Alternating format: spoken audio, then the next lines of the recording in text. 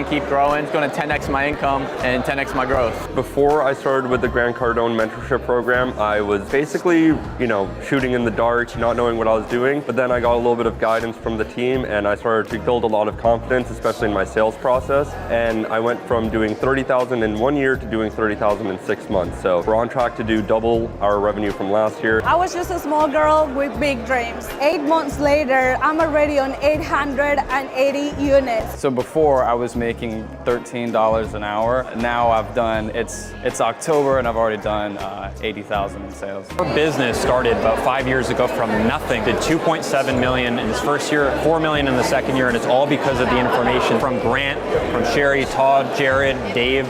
They took a business from nothing and it's doing $150 million a year. Learn from the best. That's what we did. That's what you need to do to blow up your business and 10x it. Grant helped me because I was able to leave the 9 to 5 and go full time with my business, and we generated over $2 million in revenue. Prior to Grant, I was making as a police officer about $80,000. This year I'm gonna make $150,000 with our business. I learned from Grant Cardone, asking for the close, how to actually build rapport, how to sell a product, how to get your offer across, how to get your offer accepted. Those techniques helped me make 50 grand in 2 months. Get off the fence, get in the game.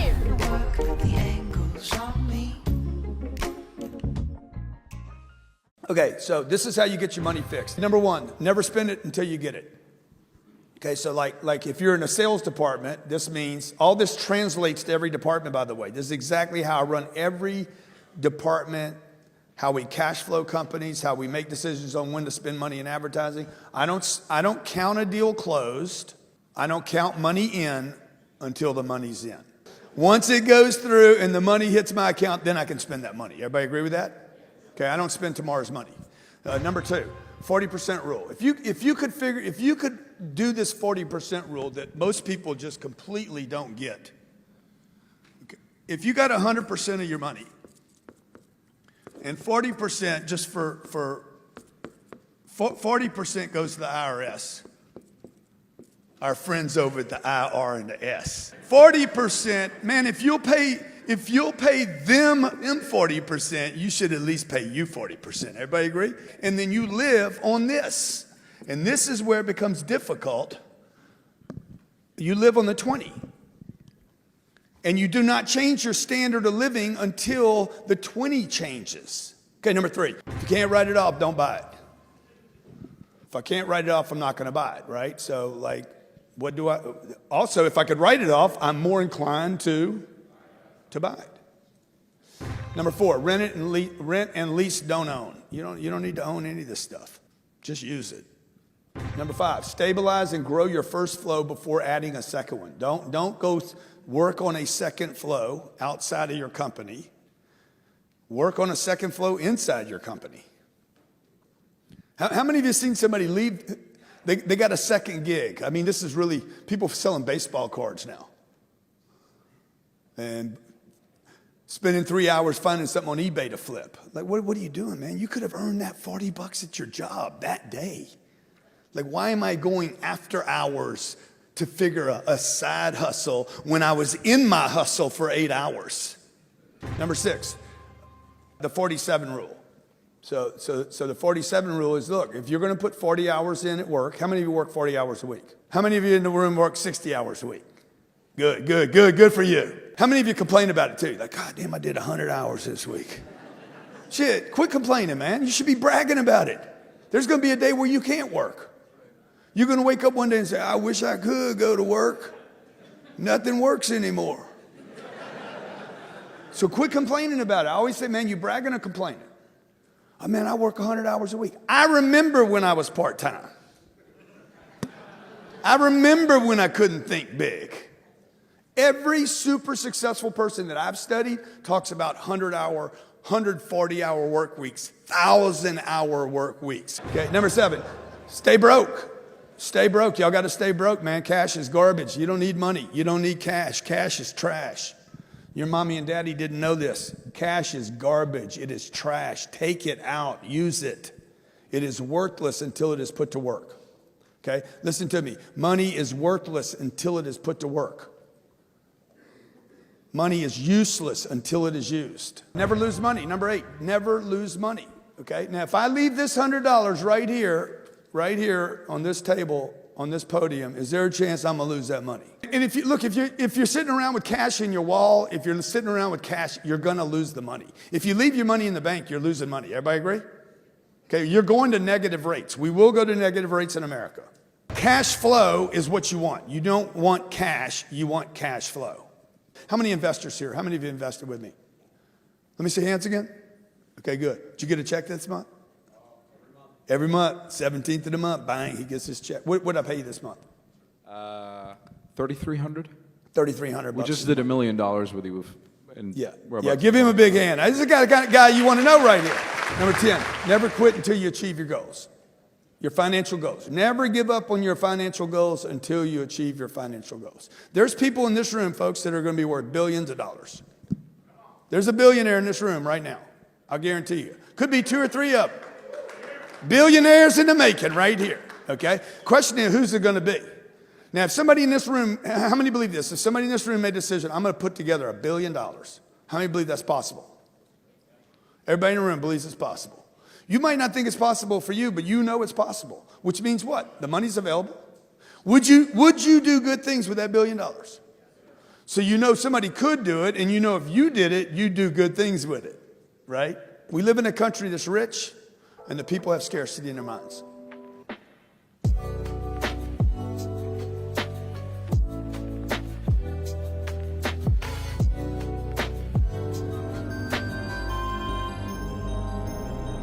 When I walk through the door, I'm talking cash flow.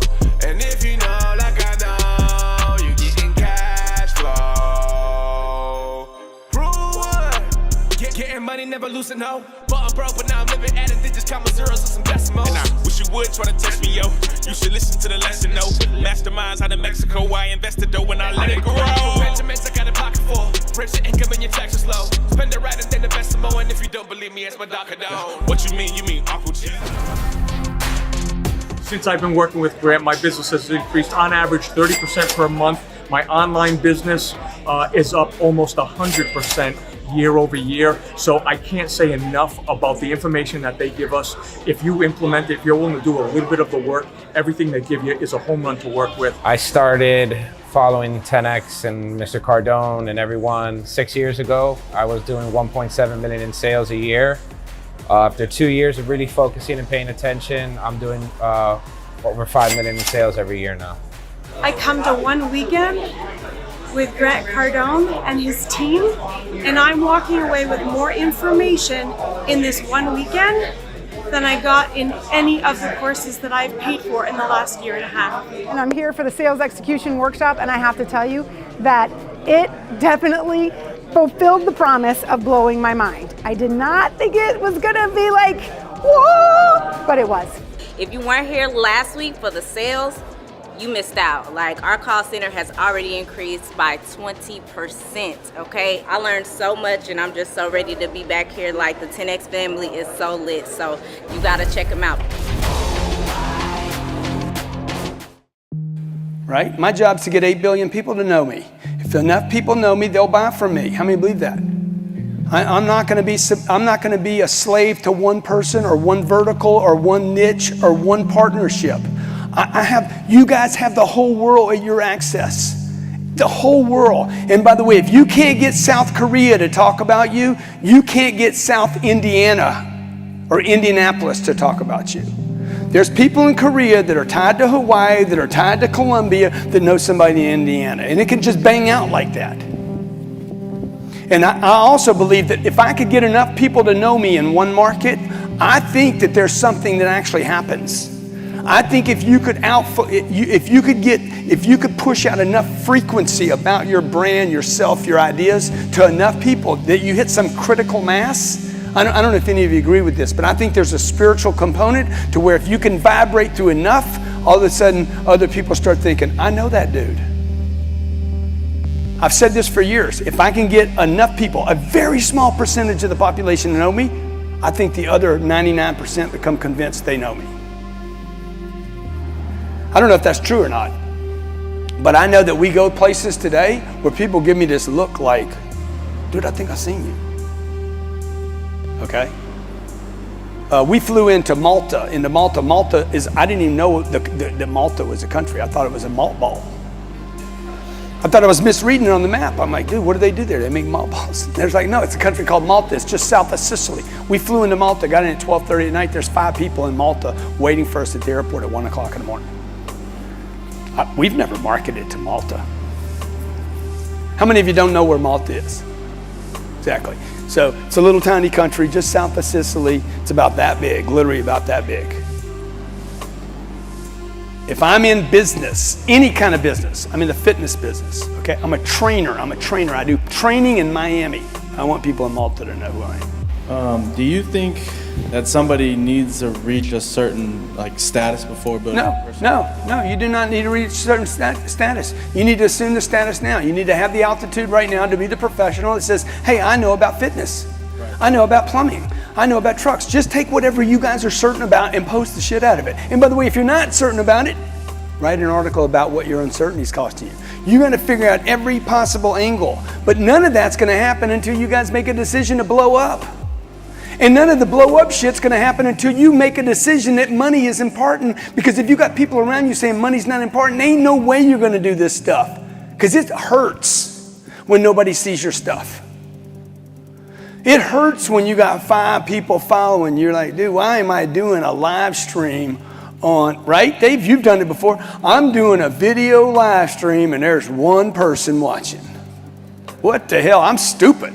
How many done a live stream before? You're sitting there talking to a phone and you're like, this is stupid. Shit, I think I'm gonna go be with my kids. No, that's stupid. Being with a 6-year-old and an 8-year-old that can't buy from you is dumb. You're better off being with 1 person that might be able to buy from you, because you ain't gonna build 10 without going to 1. And you ain't gonna get to 100 without going to 10. And you ain't gonna get to 10,000 without getting some haters. And you ain't gonna even figure it out for 3 or 4 years. Guarantee you. And if you don't figure this out, it's gonna cost you every chance you have of financial freedom. Chapter 6, Step 4, Who's Got My Money?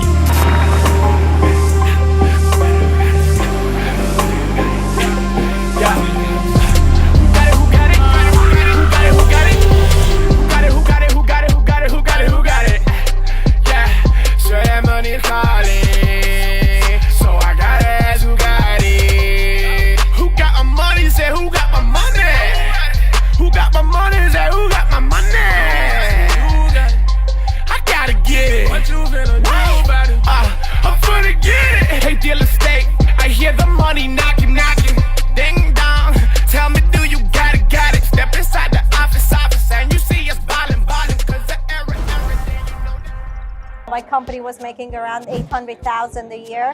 Now we have surpassed 2 million. Before Grant in June 2015, I was making 0. Last year we did 5 million. We ended the year last year at 14.5 million. We're now on track to finish at 20 million for the year. The most that I made at my job was about 80,000 a year. And now, I am a business owner. So for this year, we are on our way to $250,000. So we were doing about $1.5 million when I pulled the trigger on the 10X 360. This year we're going to do 7 million. If everything goes right, we'll do 20 million on acquisitions. I'm in track to making $120,000 with Grant Cardone, and I also learned how to open a marketing agency, and I'm on track to do $1.2 million. Let's go.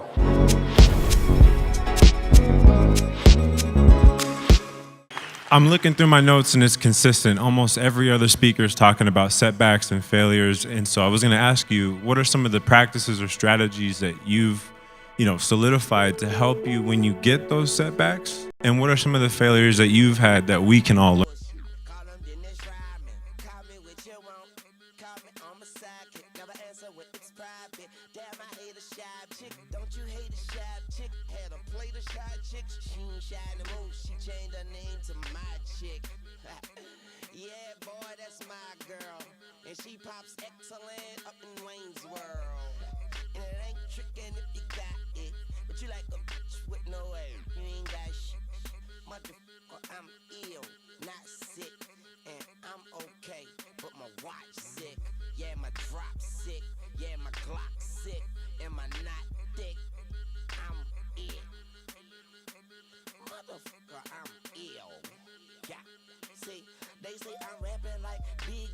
Tupac, Andre 3000. Where is Erica Badu at?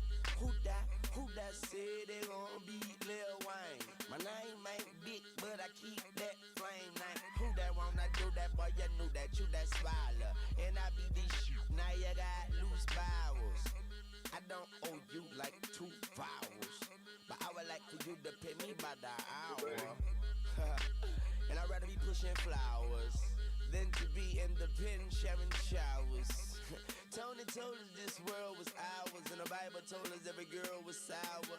Don't play in a garden and don't smell her flower. Call me Mr. Carter or Mr. Lawnmower. Boy, I got so many bitches like I'm Michael Lowry. Even Gwen Stefani said she couldn't doubt me. My dope, but I say life ain't shit without me. Chrome lips poking out the coop look like it's pouting. I do what I do and you do what you can do about it. Chaka turn a crack rock into a mountain. Damn man, don't you compare me, cause there ain't nobody near me. They don't see me, but they hear me. They don't feel me, but they feel me. I'm ill at C3, 3P. Biggest boss and I've been in Trillis. I'm a bigger problem when I click with Skrillex. Murder on my mind, it's time to pray to God. My revolver's not religious, the revolution's born. You wanna know my name, to go and tell us all. You wanna know my gang, Suicide Squad. Pistol on my waist, I might make a mistake. Headshot, oh my God, am I crazy? Drugs every corner, this is Gotham City. Killer Croc came to kidnap you to cut out your kidney. Ain't no mercy, got that purple Lamborghini lurking. Rose, so she know that worth it. Flooded Rolex at the Grammy Awards. They still selling dope, that's those Miami boys. Killers everywhere, it ain't no place to run. Forgive me for my wrongs, I have just begun. Ain't no mercy, ain't no mercy. Got that purple Lamborghini lurking.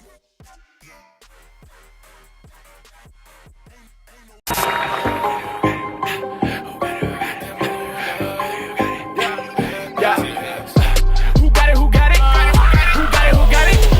Who got it? Who got it? Who got it? Who got it? Who got it? Who got it? Yeah, so that money's calling. So I gotta ask who got it. Who got my money? Say who got my money? Who got my money? Say who got my money? I gotta get it. What you finna do about it? I'm finna get it. Hey, deal estate. I hear the money knocking, knocking. Ding dong. Tell me, do you got it, got it? Step inside the office, and you see us ballin', ballin'. Cause the every day, you know that we bossin', bossin'. Yeah, said I got it. With what I just learned from the accelerator program, it's so helpful. We're just getting started. It was everything that I've been paying people to do and not getting it back. It's applicable information. It's not just let me teach you, and good luck in the real world. It's we're going to get things done while you're here. We're going to check all the boxes, cross all the things off the to-do list. We're going to teach you everything, and when you leave here, you're actually having a to-done list, exactly as they proposed. I mean, the workbook was just amazing. It's a step-by-step process that's showing you, hey, why you sold with your company, what to say on the outbound call, what to say on the incoming call. Something that really stuck with me was learning how to handle objections, because you get that every time you talk to a client. And when you're not scared to pick up the phone and close a deal, you're a completely different person. And I have to make a comment on the instructors. Unbelievable. Top notch, the best in the field. I can't say enough about them. With having Dave Robards as our coach. If your first line is, let me tell you, stop right there. We've just seen like an explosion in our business. And the tips on how to reach out, the scripts to follow. Okay, ready? Start. I'm just feeling excited and amped and ready to go do this. People say be a good leader, but what does that mean? Somebody has to be in control. The way you do that is through intention statement. They've given me like an actual punch list, how to structure being a good leader. Right now we run about 25 employees and we're needing to add more, so we're needing to find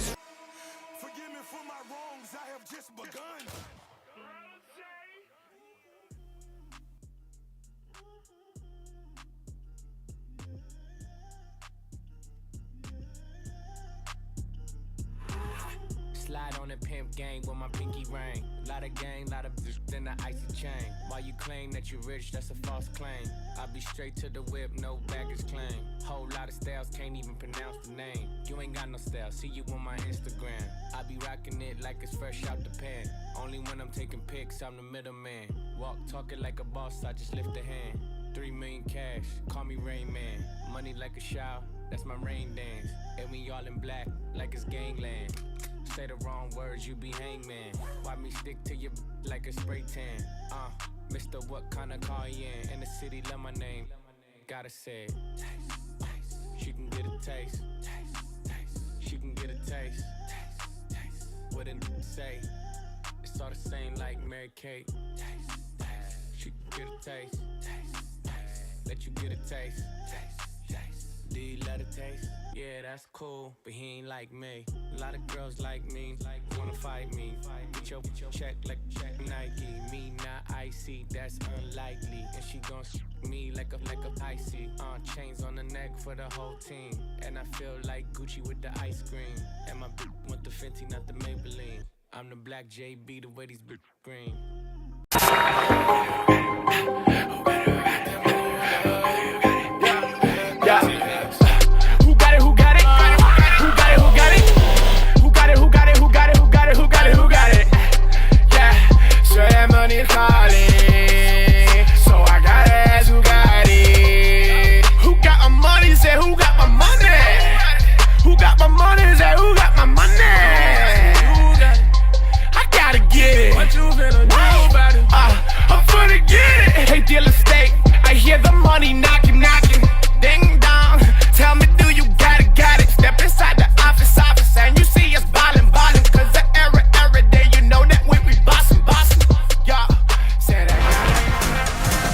With what I just learned from the accelerator program, it's so helpful. We're just getting started. It was everything that I've been paying people to do and not getting it back. It's applicable information. It's not just let me teach you, and good luck in the real world. It's we're going to get things done while you're here. We're going to check all the boxes, cross all the things off the to-do list. We're going to teach you everything, and when you leave here, you're actually having a to-done list, exactly as they proposed. I mean, the workbook was just amazing. It's a step-by-step process that's showing you, hey, why you sold with your company, what to say on the outbound call, what to say on the incoming call. Something that really stuck with me was learning how to handle objections, because you get that every time you talk to a client. And when you're not scared to pick up the phone and close a deal, you're a completely different person. And I have to make a comment on the instructors. Unbelievable. Top notch, the best in the field. I can't say enough about them. With having Dave Robards as our coach. If your first line is, let me tell you, stop right there. We've just seen like an explosion in our business. And the tips on how to reach out, the scripts to follow. Okay, ready? Start. I'm just feeling excited and amped and ready to go do this. People say be a good leader, but what does that mean? Somebody has to be in control. The way you do that is through intention statement. They've given me like an actual punch list, how to structure being a good leader. Right now we run about 25 employees and we're needing to add more, so we're needing to find structure for our company. That's why we came to this workshop, was to try to figure out what's the next step that we need to take. We have a hack right now that we're like blowing up on YouTube. I'm gonna greet, fact finding, getting the wants and needs, and then I'm gonna give them my price. The value of having a relationship and being in the right room with the right people is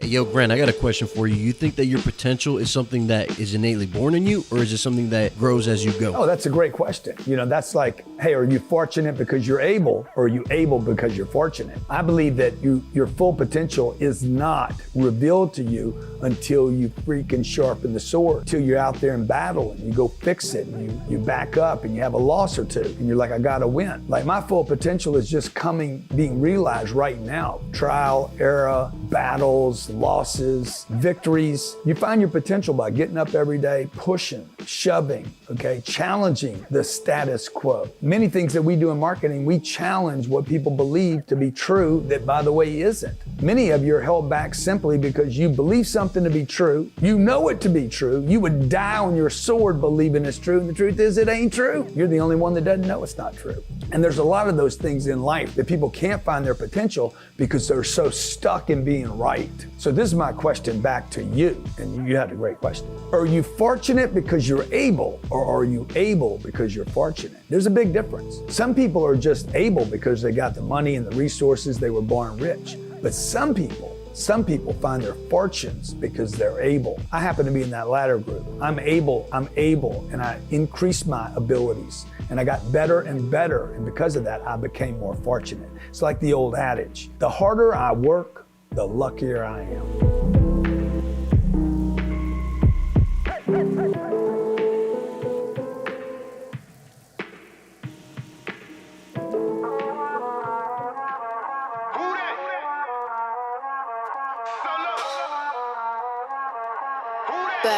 Grant Cardone, that's the next. I don't get a check and go to flex. I just get a check and reinvest. Hustling through the struggle, that's the method. Grant Cardone, that's the next. I don't get a check and go to flex. I just get a check and reinvest. Hustling through the struggle, that's the method. Grant Cardone, that's the next. You lied to me. You lied to me. You lied to me. Told me just survive.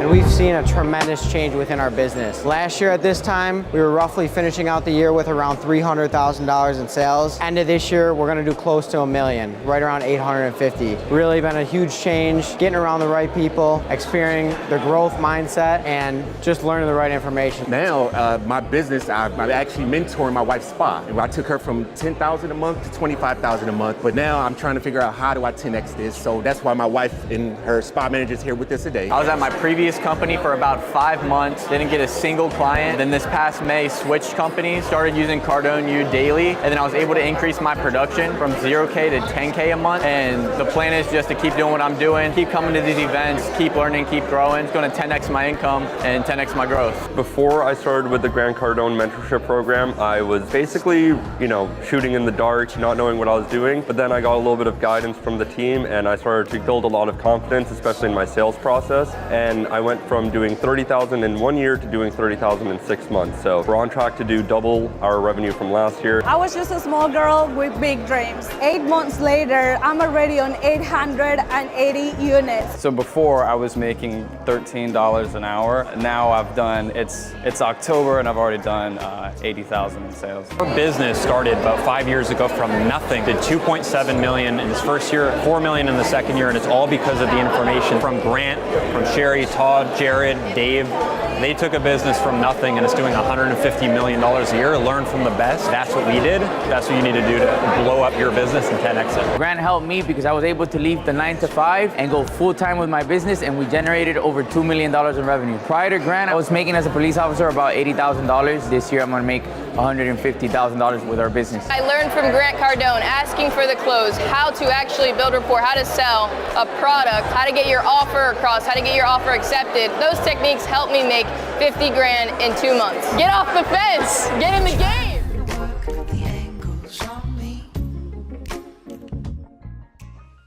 Okay, so this is how you get your money fixed. Number one, never spend it until you get it. Okay, so like if you're in a sales department, this means, all this translates to every department, by the way. This is exactly how I run every department, how we cash flow companies, how we make decisions on when to spend money in advertising. I don't count a deal closed. I don't count money in until the money's in. Once it goes through and the money hits my account, then I can spend that money. Everybody agree with that? Okay, I don't spend tomorrow's money. Number two, 40% rule. If you could do this 40% rule that most people just completely don't get. Okay. If you got 100% of your money and 40% just for 40% goes to the IRS, our friends over at the IR and the S. 40%, man, if you'll pay them 40%, you should at least pay you 40%. Everybody agree? And then you live on this. And this is where it becomes difficult. You live on the 20. And you do not change your standard of living until the 20 changes. Okay, number three, if you can't write it off, don't buy it.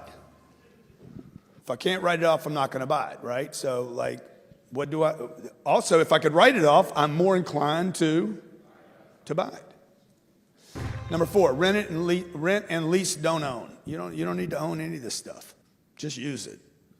Number 5, stabilize and grow your first flow before adding a second one. Don't go work on a second flow outside of your company. Work on a second flow inside your company. How many of you have seen somebody leave? They got a second gig. I mean, this is really, people selling baseball cards now. And spending 3 hours finding something on eBay to flip. Like, what are you doing, man? You could have earned that $40 at your job that day. Like, why am I going after hours to figure a side hustle when I was in my hustle for 8 hours? Number 6, the 47 rule. So the 47 rule is, look, if you're going to put 40 hours in at work, how many of you work 40 hours a week? How many of you in the room work 60 hours a week? Good for you. How many of you complain about it too? Like, God damn, I did 100 hours this week. Shit, quit complaining, man. You should be bragging about it. There's going to be a day where you can't work. You're going to wake up one day and say, I wish I could go to work.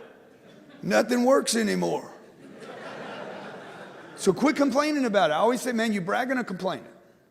Oh, man, I work 100 hours a week. I remember when I was part-time.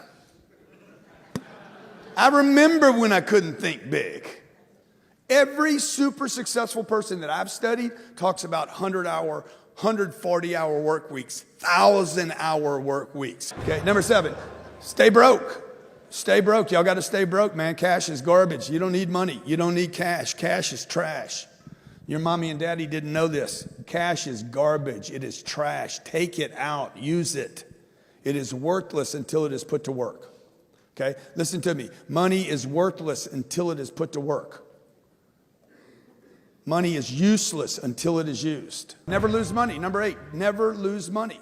Okay? Now, if I leave this $100 right here on this table, on this podium, is there a chance I'm gonna lose that money? And if you're sitting around with cash in your wall, if you're sitting around with cash, you're gonna lose the money. If you leave your money in the bank, you're losing money. Everybody agree? Okay, you're going to negative rates. We will go to negative rates in America. Cash flow is what you want. You don't want cash, you want cash flow. How many investors here? How many of you invested with me? Let me see hands again.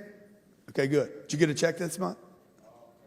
Every month, 17th of the month, bang, he gets his check. What did I pay you this month? $3,300. $3,300. We just did $1 million with you.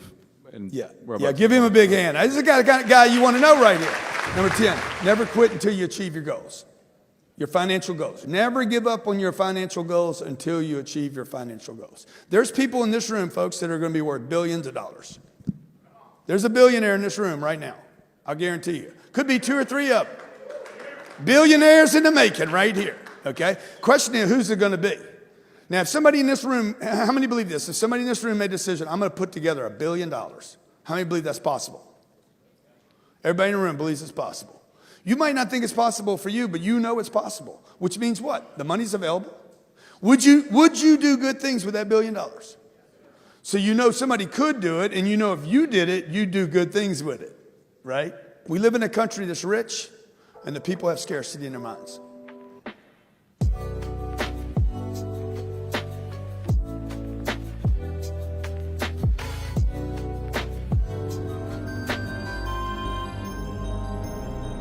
When I walk through the door, I'm talking cash flow. And if you know like I know, you getting cash flow. Rule 1, getting money, never losing no. But I'm broke, but now I'm living adding digits, comma zeros and some decimals. And I wish you would try to test me, yo. You should listen to the lesson, no. Masterminds out of Mexico, I invested though when I let it grow. Regiments I got a pocket full. Raise your income and your taxes low. Spend it right and then invest some more. And if you don't believe me, it's my Cardone. What you mean? You mean Uncle G? Since I've been working with Grant, my business has increased on average 30% per month. My online business is up almost 100% year over year. So I can't say enough about the information that they give us.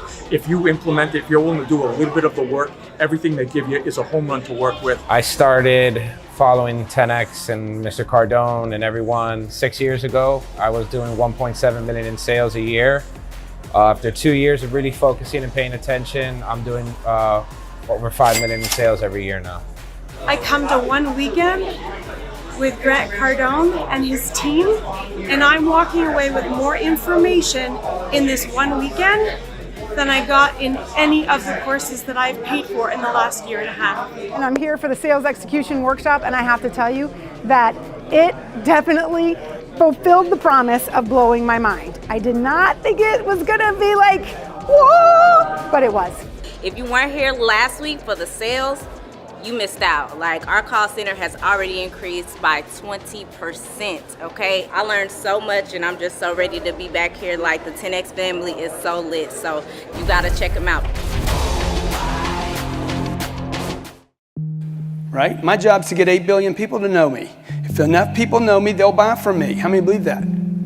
I'm not going to be a slave to one person or one vertical or one niche or one partnership. You guys have the whole world at your access.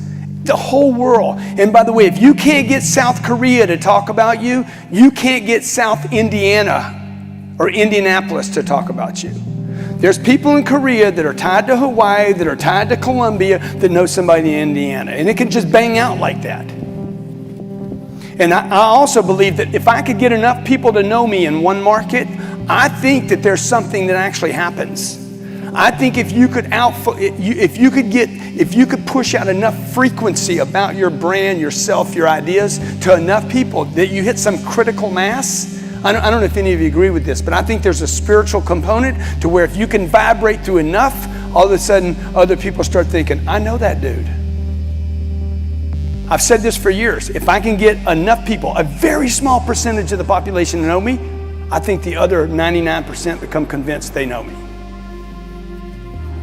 I don't know if that's true or not, but I know that we go places today where people give me this look like, dude, I think I've seen you. Okay? We flew into Malta. Malta is, I didn't even know that Malta was a country. I thought it was a malt ball. I thought I was misreading it on the map. I'm like, dude, what do they do there? They make malt balls. There's like, no, it's a country called Malta. It's just south of Sicily. We flew into Malta, got in at 12:30 at night. There's 5 people in Malta waiting for us at the airport at 1 o'clock in the morning. We've never marketed to Malta. How many of you don't know where Malta is? Exactly. So it's a little tiny country just south of Sicily. It's about that big, literally about that big. If I'm in business, any kind of business, I'm in the fitness business, okay? I'm a trainer. I do training in Miami. I want people in Malta to know who I am. Do you think that somebody needs to reach a certain status before building a personal? No, you do not need to reach a certain status. You need to assume the status now. You need to have the altitude right now to be the professional that says, hey, I know about fitness. Right. I know about plumbing. I know about trucks. Just take whatever you guys are certain about and post the shit out of it. And by the way, if you're not certain about it, write an article about what your uncertainty is costing you. You're going to figure out every possible angle. But none of that's going to happen until you guys make a decision to blow up. And none of the blow up shit's going to happen until you make a decision that money is important. Because if you got people around you saying money's not important, there ain't no way you're going to do this stuff. Because it hurts when nobody sees your stuff. It hurts when you got 5 people following. You're like, dude, why am I doing a live stream on, right? Dave, you've done it before. I'm doing a video live stream and there's 1 person watching. What the hell? I'm stupid. How many done a live stream before? You're sitting there talking to a phone and you're like, this is stupid. Good to have you guys back here today. Thank you so much for bearing with the longevity yesterday. We were supposed to go 2 hours, 3 hours? What, we said 2 hours? Yeah. What was yesterday, 8 hours or something? Okay, so hey, can you show the mine, the image of the mine? Because right now, what I'm concerned about is you guys left here possibly overwhelmed. Okay, like, oh my God, dude, there's so much information right here. So what I want to do real quickly, like in 5 minutes, this is in 5 minutes, I just want to recap like critical points yesterday. See, yesterday we talked about organization, leadership. We talked a lot about finance. You guys got to get this finance part right. Everybody agree? Okay, because the machine's going to follow the finances. The marketing's going to follow the finances. The sales is going to follow the financing. The people that you'll be able to attract that we're going to be talking about today, I'm going to bring a lady up here. She and I and her and Brandon built a $150 million business in 4 years, under 4 years, with no money and no debt. And I think it's important that we show diversity of people doing it. Different kind of people doing it different ways. Jared's 20, he was with me, he's 26 when he came. smoking weed, kind of lost, like, a third of society. This is the people you're going to hire. Now you got to bring them into your organization and figure out, hey, this guy's got talent. How do I fix him up?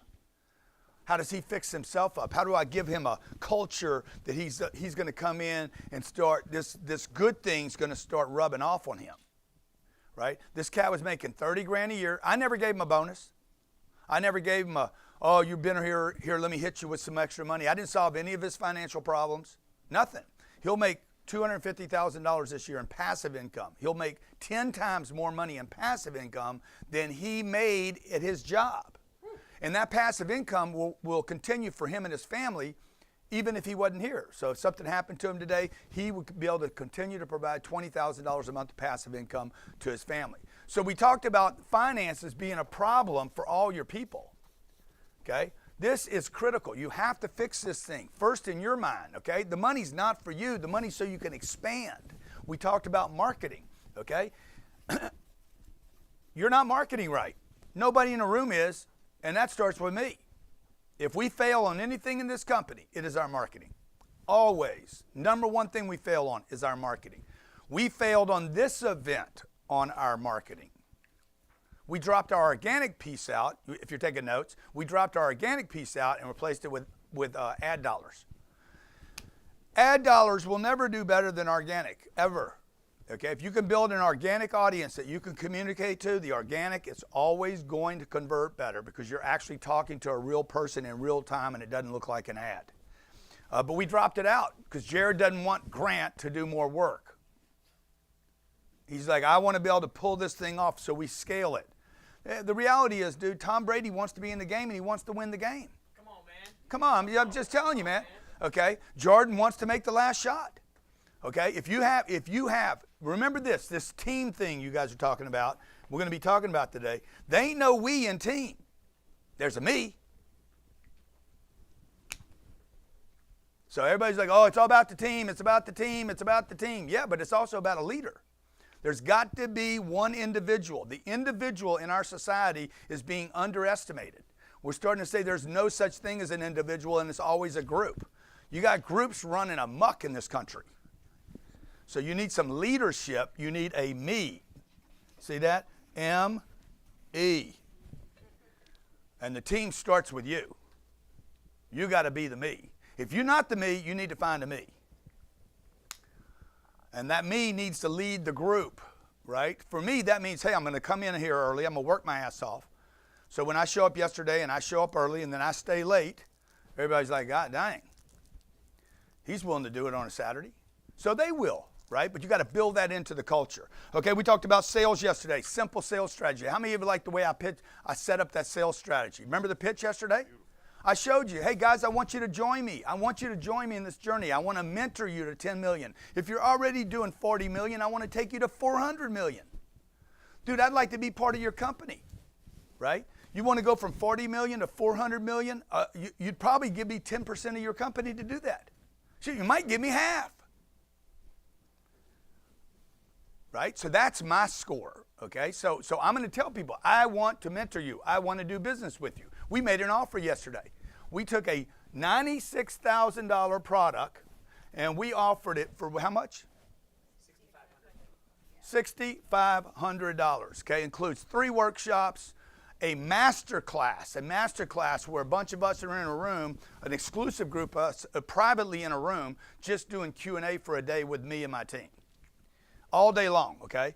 It's a sales workshop, a marketing workshop, a people workshop, a weekly mentoring call. 52 weeks of mentoring, because when you leave here, you're going to forget the information. Or you're going to leave here and you're going to put it in the wrong order. Or you're going to leave here and you're going to misunderstand some piece I said. He said, never change the marketing if it works. That's what I said, but look, you could change a word, right? If one word made it work better. So what happens is people listen to something. You were with me yesterday, and the biggest single mistake, I want everybody to write this down, the single biggest mistake you could make when you leave here is believe that you understand this. It'd be like reading the Bible one time. Yeah. You don't understand it yet, okay? It's not part of you. It's not about learning, it's about knowing. So the reason I win today is this. I know I don't think. So when I find a piece of real estate, boom, I know I'm buying that. I know how to buy it, how to negotiate the deal, what I have to pay for it. I know. I don't think. Now, when I was 30 years old getting started, I thought it was a good deal. I had to collect the data. Now, when you think, you're going slower. Everybody agree? What color is my jacket? Checkered. Okay, you see, boom. Some of you are like, I'm not sure. Okay, but if you know, you know, right?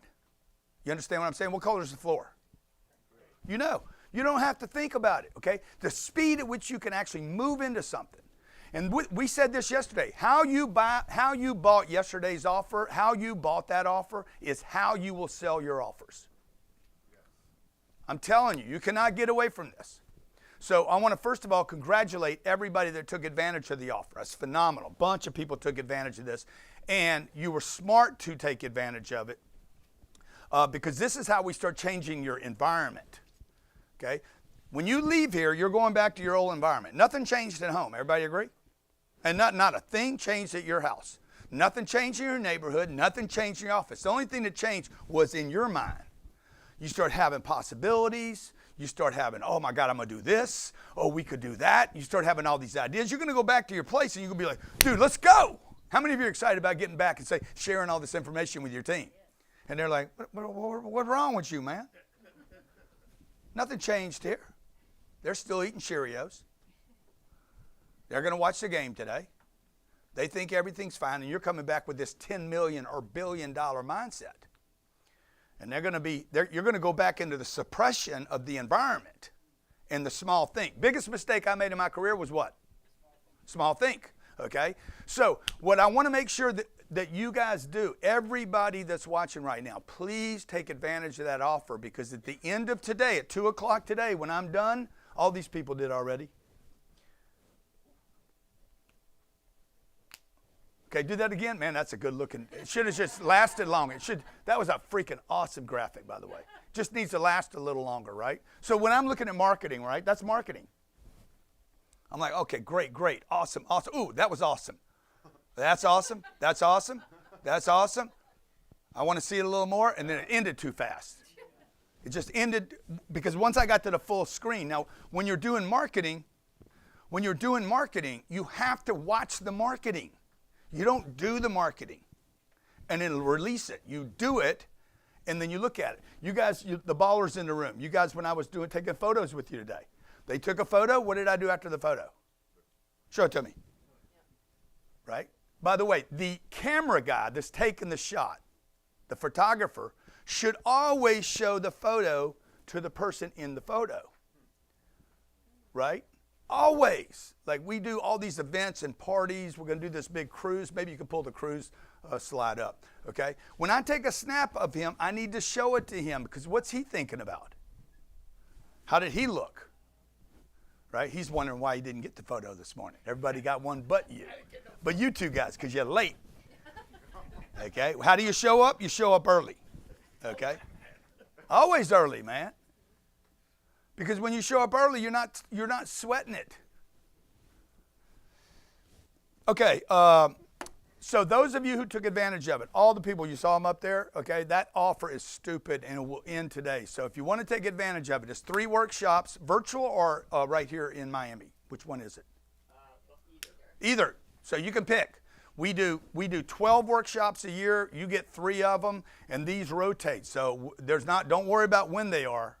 They're whenever it's available on your calendar will be available for you. Okay, you get a sales workshop, a marketing workshop, and a people workshop. Now that people workshop is stupid. The reason it's stupid is, stupid, ridiculous in a good way. For you guys that are over 40, you're like, stupid. That ain't a good word. It is a good word today, okay? If you don't change the people in your life, the money will never change. You keep surrounding yourself with a bunch of deadbeats and average people, your bank account will always be average. And even if you get rich, you will be in depression. The rich man or woman or family surrounded by broke people will always be depressed. Be like, man, shit, I got all this stuff and I got nobody to share it with. Everybody around me is crippled, financially crippled and broken. I talked about a list of all the potential people, friends, family, coworkers, customers. I became a life insurance agent yesterday and made a list of 17 people on the fly that I would sell to. If you don't know who your targets are, you're not going to hit your targets. Okay? Sales truth. Be transparent. Make intentions clear. Always agree with the buyer. Always show. Don't tell. Don't tell them. Show them. Look at my leads. Oh, look at my offer. Okay? I don't tell people the offer. People believe what they see. They trust what they see. Okay? They do not believe what they hear. Most salespeople do this. Talk, talk, talk. Oh, let me tell you about this. Let me tell you about that. Let me tell you about this. But I say, look, sales workshops, 10,000. We're giving it to you for free. By the way, this marketing piece, when you do a marketing piece, go back and look at it. It's not right. It should say 10,000 scratched out free. I'm giving it to you, okay? You go VIP to that event, marketing workshop, 10,000, it should say next to it free. We need to make that change. We're changing on the fly right here. As I do it, I'm telling my team what to fix. People workshop, show you how to attract the right people, how to identify who bad people are. Okay? How do you look and do an interview and know for sure this guy can do the job and another one can't do the job? How could you do an interview in 60 seconds and know immediately, not spend 32 minutes talking to an IGMO? How do you know a guy's got potential but he's not ready for your company? So you don't hire him and you pass him. But 3 years later you see the same guy and he's flipped the switch and now he's ready. The weekly mentoring calls, okay? You cannot join that. Like that says 10,000. You cannot buy that for $10,000. We only let the people that are in this group join that group.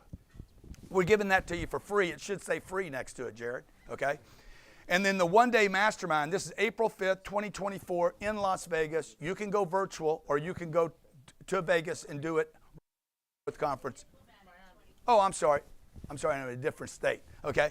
We're in Florida, Diplomat Hotel just down the street. Fantastic hotel down the street. You can come in and go to the event. It's included, one entire day of Q&A, or you can see it virtually. And then we're going to give you Cardone University for it's a $30,000 offer. And we're going to give that to you for free. All you got to do is, what's the website? Accelerator. See, now I wouldn't use the word accelerator. GrantCardone.com/accelerator because a lot of people are going to misspell that word. They're like, how many C's are in it? Oh my God, is that an L or an E? Is it an A? It's like, it's big. So you got to think about the individual. When you do the marketing, you want somebody to take action, make it as easy as they can. Okay, it could be GrantCardone.com/fast. Because nobody's going to miss fast. I mean, maybe a couple people will, but you understand what I'm saying?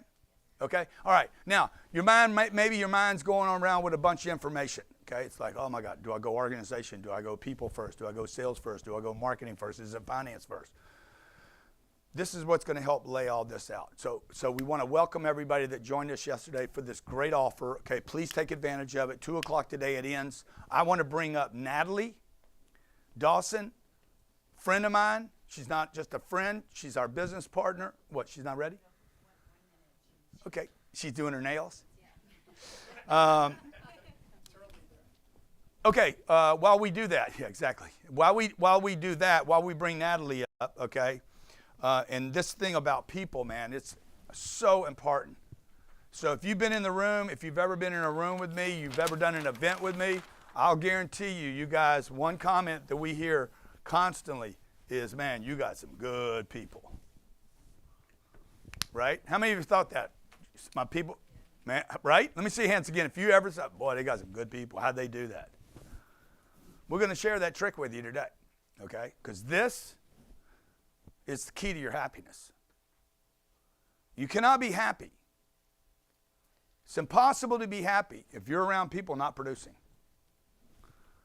You're around people lazy-boying it, watching games, doing weekends, living for the weekend, can't wait for the weekends. Thank God it's Friday. Want to take off 2 days a week. Think they're entitled to 2 days a week, by the way. And 2 weeks off a year. These people take off more time in 1 year than God took off in his whole lifetime. Okay, God created the heavens and the earth, the rivers, the lakes, the ponds, butterflies and bees, Everything, dude. Rainbows, suns, moons, mountains, valleys. Then he took a day off. You got people, man, think that they deserve 2 days off before they even started working. In the interview, they're asking, how many days do I get off? Right or wrong? You guys running the company think that you deserve to have Saturday and Sunday off. You're like, it's the Lord's Day. You ain't done shit. You ain't done nothing. You're going to get it to heaven, and God's going to put a check on you and be like, hey, man, you took Sundays off. Why'd you do that? You could have been helping people. Man, it says it in the book. No, man, I took Sundays off after I created everything. You ain't done nothing and you took Sundays off. You misread that. Okay? You guys got to go do some big things, man. If you got to hack a couple of Saturdays and Sundays, do it so that you can create a company and take care of people that need to be taken care of. Because trust me, the government's not going to take care of them. Everybody agree? Yeah. Everybody agree? Yeah. Okay? Education has failed these people. 12 years plus 4, 16 years. The educational system in America has failed for 75 years. You got kids that were put back 2 years because of this COVID thing. Huh? They think the government's going to take care of them. The government won't take care of them, but a lot of them think the government will. Yeah. But all you know for sure is the government can't, because they ain't. Like, it's like your education. Your education didn't make you rich. Your education made you a middle-class person. You were educated and indoctrinated. Is she ready? You were educated and indoctrinated. That's why I went over all that finance stuff yesterday. It wasn't for you about the finance. It was about all your people have been indoctrinated to be the same thing. They're coming in brainwashed. And if they're coming in brainwashed thinking 60 grand or 70 grand or 80 grand is a lot of money, guess what? They're going to wake up 3 months from now or 2 years from now and say, shit, I can't live on this. This is what's going on at Facebook right now. People making 300 grand a year and cannot pay their rent. They're like, oh, I'm unhappy. People working at Goldman Sachs making 300 grand a year and say, shit, I hate my job. Of course you hate your job, bro. There ain't no money left over. You're at the top of the earning pyramid on planet Earth, and you still have nothing at the end of the month, the quarter, at the end of the year. I want to bring Natalie Dawson up. She's a great friend of mine. We spent a lot of time together. I have very few friends in my life, so when you make it into my little friend group, man, it's a big deal for me. Forget whether it's a big deal for Natalie or not, okay? Just to have a friend or two is awesome. She wants to share with you the things the hacks, the secrets, the magic behind finding the right people. Bring up Natalie Dawson, please. Yeah. Good morning, everybody. I just have to say, Grant, yes, it is a big deal to me as well that I am your friend for this particular reason. Let's go to my very first slide here. My first slide, here we go. Guys, if you can't pick great friends, you will never be able to hire great people. Now, before I had Grant Cardone and Elena Cardone as a friend, I was actually doing exactly what you are doing right now. I was on a virtual call watching Grant, watching Jared, watching Elena. I would do it in my bed. I see some of you guys are in your kitchen. I see Helena is in her kitchen. I see Donna, she's outside. My place of choice for watching Interactive Bootcamp and or Interactive Real Estate Summit was in my bed. Brandon and I, we're on the West Coast. They were on the East Coast. This was 5 years ago. And this is how we would have like date morning. People talk about date night. We had date morning. And date morning consisted of watching this team of 10Xers be 10X and Grant running around the stage and having all this energy and Jared doing his thing and Sherry doing her thing. And we were at a place in our life that although Brandon had been incredibly successful and had built businesses and scaled businesses, we didn't have the friend piece. We didn't have people in our life who were asking us, hey, what does your environment look like? We didn't have people in our life who were saying, hey, you could do more and you could be more and you could create more. And why are you being so lazy? And Grant's infamous saying, don't be a little bitch. We had nobody in our lives who were saying that to us. In fact, they were saying the opposite. You guys are doing so well. You guys should just be happy with what you're doing. Spend more time with your family and friends. And that was just 4.5 very short years ago. So I am so happy that you guys are here this morning because I believe that we can change your life. And I know that my life was changed on an event just like this inside a interactive studio that you guys are part of. So with that, I want to talk to you guys today about people, because over the past 4.5 years, since watching an interactive bootcamp, I have been very busy hiring lots of people. And in order to hire lots of great people, I had to assess what the heck is happening with the people in my life. Because if you're really honest with yourself, if you don't have great people in your life, whose problem is that? Who created that problem? Let's see in the chat, who created the people problem inside your life?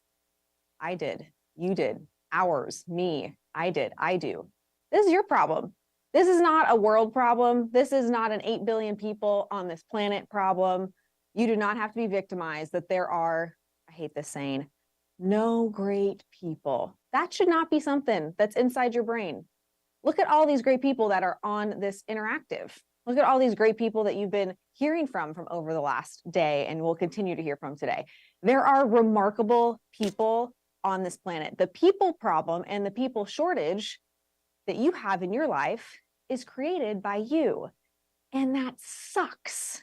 I will be the first person to just be like, oh, the gut punch that it felt to know that when the interactive bootcamp turned off, or the interactive business summit turned off, that I didn't actually have at the time Grant as a friend or Elena as a friend.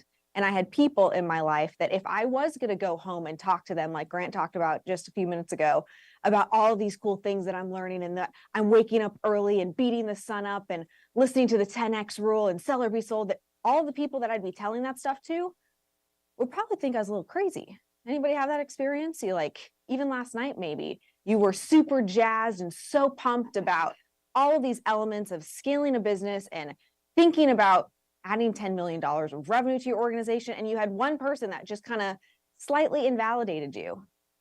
Or maybe you didn't have anybody to even tell that you had these awesome wins yesterday. Anybody? I see some heads nodding on that. Yeah, you don't even have somebody to tell because you know that they're not going to support you.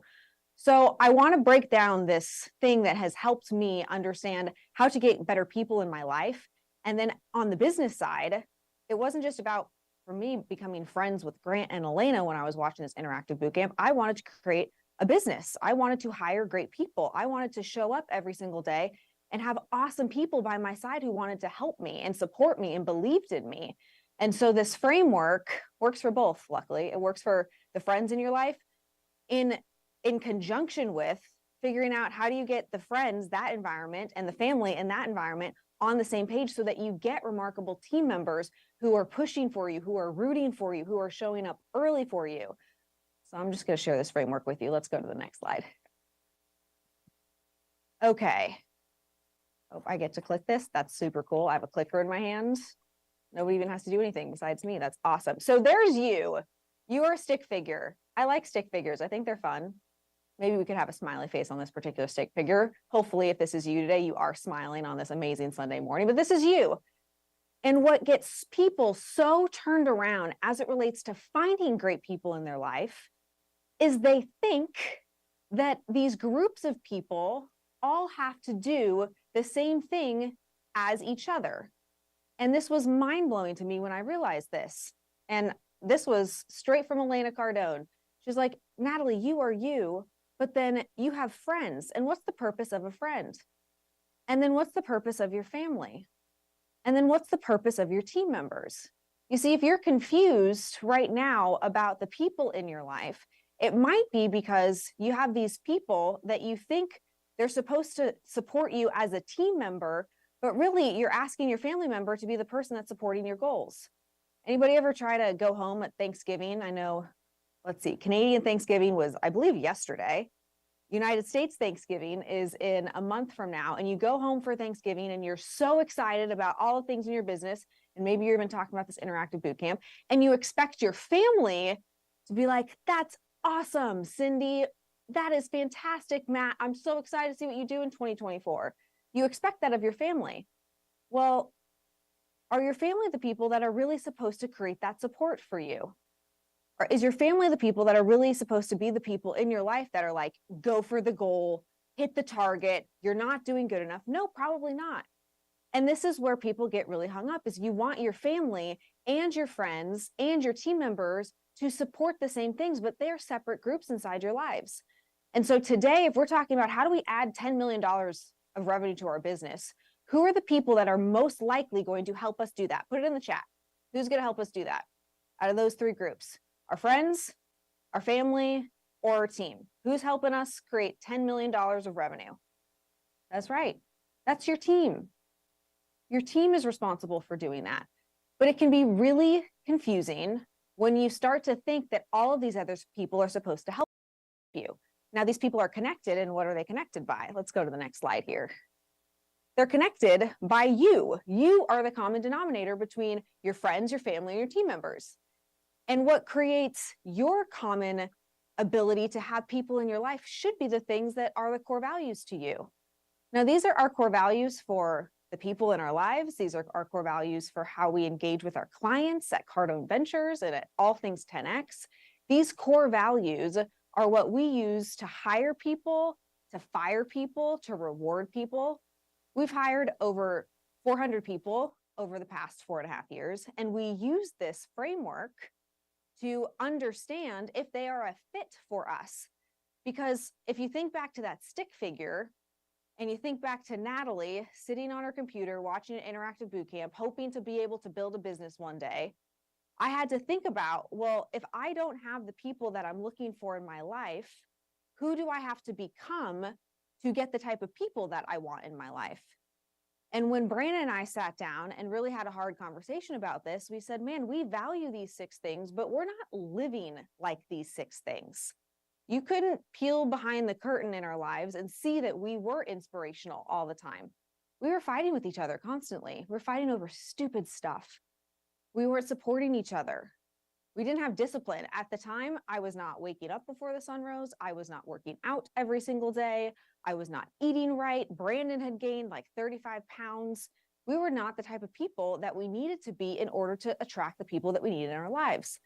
So these core values, when you think about yourself today and the people that you have in your life, if you had this new mechanism to view people through, and you only allowed people inside your team and hopefully inside your friend group, sometimes you can't pick family, but you kind of still can. You can still choose how you show up to those family members. You don't have to be negative. You don't have to contribute to lack of inspiration or a dull environment. You get to create who you are with those people.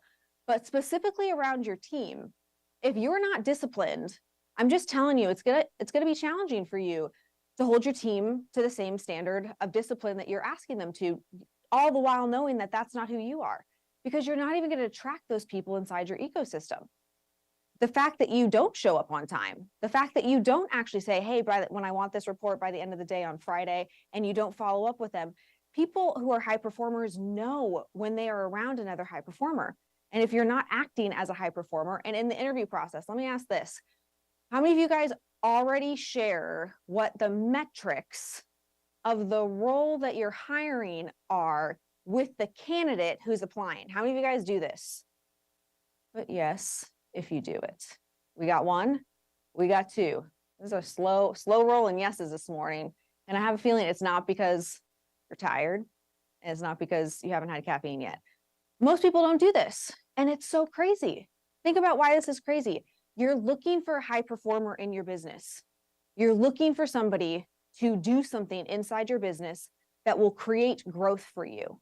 That is the only reason you hire people. You do not hire people because you feel bad for them. You're just going to offer a job to them. They're going to be some like charity case for you. No, you hire people to help you grow your business. You want $10 million of additional revenue in your business. And if you're not sharing with them what the expectations of what they are supposed to contribute inside your business are, well, then what kind of person are they for accepting that job? They're probably the type of person that doesn't think that you're expecting them to do much, versus the type of person who wants to know that they're being measured. Think about high performers in society. Do you think LeBron James knows his free throw percentage? I'm going to butcher this football thing, but I know Travis Kelce is a huge sensation because Taylor Swift put him on the map. For all my T-Swifties out there, for all my Travis Kelce fans, I'm sorry that I just hurt your ego a little bit. But you think Travis Kelce understands what would be a good football metric? I'm asking the dudes in this room because I have no idea. Passing percentage? Passing percentage? I don't know if that's even Travis Kelce's. He says no. Ty says no. I'm sorry. You get the point though, right? A high performer, somebody in the NFL, somebody in the NBA, somebody who's a record artist, a music artist. They're going to want to know how many albums they sold. If you run a podcast, you're going to want to know how many people listen to your podcast, how many people subscribe. As a business owner, the financial targets in your business, you know what your financial numbers are. And yet we hire people and we don't even tell them what the expectation is before they join the organization. And then we wonder why they're not amazing inside our businesses. We never told them what amazing was going to be. We never expected amazing. So we hired average and we expected amazing. Do you see where there's a gap there? And then we're frustrated that there's no good people. I'm telling you guys, there is no shortage of remarkable talent. At Cardone Ventures, we help our clients hire team members. I know Mike is in the audience in the Ballers room. He's part of the service that we offer for business owners who are struggling with recruitment. We hire remarkable people all across the country. And we do this because we know and have a mindset that there's no shortage of great people. But you know what we expect of the business owner? We expect them to run a business in conjunction with core values. These 6 core values. Are you inspirational inside your business? Are you disciplined inside your business? Do you actually do the things that you say that you're going to do? Are you accountable inside your organization? Is everybody clear on what their roles are? Are people aligned? There's nothing worse in a business, especially a small business. And this is what sometimes keeps businesses small. The business owner thinks one thing and they never actually align with the rest of their team on what the priority is, what the target is, where they're supposed to be, when they're supposed to be there, what's going to take place over the next quarter. They don't run their business like a big business. They treat their business like a small business. It's almost like a badge of honor. And if you guys had this badge of honor, oh, I'm just a small business. That is not bragging rights. There's no reason that you should be saying, I'm just a small business. You should run your business today as if you are running a $100 million business, because that's how you start to attract that talent. When you take your business seriously, when you use these core values as a framework for how you're filtering people and holding yourself accountable, guys, it changes everything. It literally changes everything. So on to this next little slide. I want you to look at your people in your life through this lens. We're back to our stick figures, okay? Here's you. Now let's think about your friends. If you were to assign your core values to your friend, let's say your friend's name is Bob. Anybody have a Bob in their life? Bob's maybe been in your life for 10 or 15 years. You really like Bob. You hang out with him on the weekends. You talk about the old days with Bob. Bob isn't going anywhere fast. He's not excited about the future. He's a little bit negative, probably pessimistic, but you hang on to Bob because you can't get rid of Bob because he's been a long-term friend with you. And yet you're trying to entirely change everything about your life so that you can become the person that you need to be in order to reach your potential. That's ultimately why we're here, is to help you believe enough in yourself that you actually wake up every day chasing after your potential. And I think we do a pretty good job of doing that. And then what you're met with, and what we realize you're met with, is your environment. You're met with Bob. So you go back and you start having a conversation with Bob. Maybe you even have dinner plans with Bob tonight. It's a Sunday night. You guys are supposed to watch a game. And you look at Bob through these new filters. Is Bob inspirational? Well, for my description of Bob, I would think we probably put a red X next to inspirational. Bob probably isn't very inspirational. Is Bob disciplined? Does he do the things he says he's going to do? Well, let's look at this. Does he show up on time when you guys are hanging out? Does he bail on you last minute? Probably not disciplined then. Is he accountable? Now, accountability in a friendship is pretty challenging. Think about accountability. Is he accountable for the problems in his life? Does Bob maybe drink too much? Bob just washes away all of his concerns and all of his issues and uses you as the person that he just kind of gripes to. That's probably not Bob being very accountable. Bob's transparent. Probably not. Is he really clear on where he's going and what he wants to do and the challenges that he's coming up against, but then how he's going to solve all of them. Is Bob aligned? Bob might not even have a goal to be aligned to. So then this core value that you now have isn't even relevant to Bob. And then results oriented, what are Bob's results? The greatest thing that you can look at in the people in your life, and specifically in your team, because I want to go through and just touch on this with how important this is with your team.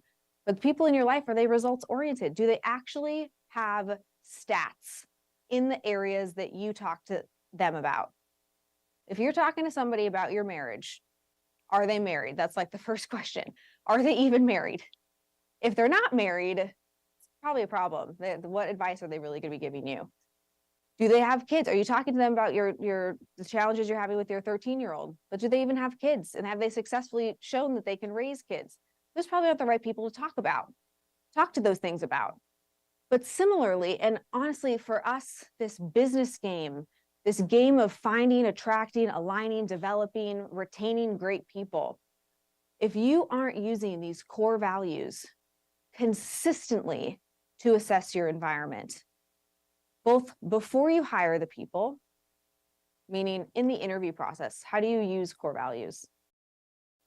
Do you even think about core values? I know a lot of business owners have an interview process that sounds a little something like this. Oh, I found these candidates. A couple of them are referrals from church or friends of friends. Maybe they're even buddies from high school or college. So then we're just going to sit down, maybe go to a coffee shop, talk for a few hours, and then see if it's a right fit. Oh, I like them. They like me. They're interested in the opportunity. We haggle over salary. Okay, great. They start. If that's what your interview process looks like, might be clear why we're struggling finding great people. Because in order to really get great people, you have to promote the greatness that your business is. It is a differentiator in today's business world to be disciplined and to be accountable. These core values, they are actually differentiators, because most of your competition, they're not those things.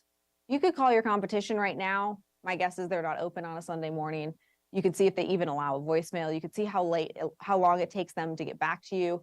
All of the things that you'd like to know and understand about your competition are readily available to you. And what you're going to find, and what we find, and what we see every single day with business owners, is there are these things, these concepts of inspiration and discipline and we care and patient first, or these barrage of words. And yet they don't actually live into these core values. They don't live into the promises they make, because they don't hire people with the framework of we are delivering this service to our clients. And so at Cardone Ventures, the best thing that you can do through working alongside us, the best thing that we've done over the last 4 years, is implanting these core values into every single employee touch point. How do you use them to hire? How do you use them to onboard people? How do you create an environment every single day that represents these core values? And regardless if you have 2 employees, or if you have 200 employees, or you have 2,000 employees, it is the job, as Grant mentioned, it's the job as the leader for you to show up as these things. It is the leader's job to show up as these things. If it's not your job, nobody else is going to do this for you. Nobody else is going to create this environment for you. They're actually going to learn from how you show up in your business. And so we chose these 6 core values because they represent us as a culture. They represent how we want to do business with you and how we believe business should be done. We do things a little different around here. We believe in the power of people. We believe in the power of collaboration. And we believe that these core values are the things that amazing team members want to work alongside. And you might be pressed with this because you might be thinking about the Bob in your team. How many of you guys have a Bob in your team who's just so negative? He's negative. He doesn't want to do new things. He isn't interested in trying anything out. You're going to come home and he's just going to say, I'm not interested in talking anything about this 10X stuff. We have a Frank. Matthew doesn't have a Bob, but Matthew has a Frank. Got rid of him. Fantastic. I have sick in my stomach to think about handling with employees. Guys, this is a real thing. As a business owner, I have 2 business owner parents. I watch my parents for 25 years run their businesses with people who did not support them.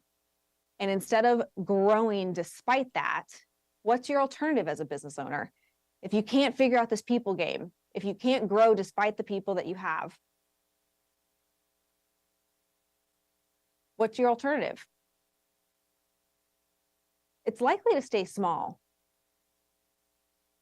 It's likely that when you have people inside your business that aren't supporting you, that aren't rooting you on as the founder, that aren't helpful to you, you're going to find that these people are just influencing you. And instead of this graph, if we could pull up the slide one more time, instead of this graph going from your influence with your values to them, it flips. They and their negativity and their lack of willingness to grow and their fixed mindset actually starts to erode on you unless you make a change, unless you say, hey, this is how I'm going to show up every day. What's the name of your Bob? Give it a real name. Yeah, I want to know what your guys' real Bob's name. My parents' real Bob's name. Well, I probably shouldn't share that. I want to put them on blast. We got a Josh. We got a Mary. What else? Bill. Anybody else have a Bob? John, Fenn, Snow, Nancy, and Ann. Jennifer has 3 Bobs. Gail has 1. Michael, Jaja, and my parents too. Lucy was Noah. We got another Frank. Frank seems popular. Darlene. We got another threesome right there. Joanne, Fed, Kim. Had 1. Had a Jacob, John. Okay, great. Everybody has these people in your life now, in their businesses. But now think about this. This is the problem with people. Why don't you just fire this person? My cousins, Varun, why don't you fire your cousins? Nico, all family. What stops you guys from firing these people? You know they're drainers. They don't fit with your core values. They are not a representation of your culture. They aren't excited about the growth that you have in your business. Why don't you fire? I feel like that's a cop-out, Gail. Federal government regulations. You can fire people. Do you cut off your family? So that's a huge people issue. Worried that you won't find someone else. There it is. You're worried that you won't be able to find somebody else. Once you do find them, are they going to be just as bad, if not worse, than what you already have? You have a low belief about great people, your ability to find great people in your life. But this is the conundrum. We allow people in our environment. We don't properly interview them. We don't align them initially. And then once they're there and we get them trained, we're so happy. How many of you guys are just so happy when you backfilled somebody in your business and you finally have a body who can help you? That's what it feels like. You're like, I have this person and they're not perfect, but they're good enough. And so we allow that person to just stay in our environment. I literally put myself intentionally homeless to start fresh at one point. I knew I deserved more and yet had to prove the existence. Okay. Sometimes you got to go to zero with people, but inside your businesses, when you have these people, if instead of just thinking, I have to succumb to this environment starting to impact me because I need a body, because I need a person, you have to create and you have to become the living, breathing embodiment of this 10X philosophy, of these core values, and hold people inside your environment accountable to them. And if they don't fit them, they have to go.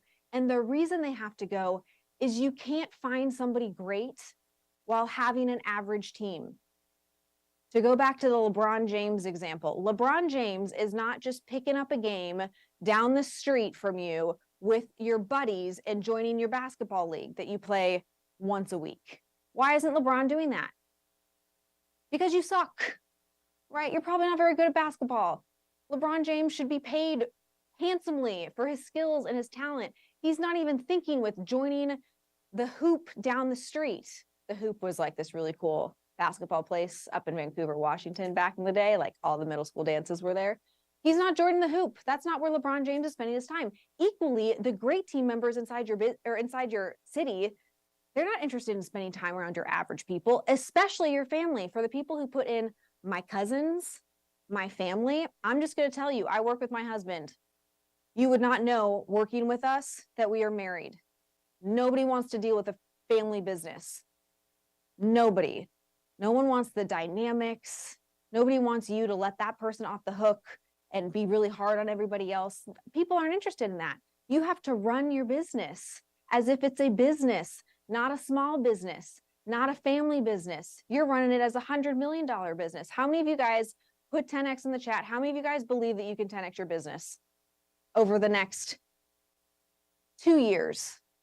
Look at all those 10Xs. Look at all of those. I love this. So you believe that you can 10X your business. You want to 10X your business. I promise you, you are not doing this without having talked about and sharing this idea of having 10X people in your life and understanding that you can have that in your business and that it's okay to want that and be absolutely, unbelievably intolerant of anybody who's not. You don't have to tolerate anybody who's not 10X in your business. Now, you will tolerate it because you can't find great people. That's one of the things that we go so deeply into in the People Essentials workshop.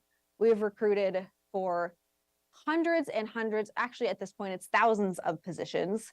And what we know, this little secret that allows us to fire people or just get rid of the people or change where the existing people are inside our business in different roles and give them another opportunity somewhere. What allows us to have a lot of confidence is we know that there are great people out there.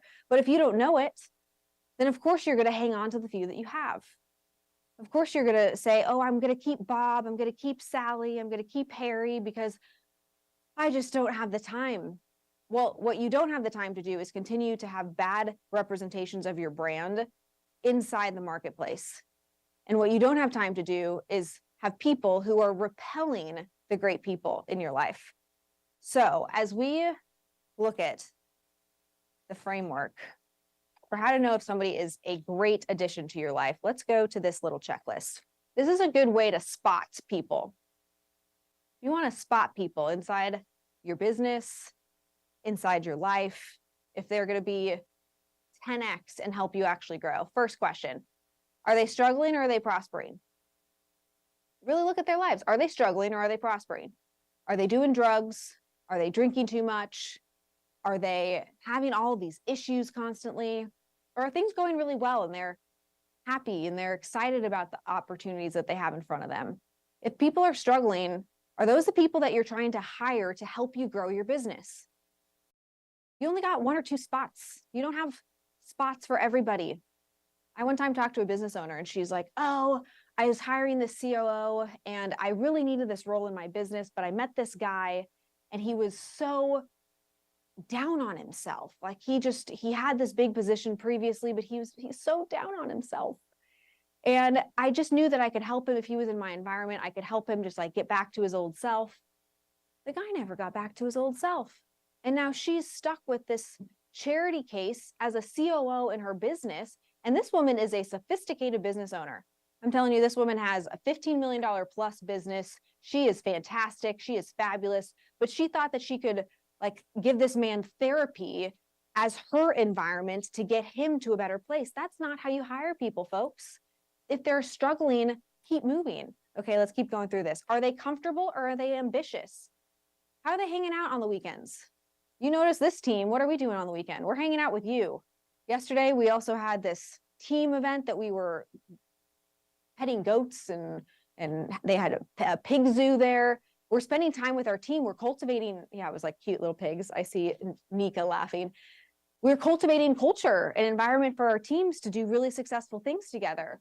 Are they ambitious in your environment or are they comfortable? Are they distracting you or are they supporting you? Do they want you to go off and go to the nightclubs and maybe talk to people that aren't your spouse? Are they talking to you about alluring things that are not really on your purpose, but maybe are something you used to do back in the day?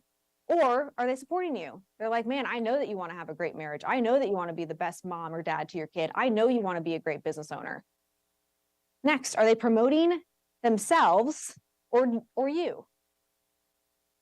Are they promoting themselves or are they promoting you? Who in your life is promoting you? Who in your life is promoting you? Think about that. Are your team members promoting you? If your team members aren't promoting you, why the heck not? Their financial future is tied to your business and your success as a business owner. If your team members aren't promoting you, we got some problems. They should be. How do we create an environment where your team members want to promote you? Okay, and lastly, are they bringing you good news or are they bringing you bad news? What kind of news are people bringing you? Are you the person that they just dump on with all their problems? I have to tell you, when I see Grant, when I see Elena, the last thing I'm doing with them is like, oh, here are all of the problems of Natalie. I would never even think to have that conversation. And I want people to think that of me too. Oh, I'm not just going to throw problems on Natalie. I'm going to handle problems so I can tell Natalie really great things inside the business. Patricia, I know you want people to tell you really great things inside your business because you have people who are handling the problems. You have people who are excited about handling the problems inside your business. And so I know that we have this awesome activity that Jared Glant is going to walk you through. That's and I right. just want to leave you with where we started, which was, if you can't pick great friends, you will never be able to hire great people. If you have a big business, if you have a small business, the place that you start, if you have a small business, is likely your friends. You likely got to get rid of some people. And then if you have a bigger business, man, how are you creating more stories and more opportunities for people who don't know your brand to be attracted to your brand with the people that you currently have? How are you creating those stories? And if you don't have great people, how can we help you get great people? How can we raise your belief around what's possible? All right, Jared, I'm going to pass it back over to you. Give it up for Natalie Dawson, guys. What an amazing presentation. Killed it. Killing the game.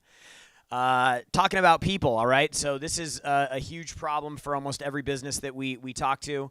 A lot of people, like Natalie made a really good point, like most of us have people around us in our lives that are causing problems in our business without us even knowing it. And, you know, if you don't have any employees right now, then you have to look at the people around you. It's like what I was talking about yesterday. If you went home, you said, hey, I just spent the weekend with Grant Cardone and his team learning about how I can go out and grow my business, and I have $1 million income target. How many people would support you? How many people would try to tear you down? How many people would start naysaying? Like, at the very beginning, this is how it starts. And the people around you will determine the altitude that you achieve in your business. And so we're going to have a quick exercise to help you identify these people in your circle. It's up to you whether or not you want to share this exercise with these folks when you go home. I'll leave that one to you, okay?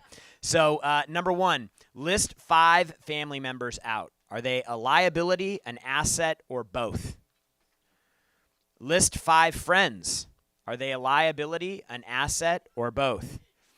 And then list 5 team members. Are they an asset, liability, or both? Okay? So we're going to take about 7 minutes here. I'm going to have you guys fill this out. This is in the privacy of your own workbook right now.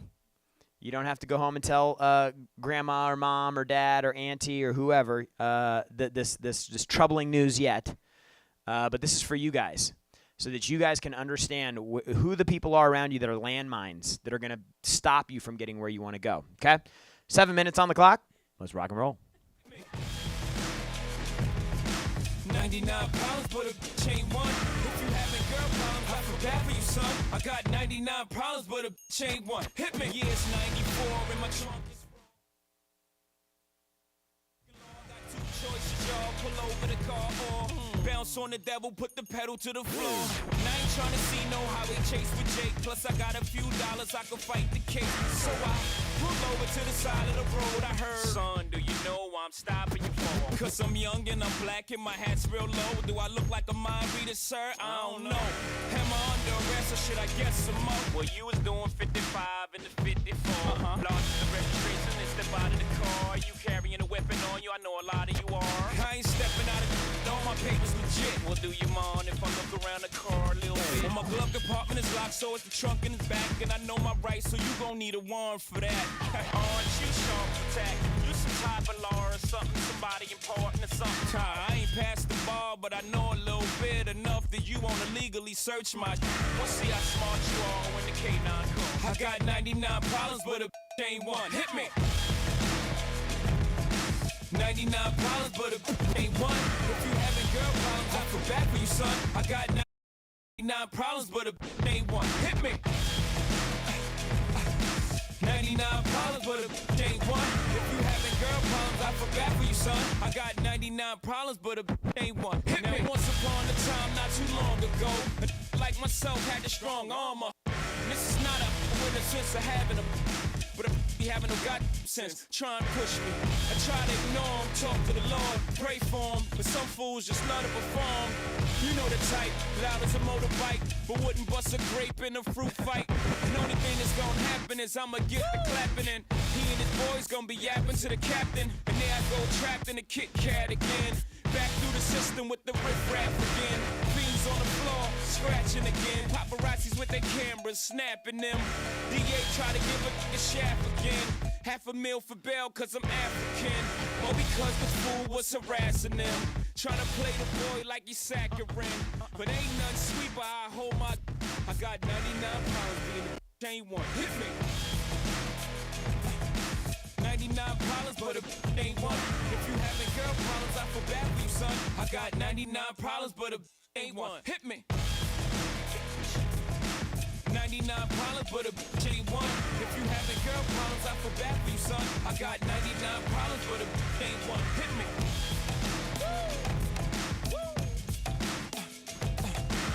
Having girl problems, I feel bad for you, son. I got 99 problems and ain't one.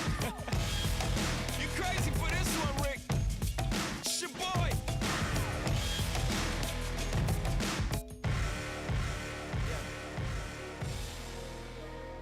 Okay. Lil CC on the beat. Yeah. I mean, where should I really even start? I got that I'm keeping in the dark. I got my across the street living large. Thinking back to the fact that they dead, thought my raps wasn't facts till they sat with the bars. I got 2 phones, one need a charge. Yeah, they twins, I could tell that apart. I got big packs coming on the way. I got big stacks coming out to save. I got Lil Max with me, he the wave. It's a big gap between us in the game. In the next life, I'm trying to stay paid. When I die, put my money in the grave. When I die, put my money in the grave. I really gotta put a couple in a place. Really just lapped every in a race. I really might tap realest on my face. Lil CC, let it slap with the bass. I used to save with a mask in a cave. Now I'm like, nah, love, I'm good, go away. Ain't about to die with no money I done gave you. I was on top when it meant a lot. Still on top like I'm scared of the drop. Still on top and these wanna swap. Wanna swap like a sauce in a Watts. I don't wanna change cause I'm good where I'm at. Mob tie, so I'm always good where I'm at. Word to Junior, Jazzy, Baby J. Tell him when I die, put my money in a crack. Couple figures, kill a skull and collect. She then she on to the next. Really living large, she in all with a Mac. When you thinking small in the mall with a rat. Roll with us if you really wanna get it. Go get a $500,000 in a Sprinter. Phone ringing, no a big tipple. I got the hook up and it really no limit. Dead brokers in you DNA. Ricky Smell is indicated with the look, just another state case. Bury mine, but Chase Bank time to bounce. Gotta count on my allowance. You bitchin', so I gotta rewrite it. Drippin' like I got $1 zillion. Got the trap jumping like Zane when I rebound. Then I'm out, and I never talk about it. The homie squad, but we all smoke the loudest. Rich, then I'm really being modest, cause the way I do my deals never treated like an artist want the house. You could DM my account. My DM 6 figures and I'm counting. 9 figures was the goal till I hit the east. They ain't living, so bury mine with me. Ross got it. When I die, put my money in a grave. I really gotta put a couple in a place. Really just lapped every in a race. I really might tap realest on my face. Lil CC, let it slap with the bass. I used to save with a mask in a cave. Now I'm like, nah, love, I'm good, go away. Ain't about to die with no money I done gave you.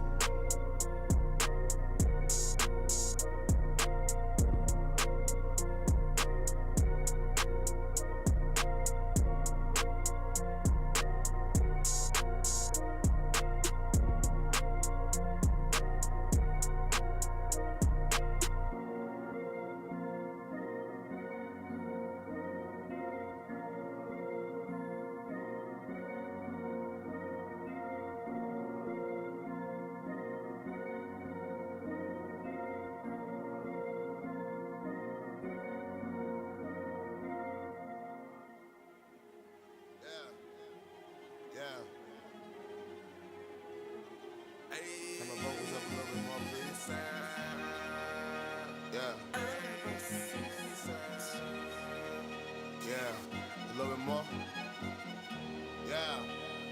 I'm on a new level. I'm on a new level. I'm on a new level. I'm on a new level. Brought me a new shovel. Put these in the dirt. Chain with the new bezel. I'm on put it work. I'm on a new level. I'm on a new level. I'm on a new level. I'm on a new level. I'm on a new level. I'm on a new level. Brought me a new shovel. Put these in the dirt. Chain with the new bezel. I'm on put it work. Used to be sleeping on itchy beds. Bed bugs in the motel. Now you give me 20 in the hotel. On a Roman noodle diet. Tour life wasn't so well. All my starting riots. Marsh pitting on your toenails. Uncle T doing so well. First class from a hotel. T-Bird did 15. In the feds getting no mail. My daddy died and my cousin too. They ain't let him out of no cell. Provide jobs for my whole block. I could not slow down. I won't stop now. Motherfucker, this is my town. Take the block, make it hot now. 143rd with the drop down. Icy chain with the watch now. Bird piece full of rocks now. Squint when they watch now. Leveling up to the top now. I'm on a new level. I'm on it, I'm on it. I'm on a new level. I'm on it, I'm on it. I'm on a new level. I'm on it, I'm on it. I'm on a new level. I'm on a new level. Brought me a new chef. I'm on a new level. Put these in the dirt.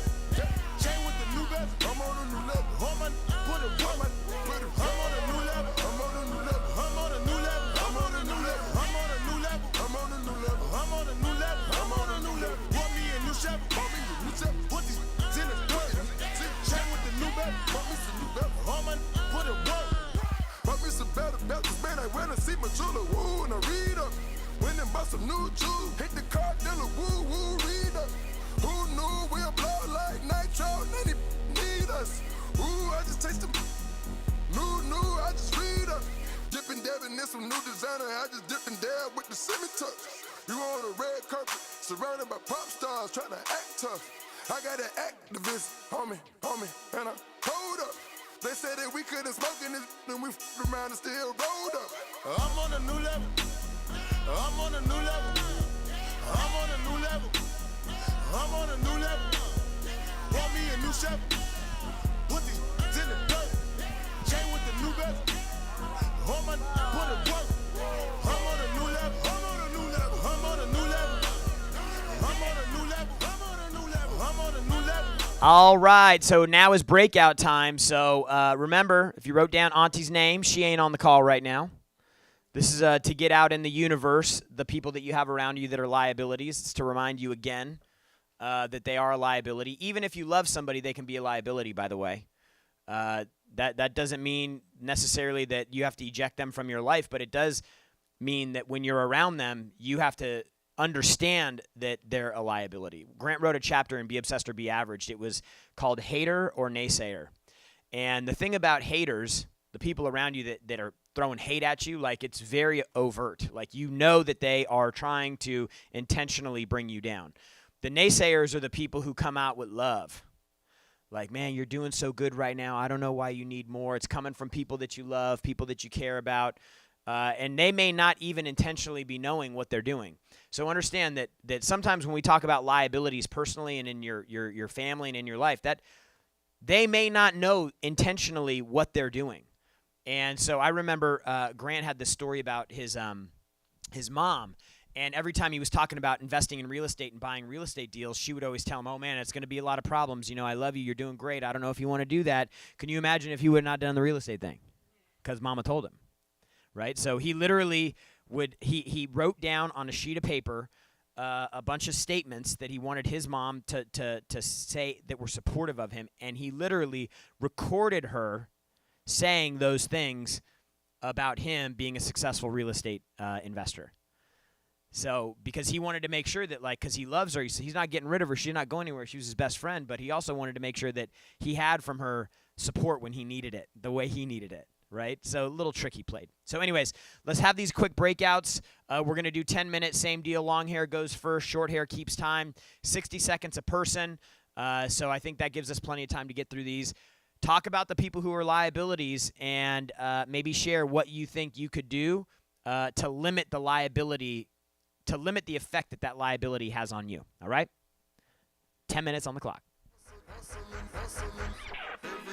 Hustling, every day I'm hustling, every day I'm hustling, every day I'm hustling, every day I'm hustling, every day I'm hustling, every day I'm hustling, every day I'm hustling, every day I'm hustling, every day I'm hustling, every day I'm hustling, every day I'm hustling, every day I'm hustling, every day I'm hustling, every day I'm hustling. Suckers think you're tripping with, yes, I'm the boss. 745, white on white, that's Rick Ross.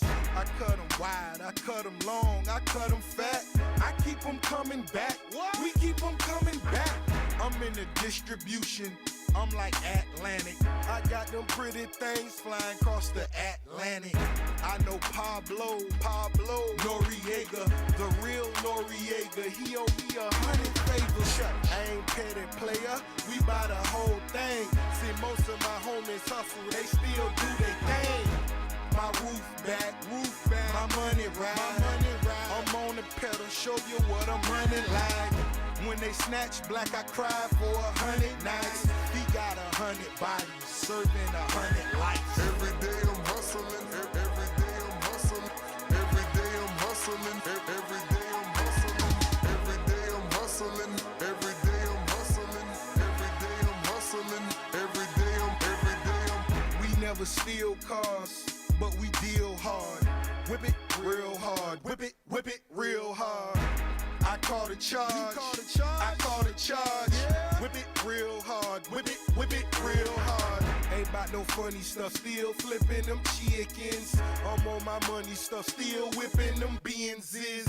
Major league. Who catching because I'm pitching? Jose Canseco just snitching because he fiendish. I feed them steroids to strengthen up all my chickens. They flying over Pacifics to be specific. Triple C's, you know it's fact. We holding sacks. So good and gon' rap. Run and tell them that. More cars, more O's, more clothes, more blows. Every day I'm hustling, every day I'm hustling, every day I'm hustling, every day I'm hustling, every day I'm hustling, every day I'm hustling, every day I'm hustling, every day I'm. It's time to spin my thrills. Custom spinning wheels. I ain't drove in a week, them shit is spinning steel. Talk about me, cause these suckers scared to talk about me. Killers talking about me. It ain't no talk about me. It ain't no walking around me. See all these killers around me. Lot of drug dealing around me. Going down in Dade County. Don't tote no 22s. Magnum cost me 22. Sat it on her 22. Birds go for 22. Lil' mama super thin. She say she 22. She seen them 22. We in room 222. I touch work like I'm convertible Burt. I got distribution, so I'm converting the work. In the MIA, yo. Them rich off, yeah, yo. Steady slanging, yeah, yo. My shit been banging, hey, yo. Every day I'm hustling, every day I'm hustling, every day I'm hustling, every day I'm hustling, every day I'm hustling, every day I'm hustling, every day I'm hustling, every day I'm.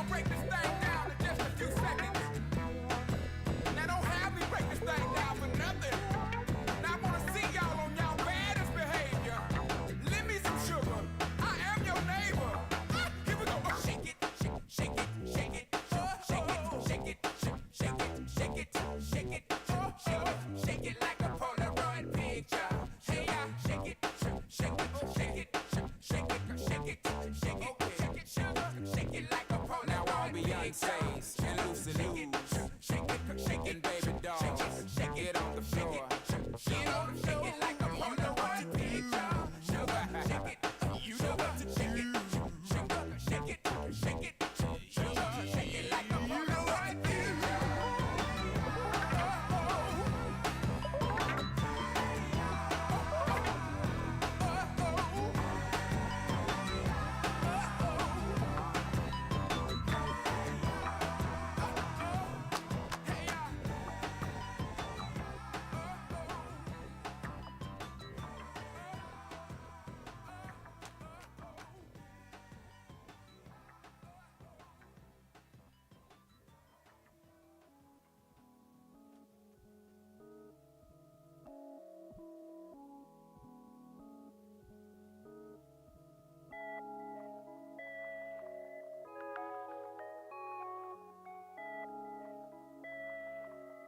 Hey, hey, plug walk. Plug. I don't even understand how my plug talk. Pick him up in a space coupe, I don't let my plug walk. New freak, had to cut my other little off. 50K, you could come and book a for a plug walk. You can reach me, space coupe like E.T. It's the plug tryna call me. I was up chopping early in the morning.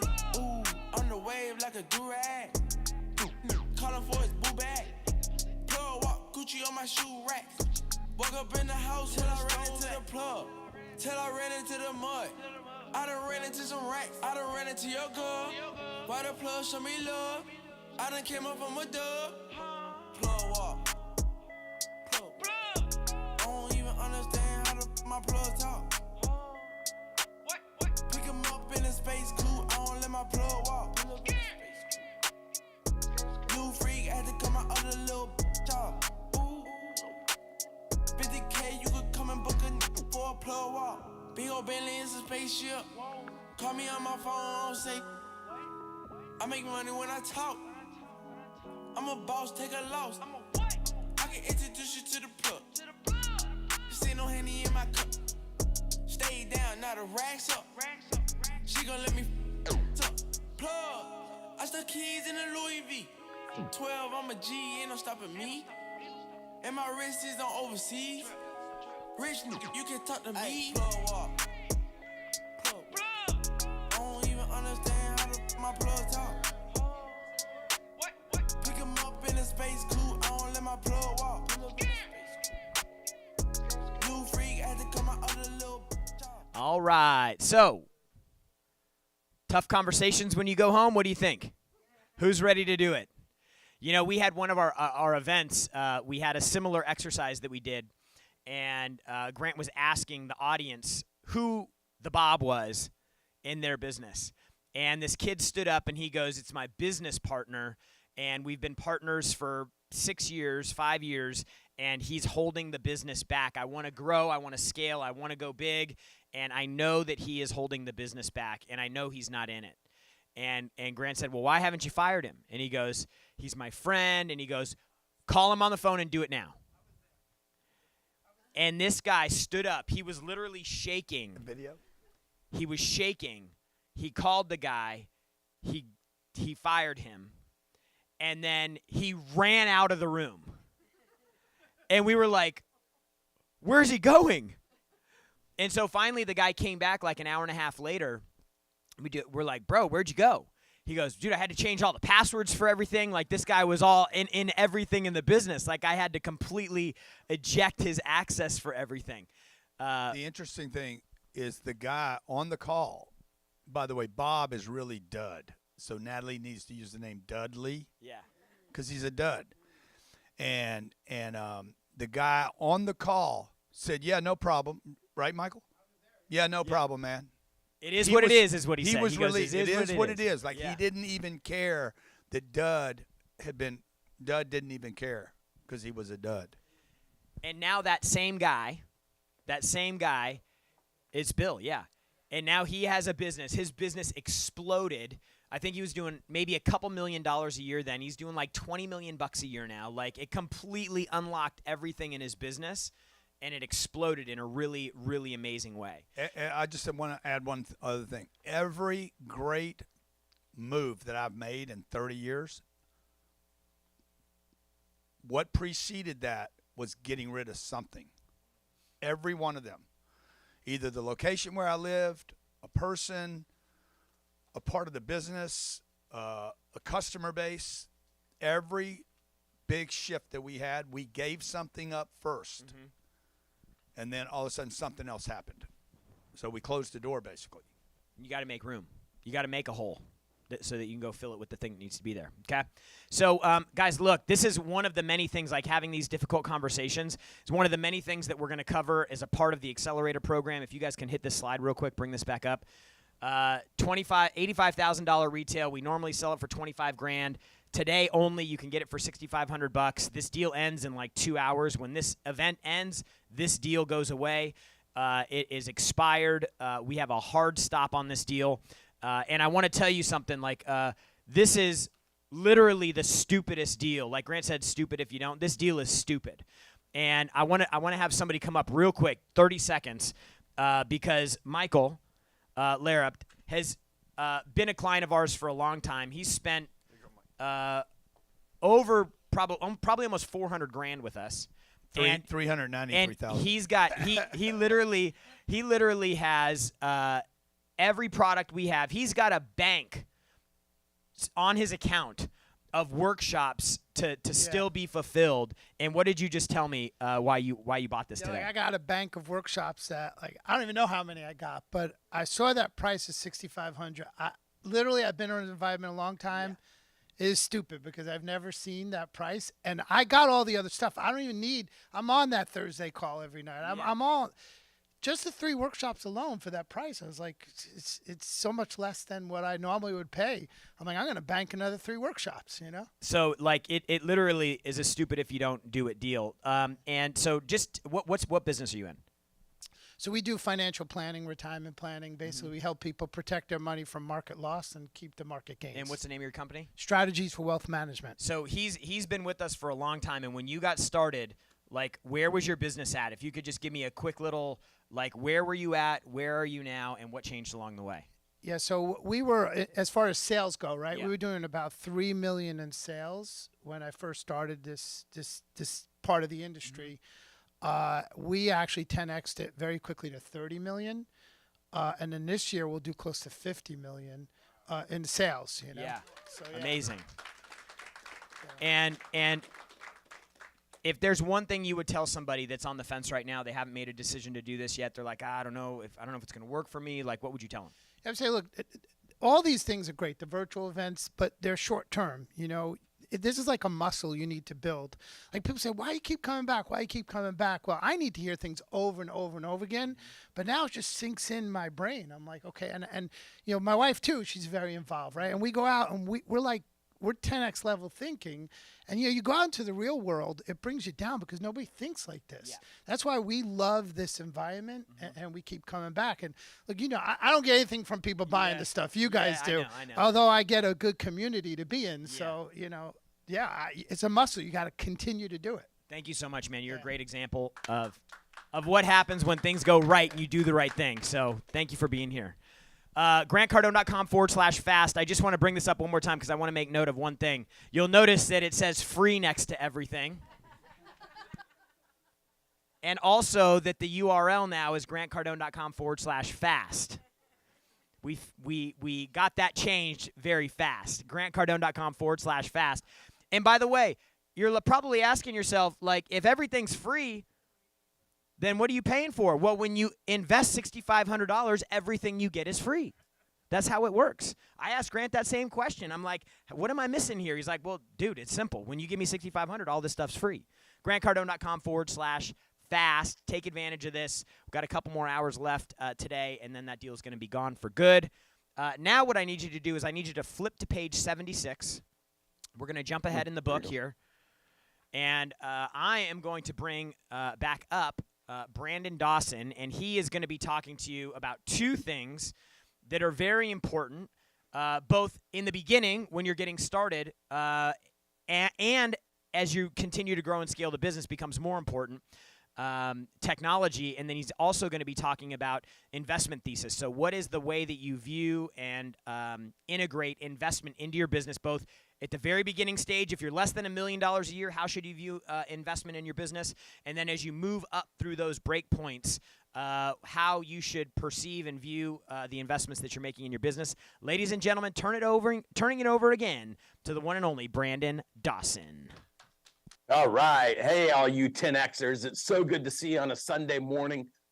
My wife texted me. She said she got to spend the morning, first thing in the morning. We're on the West Coast with the greatest people in the world, all of you. And she said that what a great group it is. So I'm excited to follow up behind her and talk a little bit about technology and investment thesis. Now, people, there's a reason on the 10 elements. Could you pull up the 10 elements slide? There's a reason on the 10 elements. These 10 elements actually go in order. It's this slide here. These 10 elements actually go in order. So when we did the research of thousands of businesses and we looked at those break points, we wanted to understand what allowed some businesses to succeed, what caused other businesses to break. Now, these are the 10 elements that you should use to build your business if you were doing it from the standpoint of an entrepreneur. About 93% of all businesses are started by someone who's technically good at something. They go out and become their own boss, and they build a business around their expertise. Very few businesses are started from a true entrepreneur who says, I don't really care what I do. I want a $100 million company. Here's how I want to get it. Here's how I want to do it. Here's what I want the value to be. Then I'm going to go find a business that fits into that. Okay. So the way that these 10 elements have been built is off of that research of what should be in place as you start grow and scale a business. Now, obviously, when you first start a business, you got to go out and promote. Then you have to convert, and then you have to deliver on the things that you promise. And then once you deliver on the things you promise, you got to figure out how to get your people right. Then you got to figure out how to get your money right. Then you got to get your operations right. Then you got to get your leadership right. Then you got to figure out what data along the way you need. And then it gets to systems and investment thesis. So if you pull up the breakpoint slide for me, what you'll see is in breakpoint one, you simply need to understand what data to look at, especially when you do the idea and startup component, the sub $1 million. You just need a few data points to look at. You know, daily sales, daily cash collected, and that goes against your monthly target, okay? And then how many calls you make, how many appointments you set, how many of those appointments convert, how many dollars come in off those appointments, and then the deliverable of whatever your product or service is, and then the collection of the money. So to get to $1 million is pretty simple, and it's going to have 3 to 4 people helping you do it. Now, to go to 3 million, you just have to multiply that. But here's the complexity with systems and why businesses, remember, 98% of all businesses under 100 million are stuck at 3 million or less. Why? Because the systems, okay? They never deploy the systems. Once you're at $1 million, you can't run your customer base on an Excel spreadsheet anymore. You can't run your daily cash deposits. You can, but you shouldn't. You should have some basic systems and technologies in place. So when you're at 3 million or less, you're usually running your business on a QuickBooks, and you're entering in one, and then you're paying your bills out of another. It's so convoluted. 99% of all businesses we work with, and you notice every stat I throw out to you is in the 10 percentile does it right, the 90 percentile does it wrong.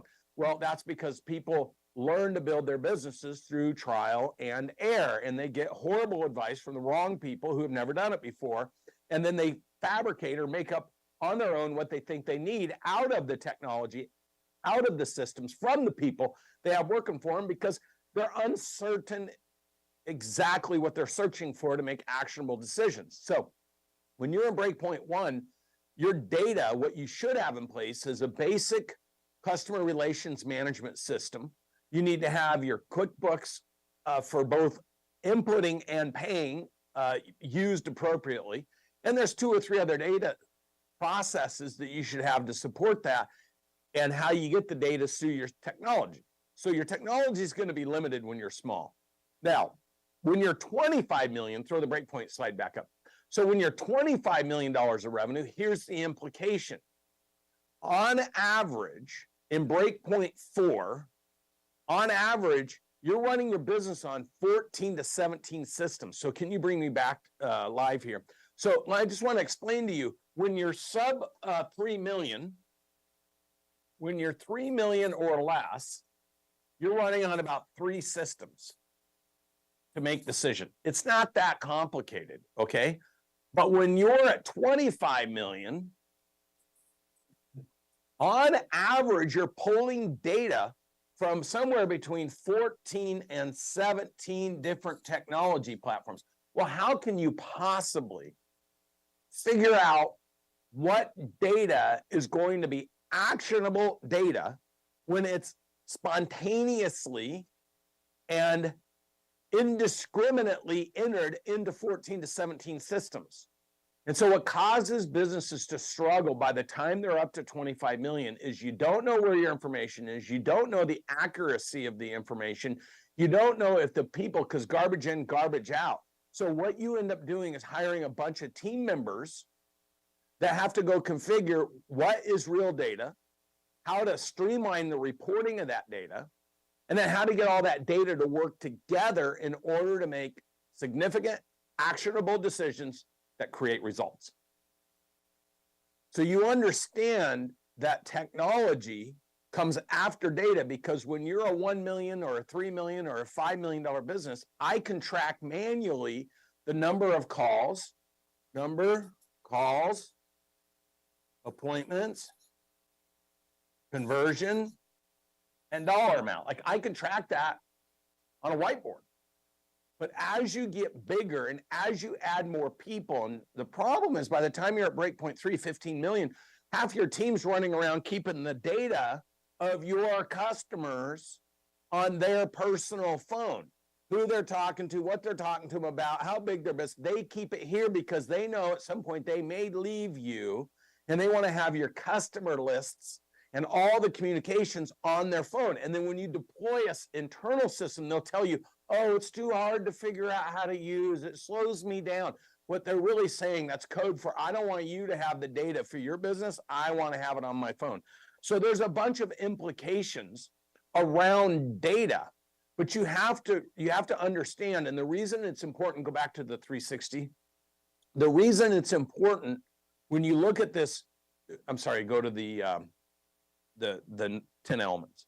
When you look at this slide, this is a system. So most people don't start with strategy, okay? So when you're in breakpoint 1, you're going to promote, you're going to convert, and you got to deliver on your promise, which is operations. Whatever you're selling, and remember, the chief complaint why 97.8% of all businesses under 100 million go out of business within 10 years, the number one chief complaint is there's no demand for product or service. You better sort that out in breakpoint 1 or in your startup phase, okay? But let's assume you do, and you create demand for product or service. Well, the second chief complaint for going out of business is I can't find good people, and the third complaint is I can't get money. So promotion is the responsibility of the business owner. Conversion is the responsibility of the business owner. And the way you hand that off in breakpoint 1 is through model, mimic, and mastery, what you can prove work, which is why everyone on our team watches Cardone use, so they learn the language to use.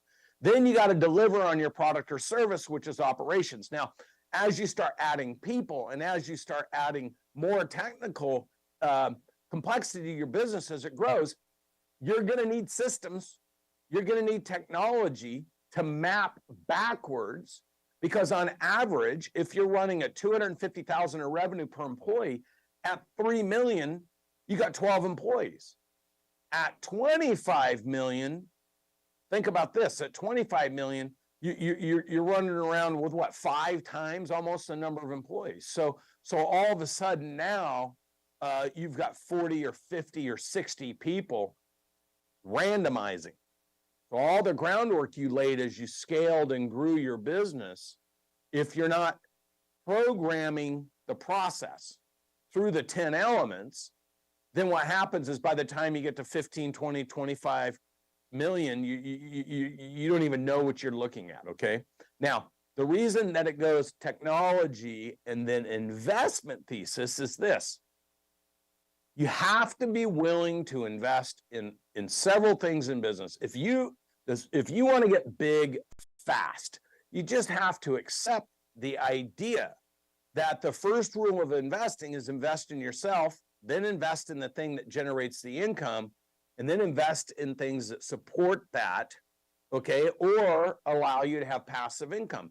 Well, so many business owners strip the money out of the business. They never have money to invest in the business. What I did in my last company that I sold for 77 times EBITDA is I put myself on a salary, okay? My salary day one was $600,000 a year, 50 grand a month. Now, for the first 4 years, the business could not pay me $600,000 a year. Sorry. It could not pay me $600,000 a year. It could not pay me $50,000 a month. So what I did is at the end of each year, I put a note together from the company to me for what I didn't get paid. So in the first year, I think it paid me like 50, 60,000. The second year, I was able to pay myself 250,000 out of the business. By the third year, I was able to pay myself 350,000. By the fourth year, the business was profitable enough and big enough, it could pay me 600,000. By the sixth year, it paid me my loans back to the business. So target number one was to get the business to where it could pay me $50,000 a month on a consistent basis. And for the first 4 years, I wrote notes to myself from the company because that is the company's responsibility to create the life for the founder, okay, that was courageous enough to start the business. It was to create the life. That's the whole purpose of the business. The second purpose is to be a tool, a vehicle, a path for your team members to pursue their personal, professional, and financial goals through the business by impacting it. Now, how do you do that if you don't have systems? If you don't understand investing, you have to invest in your people. You got to invest in your process. You got to invest in your systems in order for everyone to move bigger, better, faster, and more impactfully. This is why by the time you're 25 million, 14 to 17 different systems, your people get confused. Where there's confusion, there's always failure. So when you look at the growing and scaling process, you have to understand if there's 76 key elements from startup to 125 million in revenue, and then underneath that, there's 10 elements at the top, okay, from all the way from strategy all the way to investment thesis. You guys have seen those. We've been talking about them, and all of our programs have been built to map to what are the things that are most important first. That's why marketing. Okay, you got to learn how to promote. Sales, you got to learn how to convert. People, you got to learn how to bring people in, or you can't grow and scale. And then it goes to operations, and then it goes to finance, because these are the things you need to learn bigger, better, faster, and more impactfully. But here's the thing. If you isolate and you do those in isolation, then you have to decide which elements of all this information over 2 days in each program am I going to deploy in my business to get the fastest traction, the biggest, best, most profitable way. Now, how many of you, just put 10X in the chat if you're sitting here and you're like, man, this is 2 days of drinking out of a fire hose. Just put 10X if you feel like that. Okay, keep going, man. I want to see it. 10X, 10X, 10X, 10X. Fire hose, fire hose, fire hose, fire hose, fire hose. Let me just tell you something. You don't have a reference point for what we're teaching you here.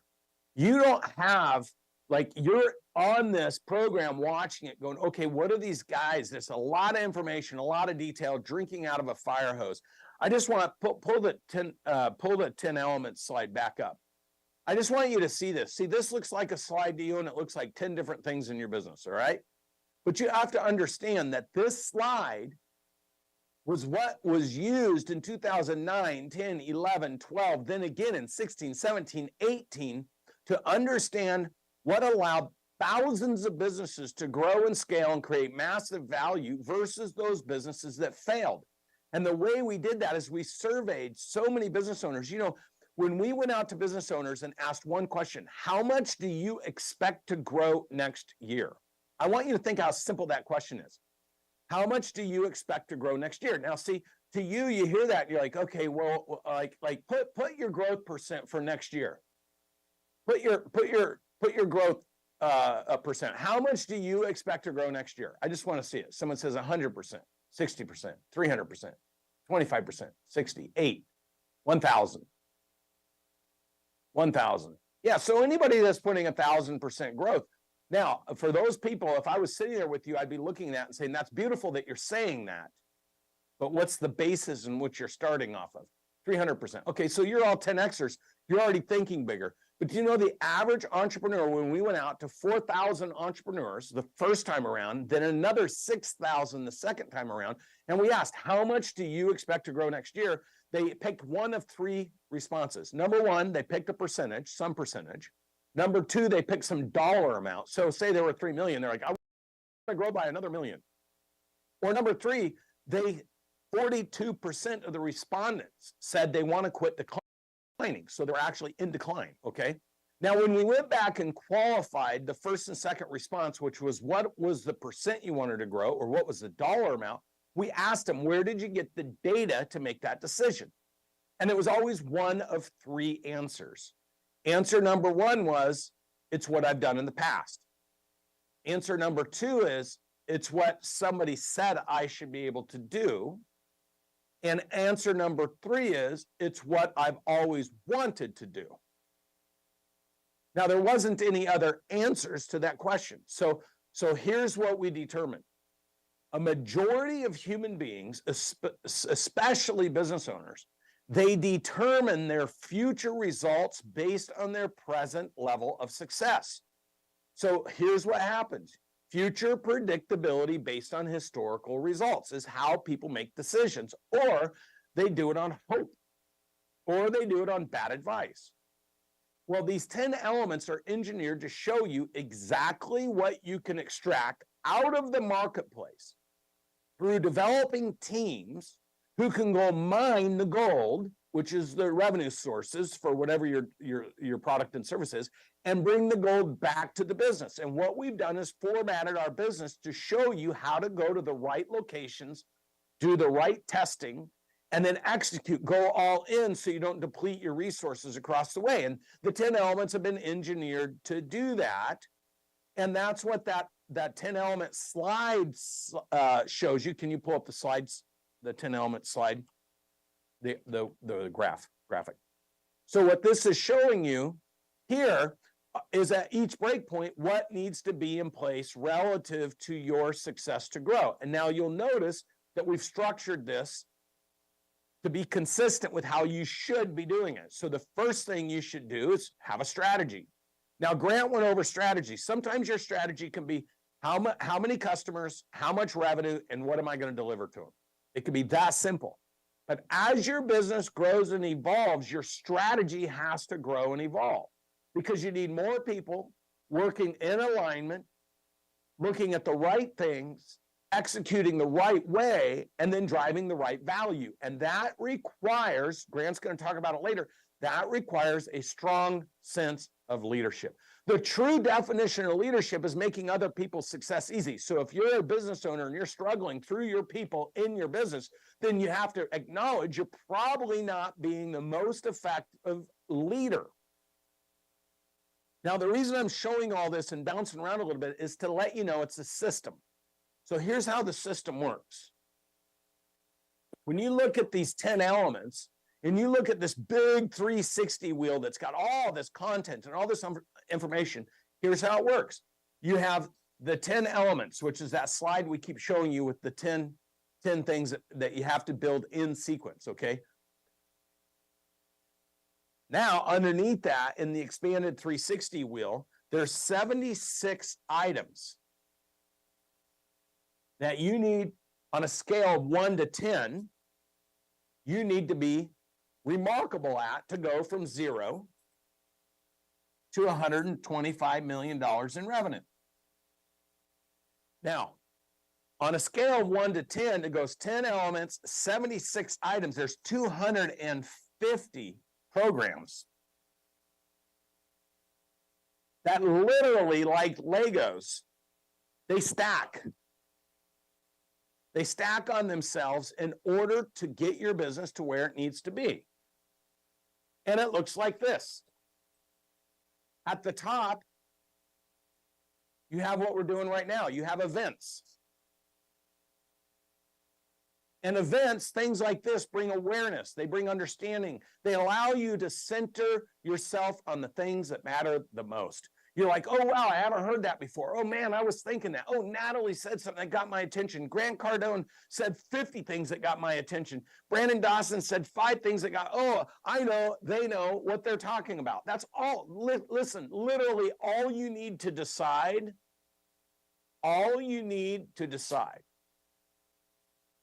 over this 2 days, all you need to decide. The only thing, what is this? It's just beeping. The only thing you need to decide is, have you heard enough over the last 2 days that's told you something that intuitively you understood or logically makes sense to you, that you're like, oh my gosh, if I would have known this, or had I done this, or if I do this, my business could blow up. All you have to do is ask yourself with honesty and integrity, have I heard something I recognize is significant and important for me to be a different person tomorrow than I am today? See, actually, the only thing you have to ask yourself, because here's the thing, we've given you $50 million to $100 million of information in 2 days. If you took everything we're teaching you, you properly sequenced it, you took action in the right order, you deployed the right way, you executed in the most effective way possible, you're going to add $50 to $100 million of revenue to your business. It's guaranteed. That's what we do. It's all we do every single day. So we know you can do it, and we have examples of so many people doing it. The Silvas went from 3 million to 33 million in 3 years. They were stuck at 3 million for 10 years, making 100 grand. Now they make millions of dollars a year. We got a story after story, example after example. And once you get into the community, if this is your first experience, once you get into the community, we actually put those people in front of you so you can hear and talk to them. So all you have to do is decide, hey, in the last day and a half, have I heard something that if I executed what I heard and it stuck in my business, I could shortcut, I could pull forward time and money and success, I could create a bigger, better, more impactful result, and I could change my life and the lives of the people who follow me, trust me, and help me forever. All you have to do is add one thing, just one thing of all the stuff you've heard.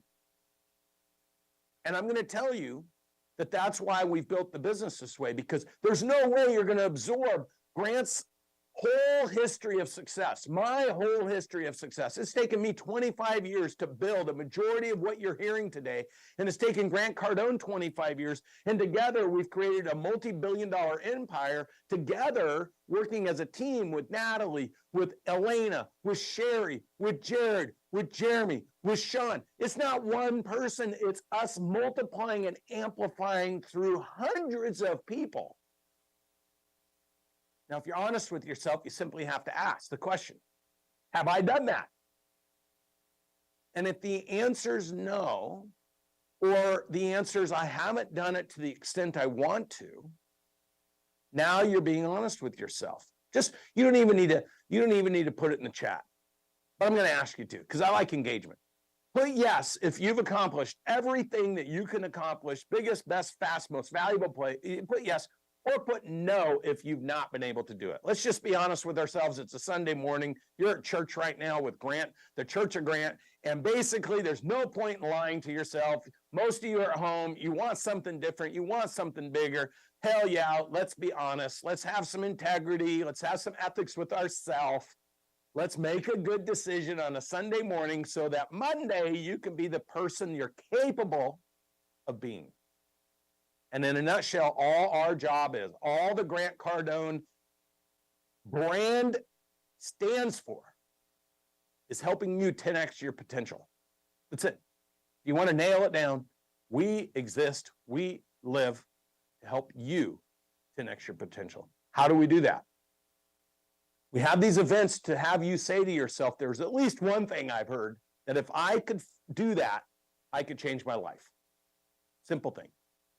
And I know already many of you have heard enough to make a decision. Now you have to have the courage to act on the information that you just recognized you didn't know or you didn't have, or the results you haven't been able to achieve. Once you recognize you've heard enough to make a decision, now you have to have courage.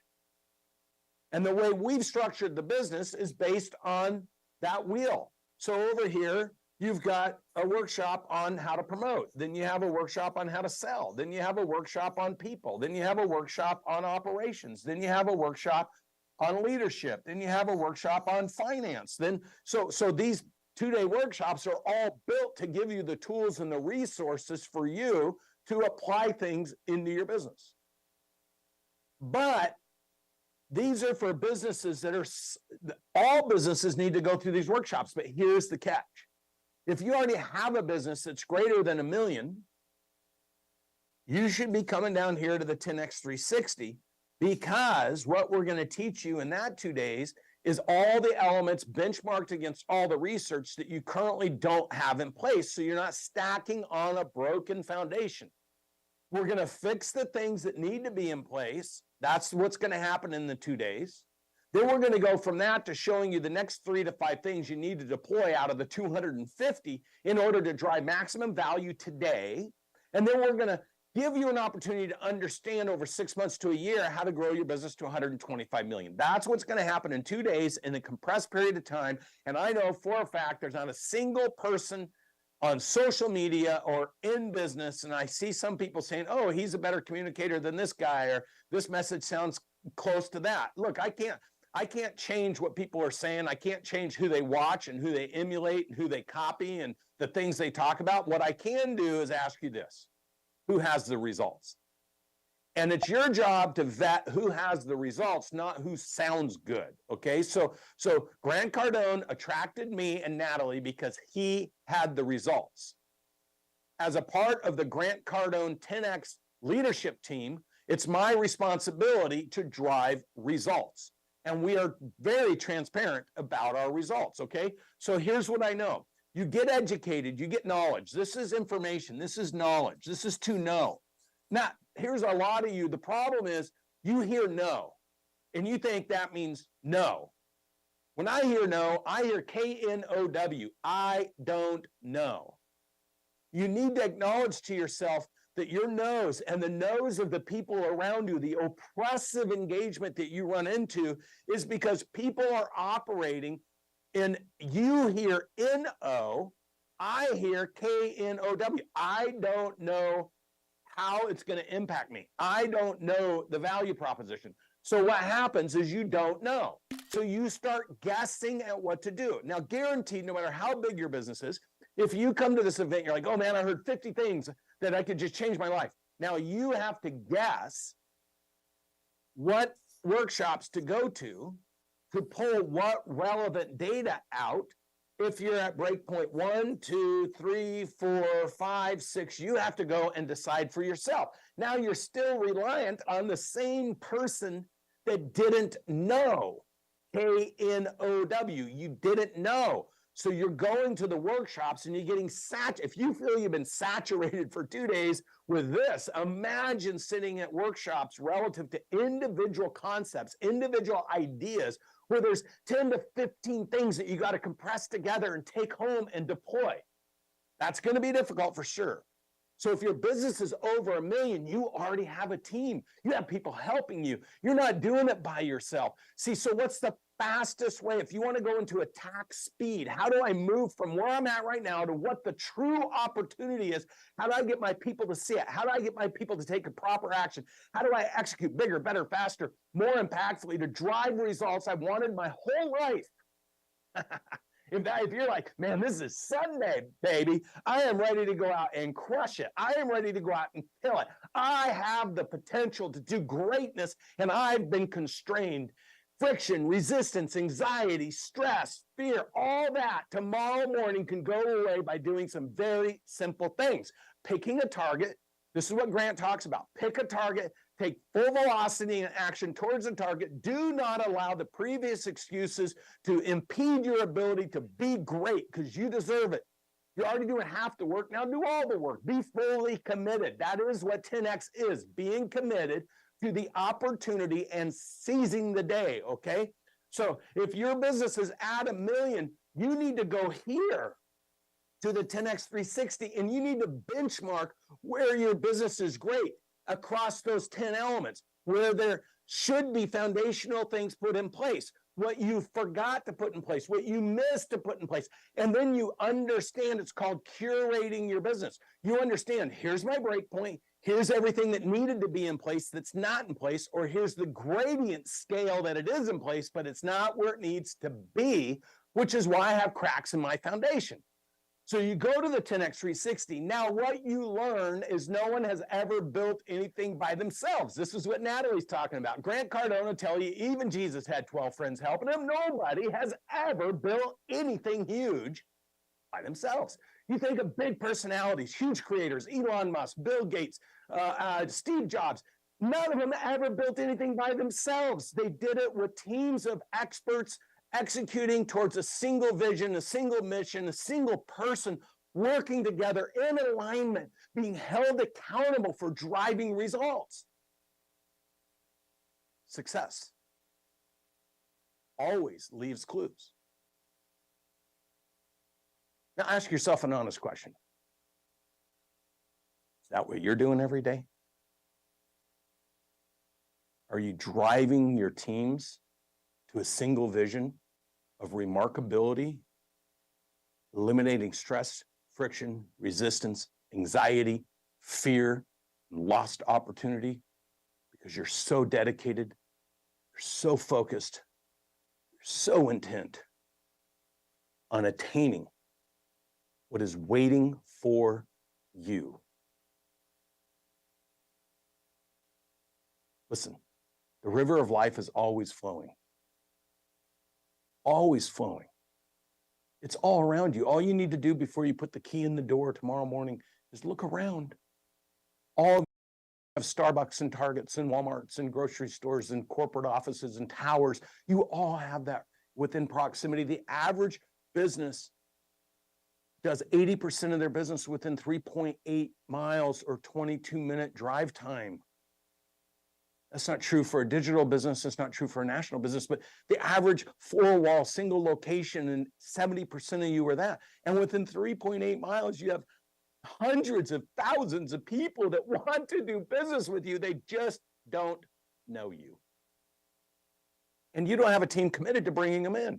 This is why you go to the 10X 360. So you can say, this is what needs to be in place right now. This is exactly how we need to do it in order to get what's available to us. This is why Grant says, who's got my money?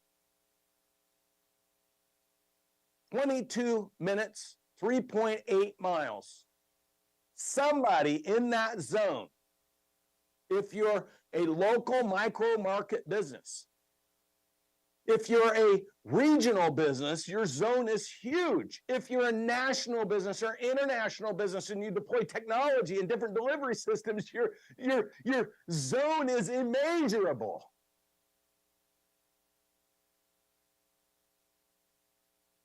Only you can answer. What do I want? Who do I want to bring with me?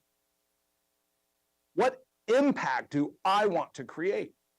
Now, if you're a business owner doing over $1 million, this is going to tell you that in 2 days. You can stop wasting a year, 10 years, or 100 years thinking about what you should be thinking about. So you should do things that you think about that might do something. And you can take immediate action. But here's the thing, we're going to teach you, I'm going to let you in on a secret. We're going to teach you that you need to bring somebody to every one of those businesses and workshops with you so that you can go back to your market and get results. This team needs to train. You need to understand, and you need to bring teams with you to these workshops so you can go crush it. That is what the 10X 360, pull up the 10X 360 offer. I want to walk you through this. This is my flagship program. Created everything you're seeing with these 10 elements, the different grids, the different workshops. This is why I partnered with Grant Cardone. He was teaching marketing and sales and investment thesis.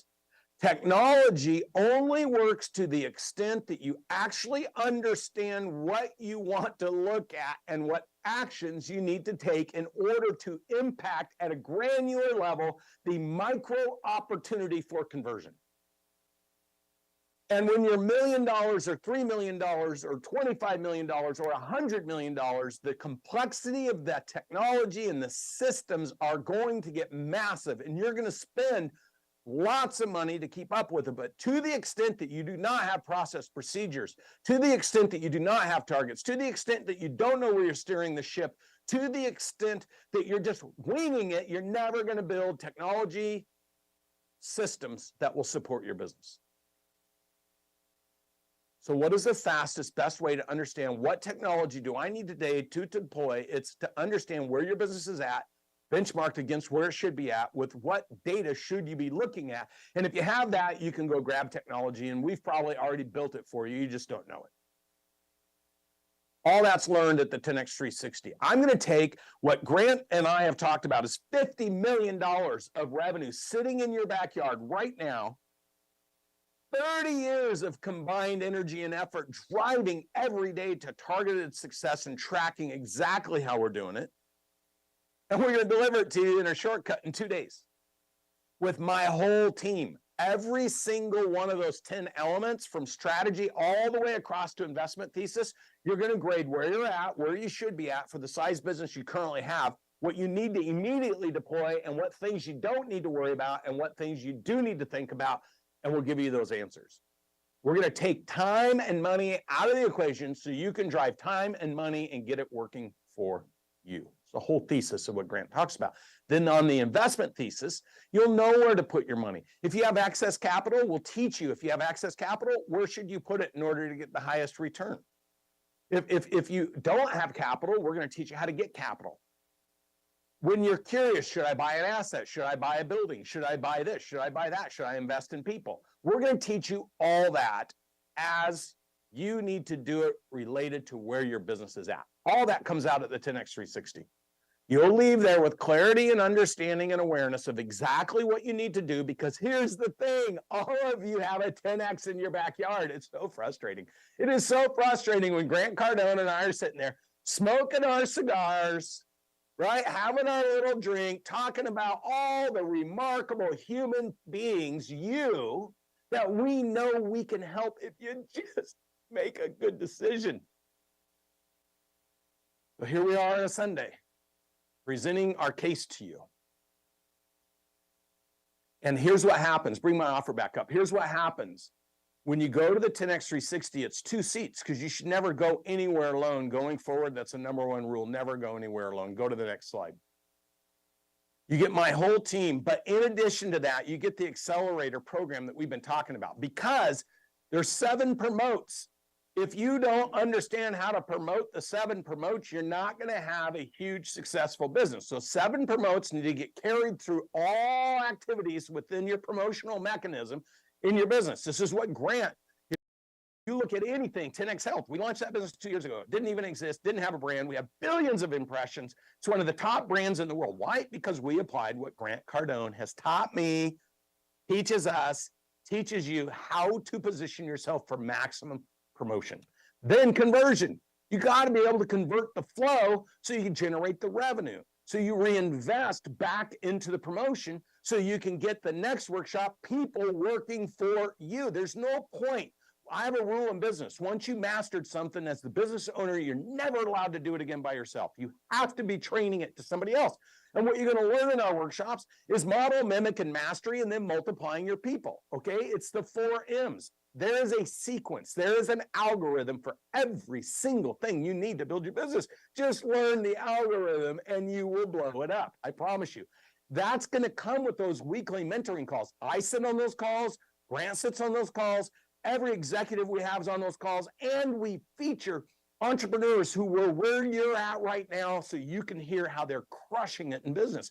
It is a community of like-minded people talking about specific elements in order for them to be able to shortcut success. Do you Because you will be like the 5 people you're spending your time around. Who are you spending your time around? Natalie talked about that today. Get within proximity. You're never going to change the people you're already hanging around. You spending all your energy trying to conform or change. And trust me, I had 2 ex-wives. I got tired of fighting and arguing about what the potential was, so I decided to go get the potential myself. You got to make hard choices. Some of you, it might be a relationship. Some of you, it might be a family member. For some of you, it could be a spouse. For some of you, it could be an old friend. For some of you, you could be dragging all these people around knowing there's this massive opportunity, but you're not committed to make the hard choices. No one ever said success in business is going to be easy. In fact, I will tell you, the bigger you get, the harder it gets. You know why? Because you actually build your confidence into being able to be great, and then you change your expectations about what greatness looks like. The job of a leader is to do that for your team, by the way. People don't want to be trapped. You'll attract high-quality people that will push to the next level of success if they work and see that in their leader. Then success gets easy. It's just like that. And I know you're not going to find this anywhere. So those workshops, those mentorship programs, pull that slide back up, those mentorship programs, and then you get Cardone University for a year, and you get a mastermind. That mastermind after our Growth Con will be with myself, Natalie, Grant, Sherry, Elaine. It's the whole executive team, so you can ask the right people the right questions to get the fastest decision. This is why this is 100% the same. If you just come back to me for a second. I can't help it. It's Sunday morning. I feel like preaching. I want to be fully transparent with you, and I want to tell you something. I know you heard it from Natalie, but I'm going to pound this into you on a Sunday morning. This journey that you're on right now, if this is your first experience, it's 100% of the journey that Natalie and I went on 4.5 years ago. We watched a video. We read a few books. I didn't like Grant Cardone at first. Hey, Grant Cardone here, money guns everywhere. Look, I was like, who is this dude? But see, I understood once I really got involved the magic of who this guy is. And I got that he grabbed my attention and pulled me out of this screen from my bed and shook me and said, Brandon, you have more greatness inside of you. Please be committed to learning how to find it, to take the right action, and drive to the results that you're capable of doing because you had the courage to show up and the wisdom to invest in the things that were most important to you, so you could help others to do it.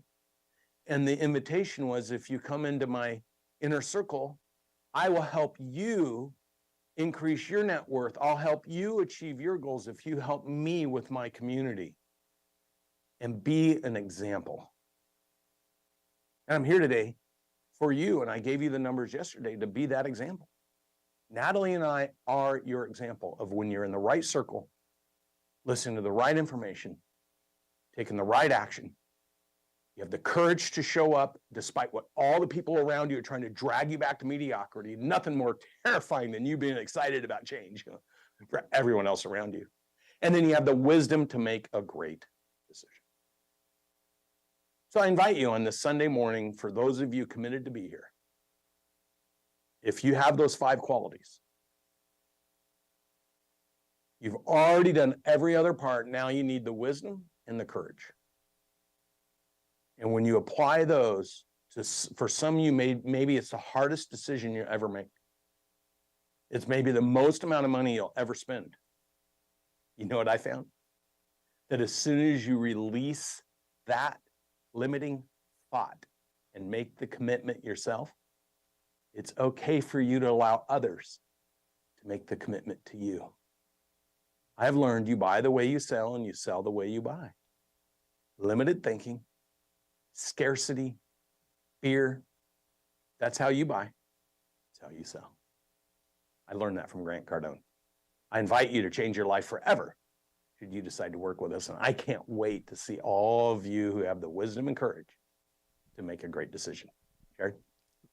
Give it up for Brandon Dawson, everybody. Show him some love online. Give him some 10X in the comments. Give him some 10Xs. 10X for Brandon Dawson. All right, so to take advantage of the offer, there's two things you need to do. Number one, if your business is doing $1 million a year or more, you need to get signed up for a 360. You can go to grantcardone.com/call. It's going to be a free call, quick call. Going to have a quick conversation about your business, find out where you're at, make sure the 360 is a good fit for you, and then get you signed up. If you're under $1 million and you're ready to roll right now, grantcardone.com/accelerator. The deal, grantcardone.com/fast. Yeah, thank you. grantcardone.com/fast. It's got it. I'm being misled here on my slides. Okay. I want to show you guys one thing, just because I hadn't planned on this, but I mentioned the guy that fired his partner in the audience at one of our events, and our client relations director sent me an email with an email that he actually sent in October 11th. So this was 10 days ago. It says, GC, just wanted to share, I'm pretty damn sure 10X is the only thing that works. When I met you, I was doing $1 million, fired my number 2 employee in front of your office. This year will pass 30 million, 5th year in business, 32 years old. I look back, and 10X is the only thing that works. Thank you, Bill. That came in on the 11th. But that's what happens when you start making the right decisions and you start getting the right people around you who are pushing on you and supporting you. So guys, like, I can't implore you enough, like, just step in. If you've never done anything like this before, I promise you, you will be joined by tens of thousands of people who are already on this journey for themselves. I promise you will not regret it, okay? So I want you just to want to be clear on one thing. The 10X 360 that Brandon does, there'll only be 15, maybe 18 businesses there. So it's going to be a room about this size. Yeah, it's a smaller room. They limit it because they want to make sure they have time to spend with everybody there. And also, as Brandon mentioned, they want you to bring either your partner, your CFO, the most senior person that you have in your business along with you to that event, because it really is going around a full operating system of the business. So you're touching every area of the business, okay? So grantcardone.com/call to jump on the phone and grab some more information about a 360 and get signed up for the next one. grantcardone.com/fast to move fast and get signed up for the accelerator program. Our team is eager to speak with you, okay? So exercises, all right? If you turn to, what's is this the technology exercise? Yeah, 77, okay? So evaluate your level of confidence in your abilities related to technology in your business, okay? Rate from 1 to 5, 1 being not confident at all, 5 being extremely confident. Number 1, your infrastructure knowledge, okay? Number 2, adoption and integration, adopting new technologies and getting integrated into your business. Number 3, future technology strategy. So where are you going in the future? Do you have confidence with where you're going and what you will need in the future? Number 4, your current tech stack. Create a list of the top platforms that you're using in your business and indicate which are integrated and automated into the business. Whoop. Went backwards there. Okay. 1 through 4. Okay, quick 1 to 5 rating. Last exercise here is just list out the top technologies that you're using. Got it. That's the next one? Got it. Okay. And then the investment thesis exercise. This is on page 82. So 77 and then 82. Same score, 1 to 5. Understanding value in your business. How confident are you in determining the intrinsic value of potential investments and in understanding the difference between price and value? Number 2, the risk-reward analysis. Number 3, strategic allocation. So how confident are you in deciding how you allocate resources in your business? Do you need to buy the building that you're in? Do you need to make the next investment for the piece of equipment? Do you need to change the way that you're banking? Number 4, passive income investments. So list current investments that are producing passive income for your business. And how confident are you in the return that they will provide you into the future? And then, was that it? I thought there was. That it? Yep. Okay. Are you guys, am I doing that? Okay. It seemed like this is a technology issue right here. I'm about number 2 out of 5 right here on this. Okay. So we're going to take 12 minutes to go through these exercises real quick. Rate yourself on a scale from 1 to 5 in each of these categories, page 77 and page 82 for the exercises. We'll see you back here in a few minutes. Right next to the narrow, but I'll be hood forever. I'm the new Sinatra, and since I made it here, I can make it anywhere. Yeah, they love me everywhere. I used to cop in Harlem, all of my Dominicanos right there up on Broadway. Brought me back to that McDonald's, took it to my stash spot, 560 State Street. Catch me in the kitchen like a Simmons whipping pastry. Cruising down A Street, off-white Lexus, driving so slow, but BK is from Texas. Me, I'm out that Bed-Stuy, home of that boy Biggie. Now I live on Billboard, and I brought my boys with me. Say what up to Tata, still sipping my top, sitting courtside, Knicks and Nets give me high five. I be spiked out, I could trip a referee. Tell by my attitude that I'm most definitely from.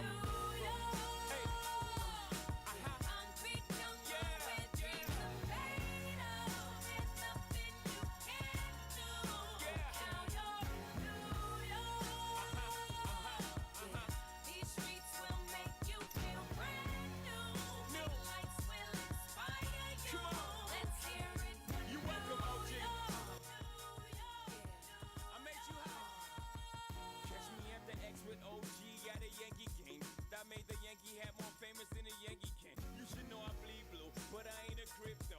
But I got a gang of walking with my click though. Welcome to the melting pot. Corners where we selling Africa been by the home of the hip hop. Yellow cap, gypsy cap, dollar cap, holla back. For foreigners it ain't fair, they act like they forgot how to act. 8 million stories out there in the naked city. It's a pity half of y'all won't make it. Me, I got a plug special ed, I got it made. If Jesus paying LeBron, I'm paying Dwayne Wade. 3 dice CeeLo, 3 card Marley. Labor Day parade, rest in peace Bob Marley. Statue of Liberty, long live the World Trade, long live the King, yo. I'm from the Empire State, that's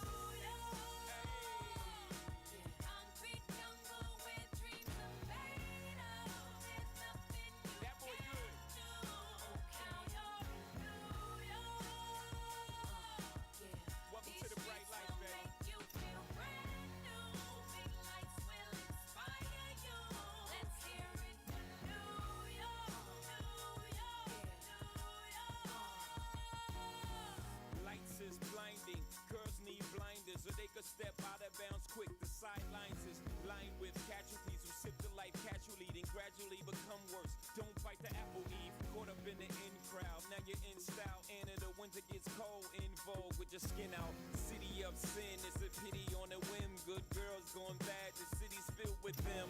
Mommy took a bus trip, now she got a bust out. Everybody ride her, just like a bus route. Hail Mary to the city, you're a virgin. And Jesus can't save you, life starts when the church in. Came here for school, graduated to the highlight. Ball players, rap stars, addicted to the limelight. Empty in May, got you feeling like a champion. The city never sleeps, better slip you an ambient.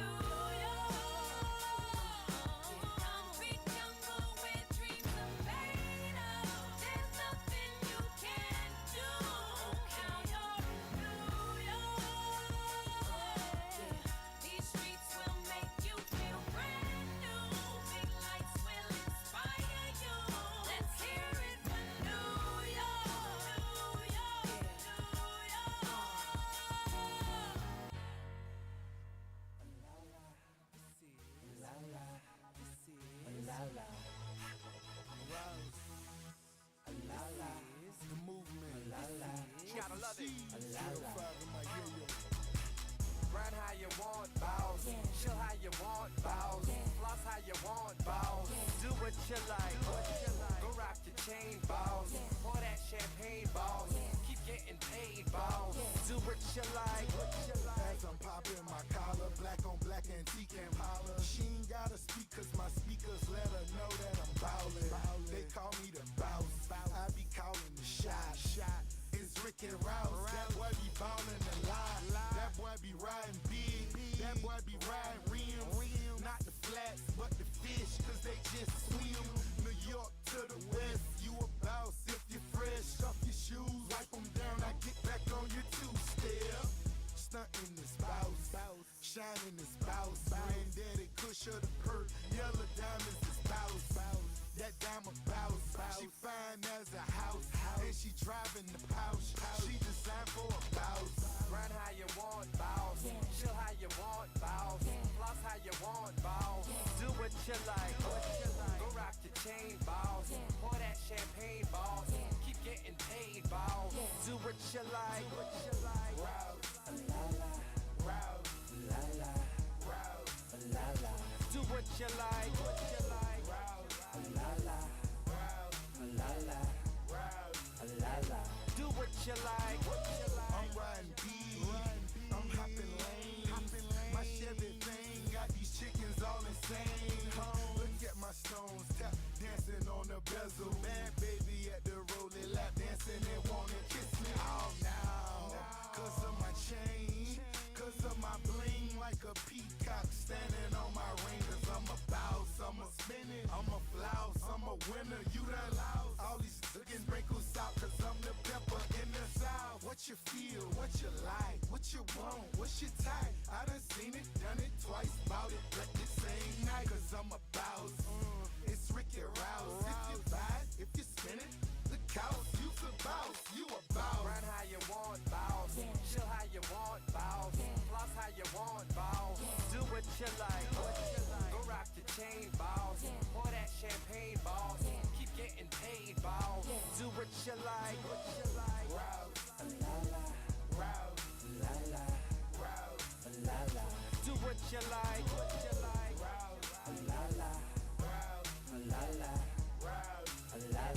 Do what you like. Got whipped, any pistol got grip. Before you got any chips, you got permission from the boss. On the mission for the charts, outsmart the competition. Composition so sharp, so dark, so vivid. 26s on the old school. Pro 2 session got the old school.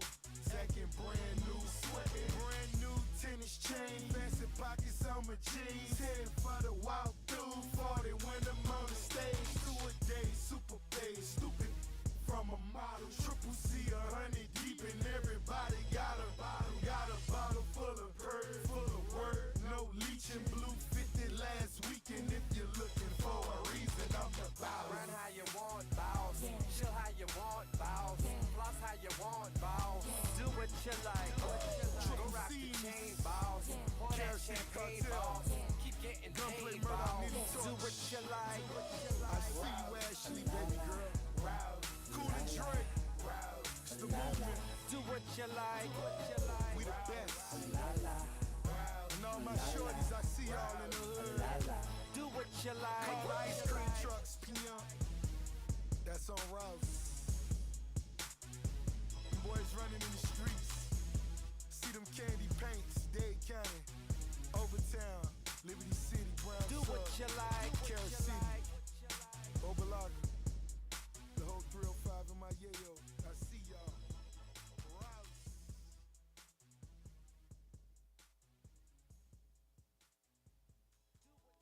Yeah, this album is dedicated to all the teachers that told me I never amount to nothing. To all the people that lived above the buildings that I was hustling from that called the police on me when I was just trying to make some money to feed my daughter. And to all my peoples in the struggle, you know what I'm saying? It's all good, baby.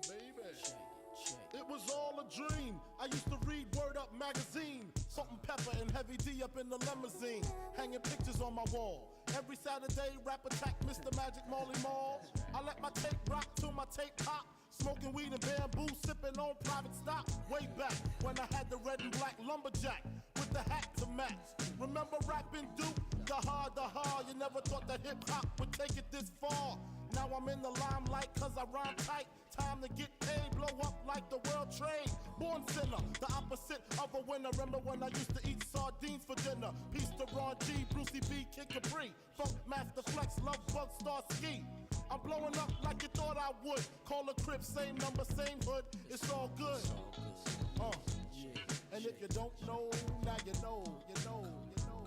You know very well who you are. Don't let them hold you down. Reach for the stars. You had a groove, but nothing to change. 'Cause you're the only one.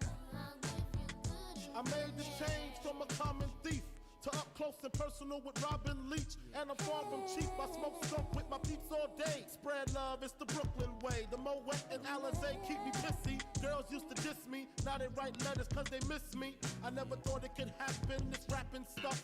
I was too used to packing ice and stuff. Now honeys play me close like butter play toast. From the Mississippi down to the East Coast. Condos in Queens, in dough for weeks. Sold out seats to hear Biggie Small speak.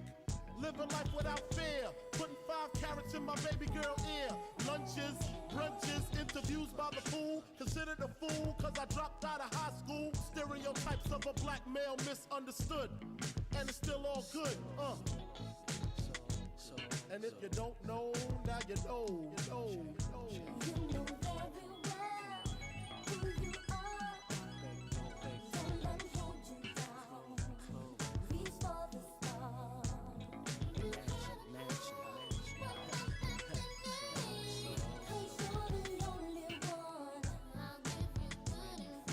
Super Nintendo, Sega Genesis. When I was dead broke, man, I couldn't picture this.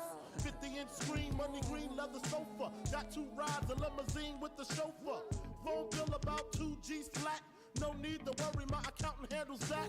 And my whole crew is lounging, celebrating every day, no more public housing. Thinking back on my one-room shack. Now my mom pimps an act with minks on her back. And she loves to show me off, of course. Smiles every time my face is up in the sauce. We used to fuss when the landlord dissed us. No heat, wonder why Christmas missed us. Birthdays was the worst days. Now we sip champagne when we thirsty. Damn right, I like the life I live. Cause I went from negative to positive and it's All right, now is time for breakouts. So get ready to be sharing with your partners about technology and your investment thesis. What I want you to do is in these breakouts, I just want you to share your overall confidence with technology and your overall confidence in investment, all right? And if you guys have extra time at the end when you finish, then I want you to say what your biggest takeaway was from the first half of the day today, okay? So 10 minutes on the clock. Longest hair, you go first. Shortest hair, keep the time. Let's roll.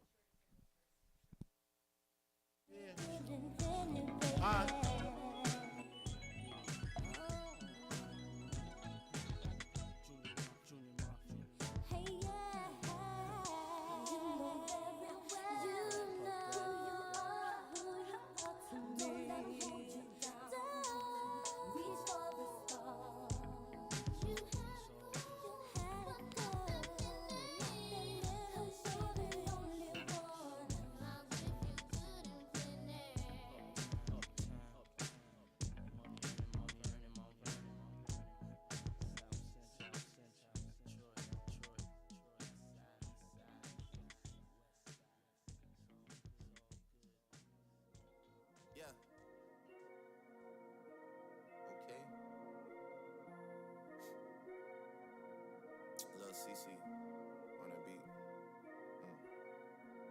Yeah. I mean, where should I really even start? I got that I'm keeping in the dark. I got my across the street living large. Thinking back to the fact that they dead, thought my raps wasn't facts, so they sat with the bars. I got 2 phones, one need a charge. Yeah, they twins, I could tell they apart. I got big packs coming on the way. I got big stacks coming out to save. I got Lil Max with me, he the wave. It's a big gap between us in the game. In the next life, I'm trying to stay paid. When I die, put my money in the grave. When I die, put my money in the grave. I really gotta put a couple in a place. Really just lapped every in a race. I really might tap really on my face. Lil CC, let it slap with the bass. I used to save with a mask in a cave. Now I'm like, nah, love, I'm good, about to die with no money I done gave you. I was on top when it meant a lot. Still on top like I'm scared of the drop. Still on top and these wanna swap.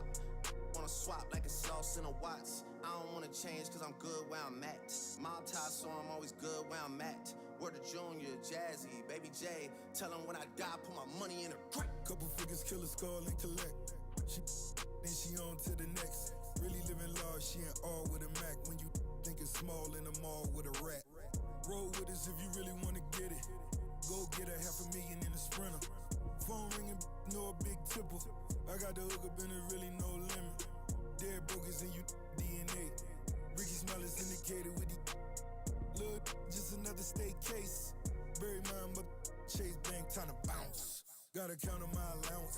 You get you, so I gotta reroute it. It dripping like I got $1 zillion. Got the trap jumping like Zane when I rebound. Then I'm out, and I never talk about it. The homie squad, but we all smoke the loudest. Rich, and I'm really being modest, cause the way I do my deals never treated like an artist. Want the house. You could DM my account. My DM 6 figures and I'm counting. 9 figures was the goal till I hit the east. They ain't living, so bury mine with me. Ross got it. When I die, put my money in a grave. I really gotta put a couple in a place. Really just lapped every in a race. I really might tap, really on my face. Lil CC, let it slap with the bass. I used to save with a mask in a cave. Now I'm like, nah, love, I'm good, go away. Ain't about to die with no money I done gave you.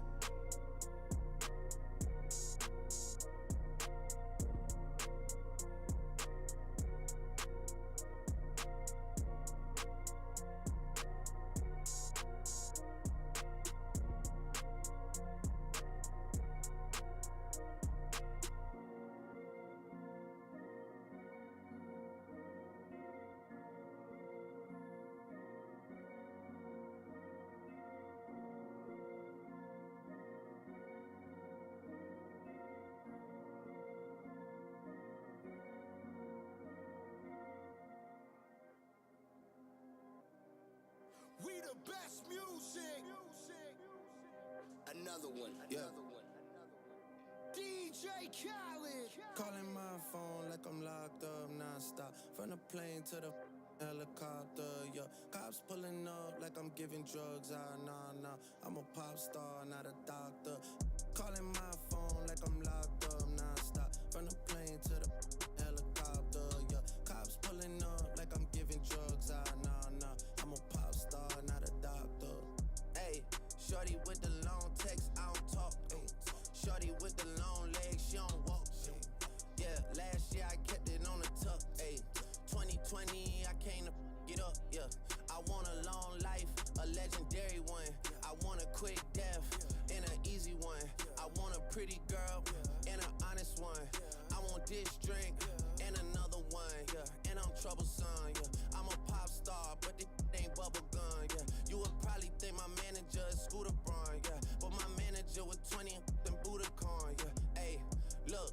Ariana, Selena, my visa.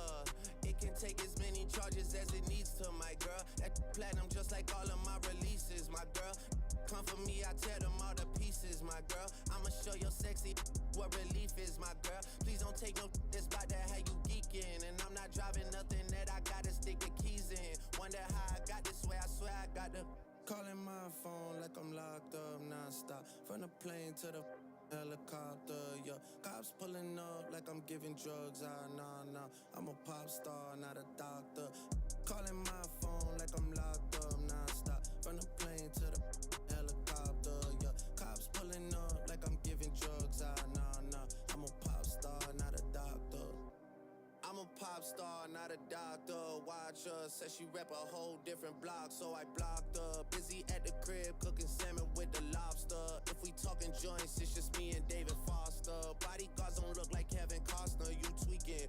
Just pulled up to Whitney, Houston, Texas for the evening. They tell the same story so much they start to believe it. The ones that start like Drizzy was cool, but we even. Man, how the 2, 4, 6, 8 watches factory so they appreciate. Crown in my hand and I'm really playing keep away. Don't even usually get this big without a Bieber face. Nah, piece of cake. Nah, Turks and cake. Yeah. Go and get your friends, we can sneak away. Yeah. I keep her like I keep the faith. Wonder how I got this way. Swear I got the Calling my phone like I'm locked up nonstop. From the plane to the helicopter, yeah. Cops pulling up like I'm giving drugs. Nah. I'm a pop star, not a doctor. Calling my phone like I'm locked up nonstop. From the plane to the helicopter, yeah. Cops pulling up like I'm giving drugs. Nah. I'm a pop star, not a doctor.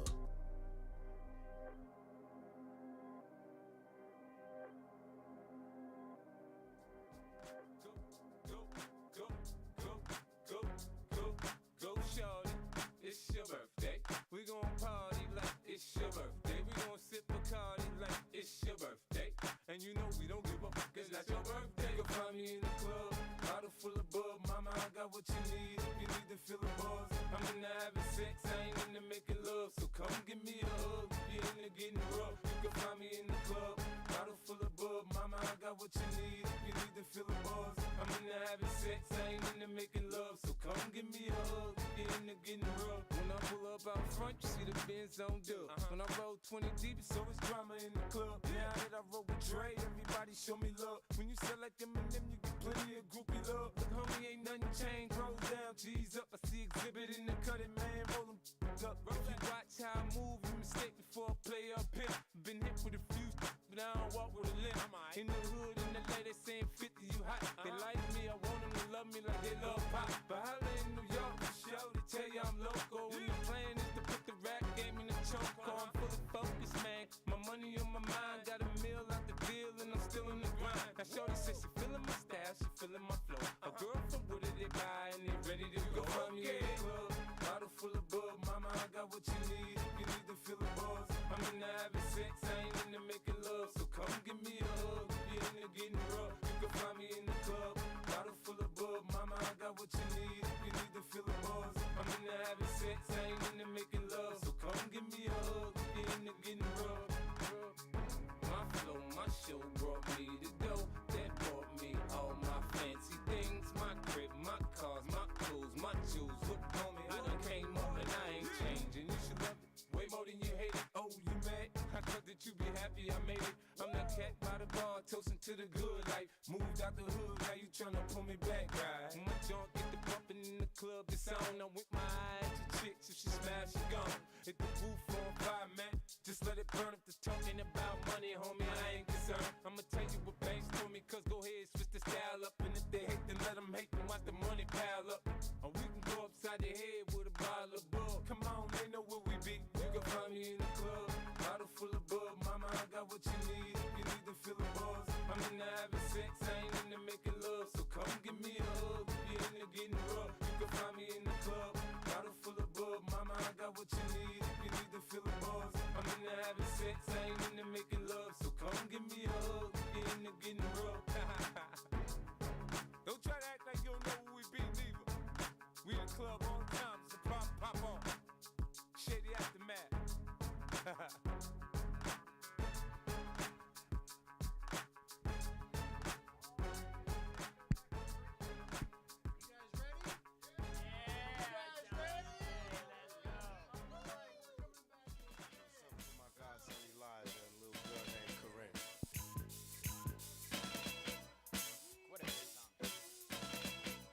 All right. So, hope that was a good breakout for you. Hope you had some good discussion about technology. I love technology. Now's going to be a really awesome time because now you get to go feed yourself. Okay, we're going to take 25 minutes, going to go grab some food, and then we're going to come back here for VIP Q&A with Grant.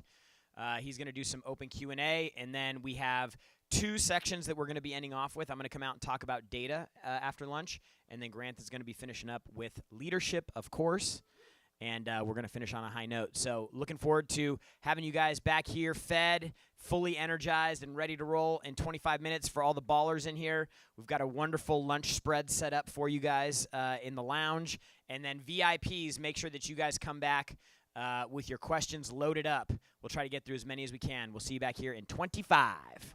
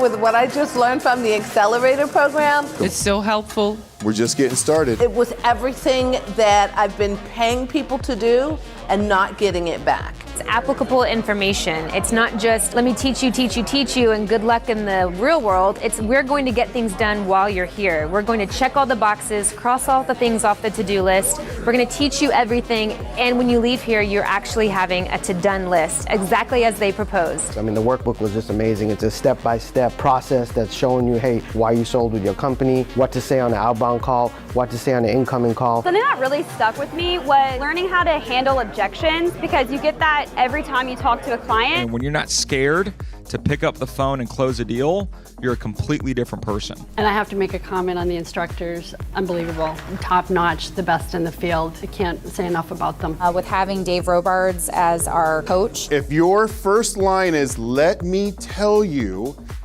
stop right there. We've just seen like an explosion in our business. And the tips on how to reach out, the scripts to follow. Okay, ready?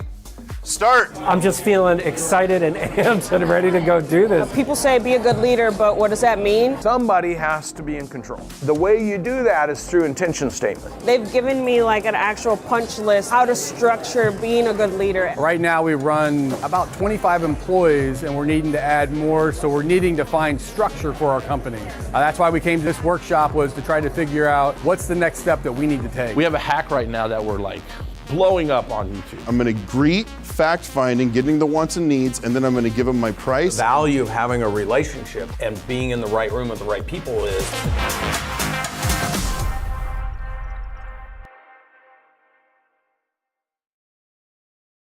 Hey, yo, Grant, I got a question for you. You think that your potential is something that is innately born in you, or is it something that grows as you go? Oh, that's a great question. You know, that's like, hey, are you fortunate because you're able, or are you able because you're fortunate? I believe that your full potential is not revealed to you until you freaking sharpen the sword, till you're out there in battle and you go fix it and you back up and you have a loss or two and you're like, I gotta win. Like, my full potential is just being realized right now. Trial, error, battles, losses, victories. You find your potential by getting up every day, pushing, shoving, okay, challenging the status quo. Many things that we do in marketing, we challenge what people believe to be true that, by the way, isn't. Many of you are held back simply because you believe something to be true, you know it to be true, you would die on your sword believing it's true, and the truth is it ain't true. You're the only one that doesn't know it's not true. And there's a lot of those things in life that people can't find their potential because they're so stuck in being right. So this is my question back to you, and you had a great question. Are you fortunate because you're able, or are you able because you're fortunate? There's a big difference. Some people are just able because they got the money and the resources, they were born rich. But some people find their fortunes because they're able. I happen to be in that latter group. I'm able, and I increased my abilities. And I got better and better, and because of that, I became more fortunate. It's like the old adage, the harder I work, the luckier I am.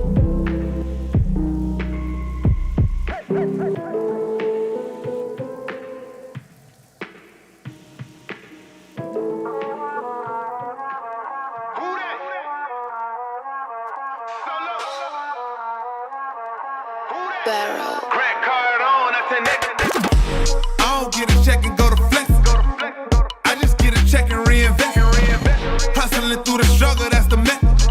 Grant Cardone, that's the next. I don't get a check and go to flex. I just get a check and reinvest. Hustling through the struggle, that's the method. Grant Cardone, that's the next. You lied to me. You lied to me. You lied to me. Told me just survive. And we've seen a tremendous change within our business. Last year at this time, we were roughly finishing out the year with around $300,000 in sales. End of this year, we're gonna do close to $1 million, right around 850. Really been a huge change, getting around the right people, experiencing the growth mindset, and just learning the right information. Now, my business, I'm actually mentoring my wife's spa. And I took her from $10,000 a month to $25,000 a month, but now I'm trying to figure out how do I 10X this. So that's why my wife and her spa manager is here with us today. I was at my previous company company for about 5 months, didn't get a single client. Then this past May, switched companies, started using Cardone U daily, and then I was able to increase my production from 0K to 10K a month. And the plan is just to keep doing what I'm doing, keep coming to these events, keep learning, keep growing. It's going to 10x my income and 10x my growth. Before I started with the Grant Cardone mentorship program, I was basically, shooting in the dark, not knowing what I was doing. But then I got a little bit of guidance from the team, and I started to build a lot of confidence, especially in my sales process. And I went from doing $30,000 in 1 year to doing $30,000 in 6 months. So we're on track to do double our revenue from last year. I was just a small girl with big dreams. 8 months later, I'm already on 880 units. So before I was making $13 an hour. Now I've done, it's October and I've already done 80,000 in sales. Our business started about 5 years ago from nothing. Did 2.7 million in his first year, 4 million in the second year, and it's all because of the information from Grant, from Sherry, Todd, Jared, Dave. They took a business from nothing and it's doing $150 million a year. Learn from the best. That's what we did. That's what you need to do to blow up your business and 10x it. Grant helped me because I was able to leave the 9 to 5 and go full time with my business, and we generated over $2 million in revenue. Prior to Grant, I was making as a police officer about $80,000. This year I'm going to make $150,000 with our business. I learned from Grant Cardone, asking for the close, how to actually build rapport, how to sell a product, how to get your offer across, how to get your offer accepted. Those techniques helped me make 50 grand in 2 months. Get off the fence, get in the game.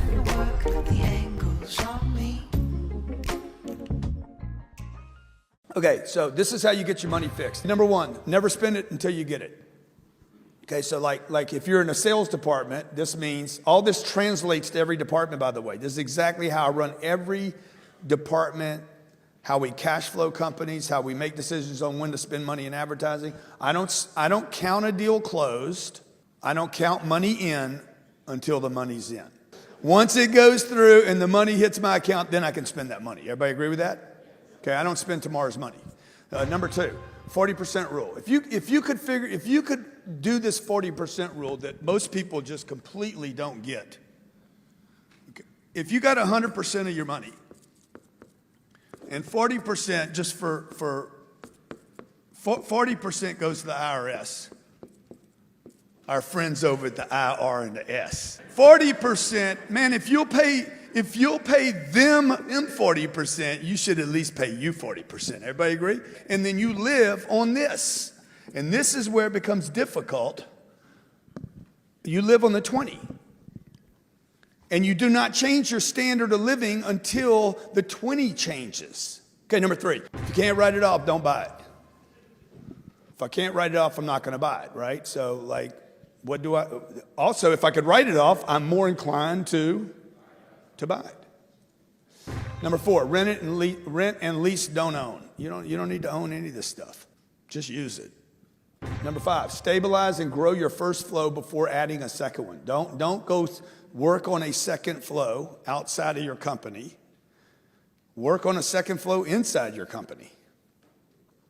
How many of you have seen somebody leave? They got a second gig. I mean, this is really people selling baseball cards now. And spending 3 hours finding something on eBay to flip. Like, what are you doing, man? You could have earned that $40 at your job that day. Like, why am I going after hours to figure a side hustle when I was in my hustle for 8 hours? Number six, the 47 rule. So the 47 rule is, look, if you're going to put 40 hours in at work, how many of you work 40 hours a week? How many of you in the room work 60 hours a week? Good for you. How many of you complain about it too? Like, God damn, I did 100 hours this week. Shit, quit complaining, man. You should be bragging about it. There's going to be a day where you can't work. You're going to wake up one day and say, I wish I could go to work. Nothing works anymore. So quit complaining about it. I always say, man, you bragging or complaining? Oh, man, I work 100 hours a week. I remember when I was part-time. I remember when I couldn't think big. Every super successful person that I've studied talks about 100-hour, 140-hour work weeks, 1,000-hour work weeks. Okay, number seven, stay broke. Stay broke. Y'all got to stay broke, man. Cash is garbage. You don't need money. You don't need cash. Cash is trash. Your mommy and daddy didn't know this. Cash is garbage. It is trash. Take it out. Use it. It is worthless until it is put to work. Okay? Listen to me. Money is worthless until it is put to work. Money is useless until it is used. Never lose money. Number 8, never lose money. Okay? Now, if I leave this $100 right here on this table, on this podium, is there a chance I'm gonna lose that money? And if you're sitting around with cash in your wall, if you're sitting around with cash, you're gonna lose the money. If you leave your money in the bank, you're losing money. Everybody agree? Okay, you're going to negative rates. We will go to negative rates in America. Cash flow is what you want. You don't want cash, you want cash flow. How many investors here? How many of you invested with me? Let me see hands again. Okay, good. Did you get a check this month? Every month, 17th of the month, bang, he gets his check. What did I pay you this month? $3,300. $3,300. We just did $1 million with you. Yeah, give him a big hand. This is the kind of guy you want to know right here. Number 10, never quit until you achieve your goals. Your financial goals. Never give up on your financial goals until you achieve your financial goals. There's people in this room, folks, that are going to be worth billions of dollars. There's a billionaire in this room right now. I'll guarantee you. Could be 2 or 3 of them. Billionaires in the making right here. Okay? Question is, who's it going to be? Now, if somebody in this room, how many believe this? If somebody in this room made a decision, I'm going to put together $1 billion. How many believe that's possible? Everybody in the room believes it's possible. You might not think it's possible for you, but you know it's possible. Which means what? The money's available. Would you do good things with that $1 billion? So you know somebody could do it, and you know if you did it, you'd do good things with it, right? We live in a country that's rich, and the people have scarcity in their minds.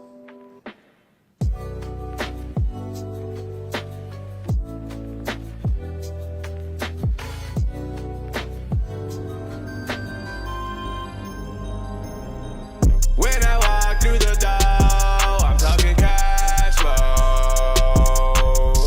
And if you know like I know, you getting cash flow.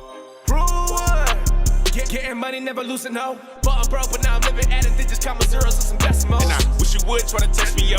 You should listen to the lesson, no. Masterminds out of Mexico, I invested though when I let it grow. Benjamins I got a pocket full. Raise your income and your taxes low. Spend it right and then invest some more. And if you don't believe me, it's my Cardone. What you mean? You mean Uncle G? Since I've been working with Grant, my business has increased on average 30% per month. My online business is up almost 100% year over year. So I can't say enough about the information that they give us. If you implement it, if you're willing to do a little bit of the work, everything they give you is a home run to work with. I started following 10X and Mr. Cardone and everyone 6 years ago. I was doing 1.7 million in sales a year. After 2 years of really focusing and paying attention, I'm doing over 5 million in sales every year now. I come to one weekend with Grant Cardone and his team, and I'm walking away with more information in this one weekend than I got in any of the courses that I've paid for in the last year and a half. And I'm here for the sales execution workshop, and I have to tell you that it definitely fulfilled the promise of blowing my mind. I did not think it was gonna be like, whoa, but it was. If you weren't here last week for the sales, you missed out. Like, our call center has already increased by 20%, okay? I learned so much, and I'm just so ready to be back here. Like, the 10X family is so lit, so you gotta check them out. Right? My job is to get 8 billion people to know me. If enough people know me, they'll buy from me. How many believe that? I'm not going to be a slave to one person or one vertical or one niche or one partnership. You guys have the whole world at your access. The whole world. And by the way, if you can't get South Korea to talk about you, you can't get South Indiana or Indianapolis to talk about you. There's people in Korea that are tied to Hawaii, that are tied to Columbia, that know somebody in Indiana. And it can just bang out like that. And I also believe that if I could get enough people to know me in one market, I think that there's something that actually happens. I think if you could push out enough frequency about your brand, yourself, your ideas to enough people that you hit some critical mass. I don't know if any of you agree with this, but I think there's a spiritual component to where if you can vibrate through enough, all of a sudden other people start thinking, I know that dude. I've said this for years. If I can get enough people, a very small percentage of the population to know me, I think the other 99% become convinced they know me. I don't know if that's true or not, but I know that we go places today where people give me this look like, dude, I think I've seen you. Okay? We flew into Malta. Malta is, I didn't even know that Malta was a country. I thought it was a malt ball. I thought I was misreading it on the map. I'm like, dude, what do they do there? They make malt balls. There's like, no, it's a country called Malta. It's just south of Sicily. We flew into Malta, got in at 12:30 at night. There's 5 people in Malta waiting for us at the airport at 1 o'clock in the morning. We've never marketed to Malta. How many of you don't know where Malta is? Exactly. So it's a little tiny country just south of Sicily. It's about that big, literally about that big. If I'm in business, any kind of business, I'm in the fitness business, okay? I'm a trainer. I do training in Miami. I want people in Malta to know who I am. Do you think that somebody needs to reach a certain status before building a personal? No, you do not need to reach a certain status. You need to assume the status now. You need to have the altitude right now to be the professional that says, hey, I know about fitness. Right. I know about plumbing. I know about trucks. Just take whatever you guys are certain about and post the shit out of it. And by the way, if you're not certain about it, write an article about what your uncertainty is costing you. You're going to figure out every possible angle. But none of that's going to happen until you guys make a decision to blow up. And none of the blow up shit's going to happen until you make a decision that money is important. Because if you got people around you saying money's not important, there ain't no way you're going to do this stuff. Because it hurts when nobody sees your stuff. It hurts when you got 5 people following. You're like, dude, why am I doing a live stream on, right? Dave, you've done it before. I'm doing a video live stream and there's 1 person watching. What the hell? I'm stupid. How many done a live stream before? You're sitting there talking to a phone and you're like, this is stupid. Shit, I think I'm gonna go be with my kids. No, that's stupid. Being with a 6-year-old and an 8-year-old that can't buy from you is dumb. You're better off being with 1 person that might be able to buy from you, because you ain't gonna build 10 without going to 1. And you ain't gonna get to 100 without going to 10. And you ain't gonna get to 10,000 without getting some haters. And you ain't gonna even figure it out for 3 or 4 years. Guarantee you. And if you don't figure this out, it's gonna cost you every chance you have of financial freedom. Chapter 6, Step 4, Who's Got My Money?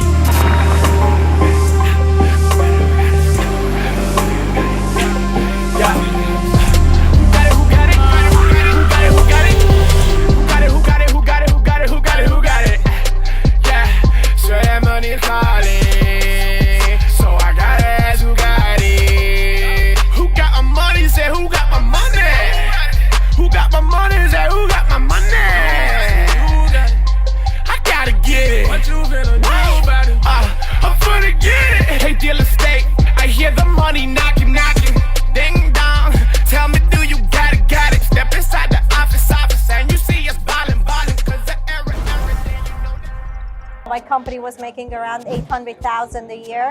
Now we have surpassed 2 million. Before Grant in June 2015, I was making 0. Last year we did 5 million. We ended the year last year at 14.5 million.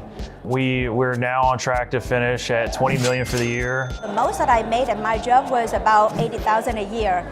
And now, I am a business owner. So for this year, we are on our way to $250,000. So we were doing about $1.5 million when I pulled the trigger on the 10X 360. This year, we're gonna do 7 million. If everything goes right, we'll do 20 million on acquisitions. I'm in track to making $120,000 with Grant Cardone, and I also learned how to open a marketing agency, and I'm on track to do $1.2 million.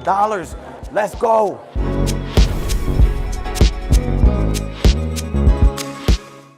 I'm looking through my notes and it's consistent. Almost every other speaker is talking about setbacks and failures. And so I was gonna ask you, what are some of the practices or strategies that you've solidified to help you when you get those setbacks? And what are some of the failures that you've had that we can all learn from?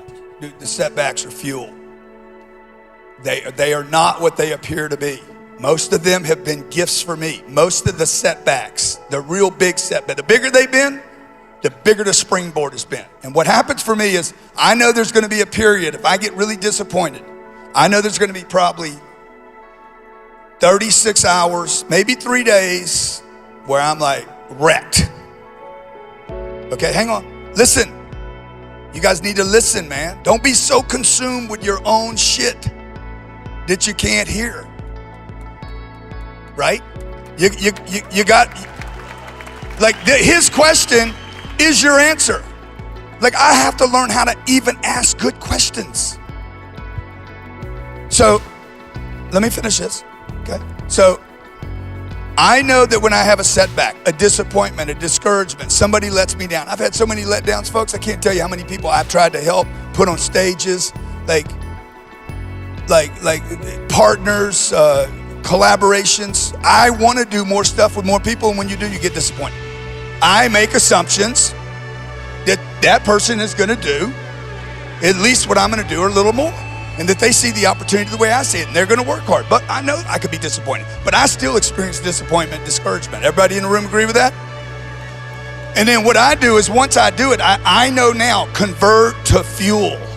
Convert to fuel. Convert the negative to fuel. Convert the loss to a win. Convert that lesson into fuel. Use it. Convert it from something negative to something that can give you energy to push forward.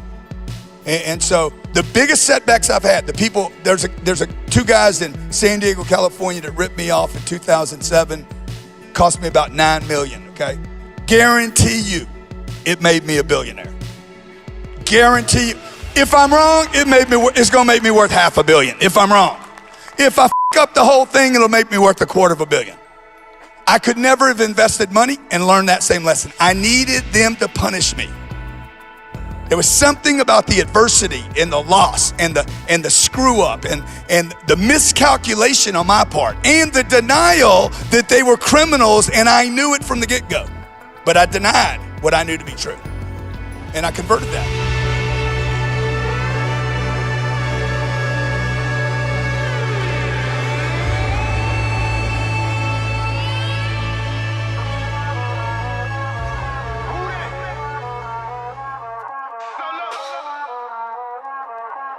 Grant Cardone, that's the next.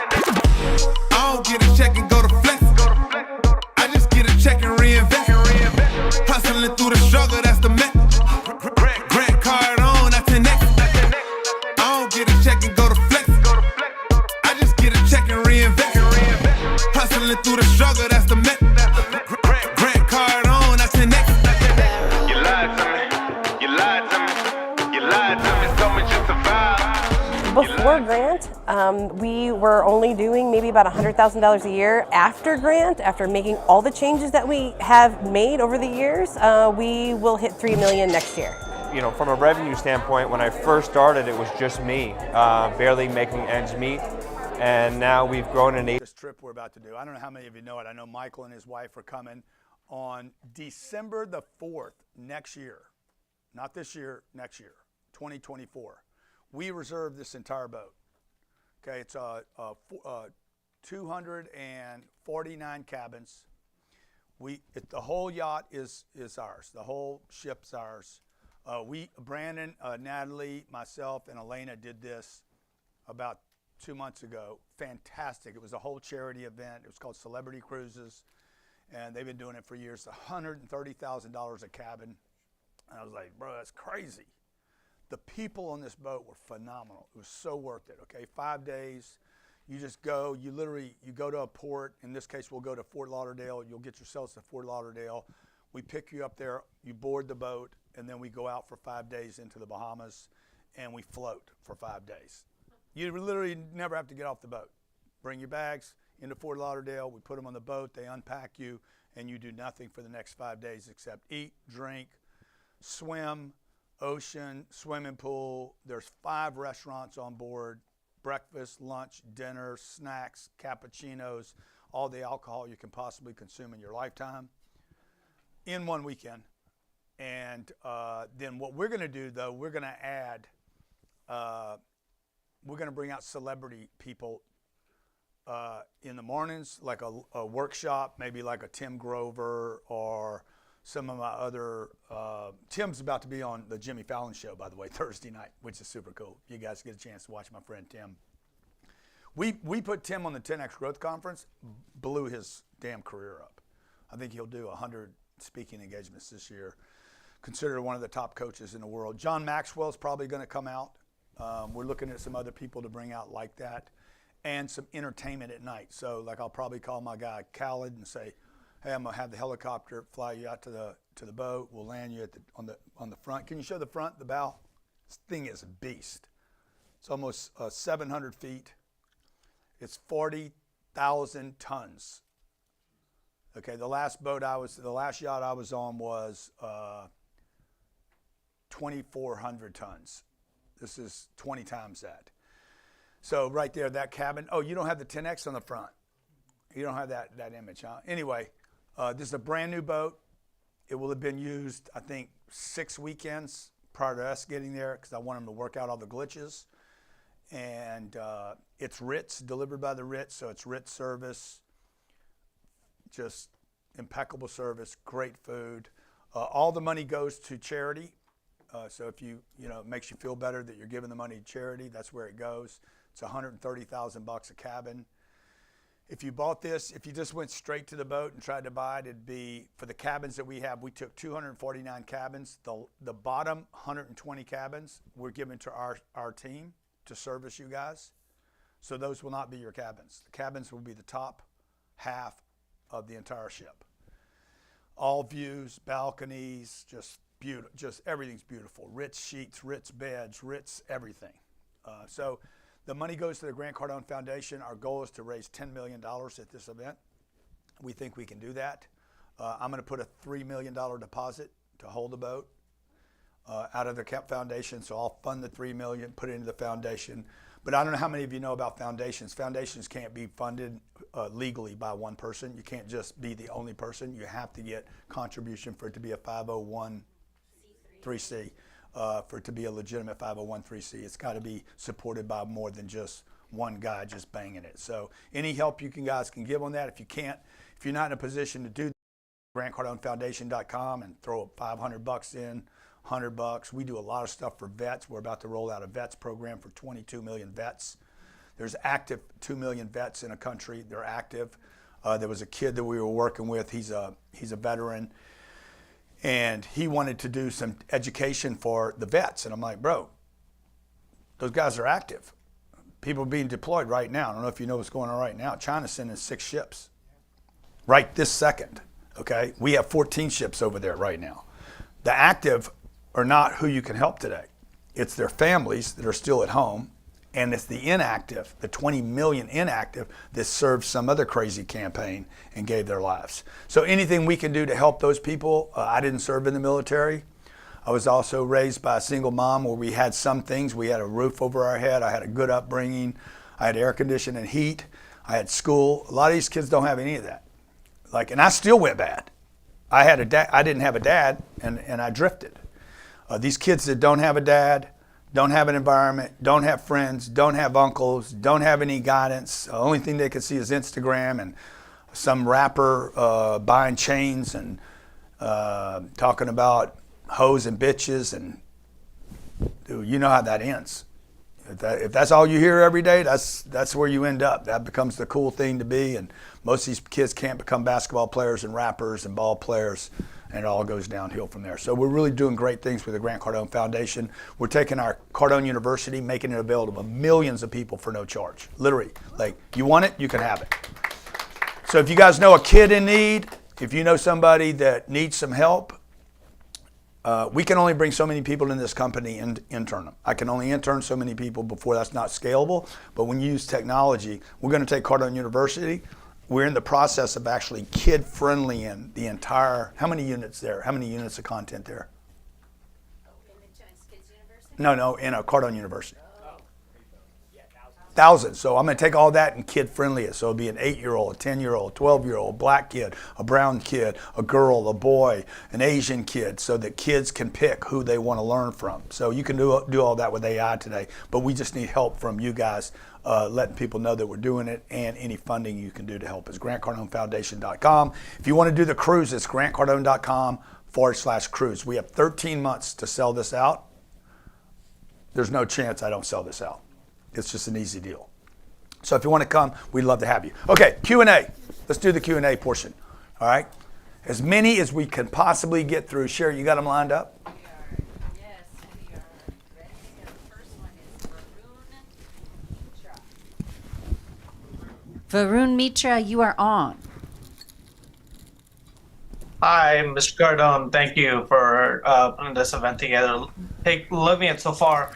My question is, with the banks crashing this year, lost my job with one of the banks that failed, and reinventing myself as an entrepreneur. Everyone thought of me as just an employee.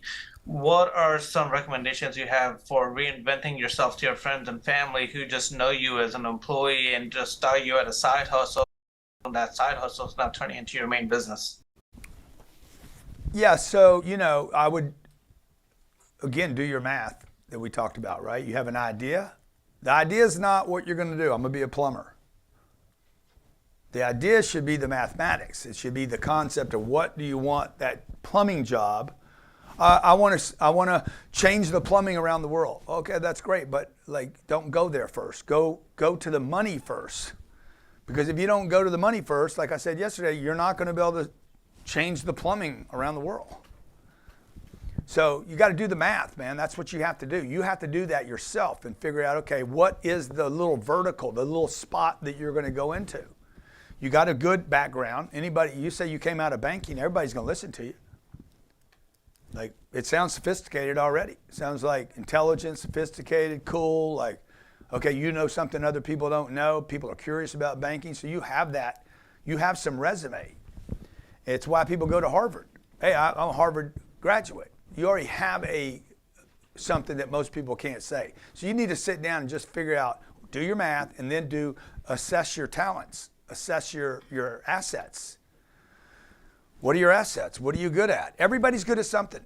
Everybody has something. I sat down, if you guys ever get a chance to see this video that I did where it was 2 hours, me sitting in my classroom, my other classroom over there, and I sat down and showed you guys how I built my brand out. I basically just took a stick figure of myself, like Natalie talked about. Hey man, this is Grant. My name's Grant Cardone. Okay, that's a name somebody else gave me. That wasn't even my choice. Now, what are my choices, okay? And then what are the things that I've done? Who am I? Who is this guy? And then I started listing out all the things that I am today. And this is how I literally built my brand out about all the things I talk about. So I think if you go to, Johnny, you remember what that link is? GrantCardone.com / it's online, I think. It's online on YouTube.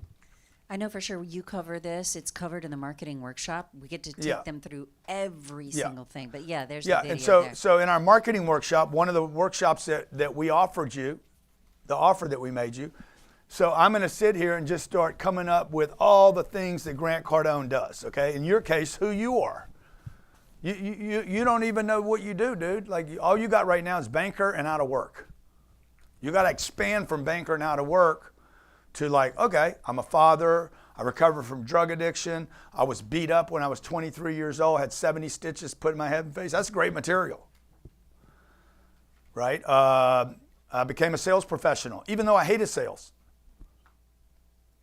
I became the top 1% of all of every salesperson in the auto industry. There's hundreds of thousands of them. Built the 10X brand. Here it is right here. I'm literally walking through all these things. I'm a business owner. Bought at that time $2 billion worth of real estate. That's grown to $5 billion now. So whatever it is you've accomplished in your life, you could be, I'm a one-legged person. I won a race when I was 12. I don't know, everybody's got something. The problem is you guys don't know your assets. You're so focused on your liabilities and your shortcomings, you don't see your assets. And the reason you're blind to your assets, the creativity drops when what? No, the goals and the commitment. Once you're committed to the goal, okay, you're not committed because the goal is too small. I am not going to change my income by 10%. It doesn't change anything for me. Regardless of what level you're at in your life, okay? When you change your income by 10% or keep it the same, you will go backwards. Why? Because it doesn't change anything enough, okay? If I change my income by 10% this year, nothing changes in my life. I don't buy any newer things, nicer things, bigger things. Nothing about my life changes, not in any way, shape, or form. Nothing changes. If you're making $1 million a year and you make 1.1 million, nothing changes. You go from 1 million to 10 million, everything suddenly changes. You're like, dang, okay, now, whoa. Life just changed for me and for the people around me. And then that's why people don't quit. Now, there is the too big a think. There's the stupid, oh, I'm gonna make $10 million in the next 5 days. Okay, I might be able to do that. I don't know how you're gonna do that. So you got to figure out, okay, the 10x goal should not be achievable in a short period of time. The 10x goal should be, okay, this is gonna be work. And it's worth it. Okay, next question. All right, we've got Esther. Esther, you're on with Grant right now. What's your question? He has me. Hi, greetings, Grant. How are you? Hey, greetings, Esther. Yeah, thank you so much for your amazing training and your awesome team. I don't have a 3% down payment to invest in apartments at this time, but I've signed up for your seven-figure accelerator course. I have a background of a bad dad. I was supposed to have gone to Harvard, but he drove around to make sure I wouldn't go to the what's it called, the orientation.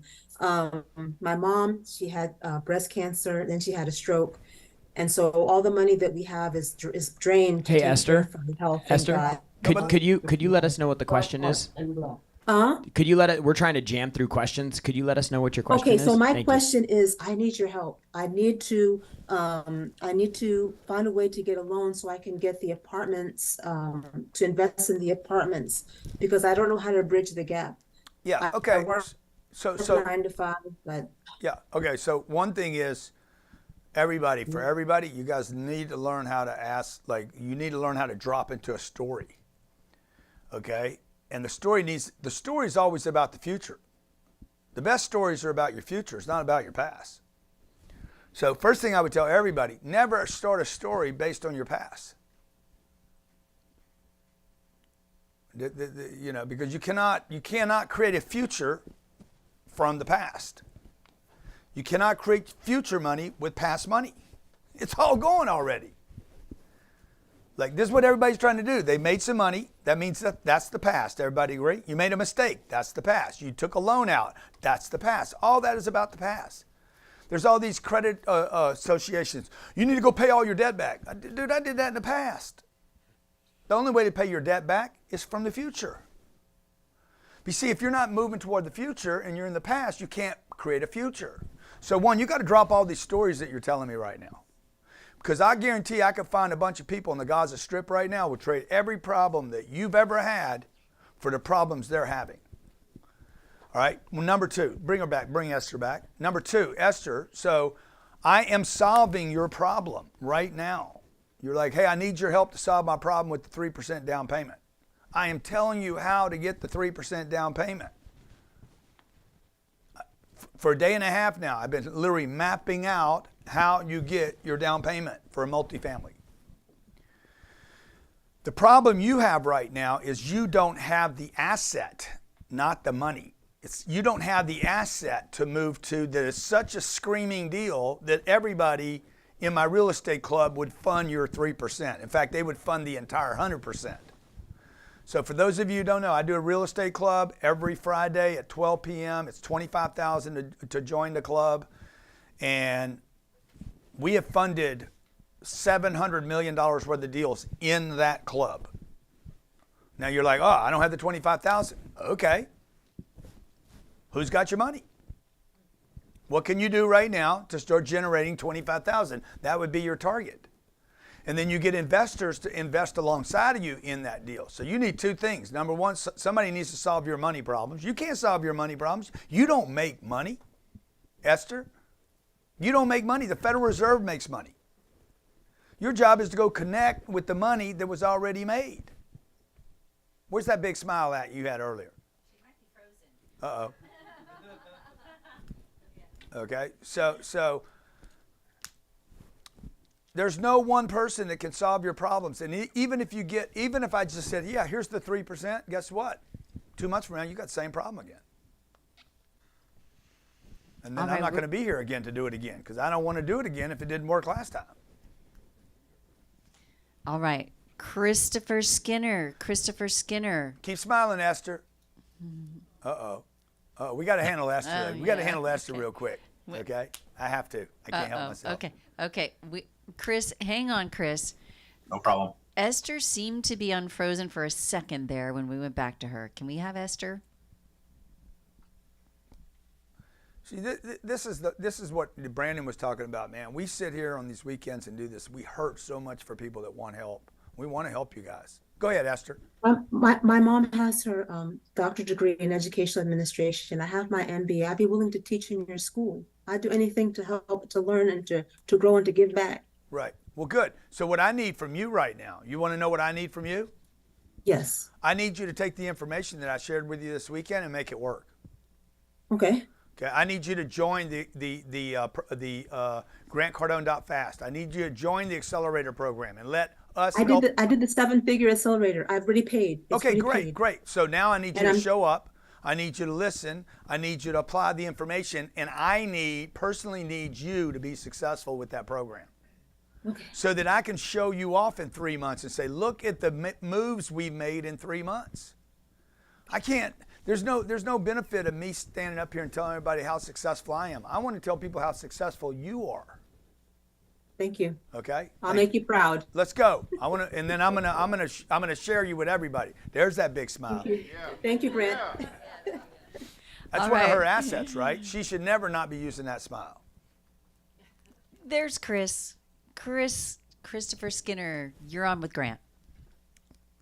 What's up, GC? What up, Skin Man? How you doing? Good, buddy.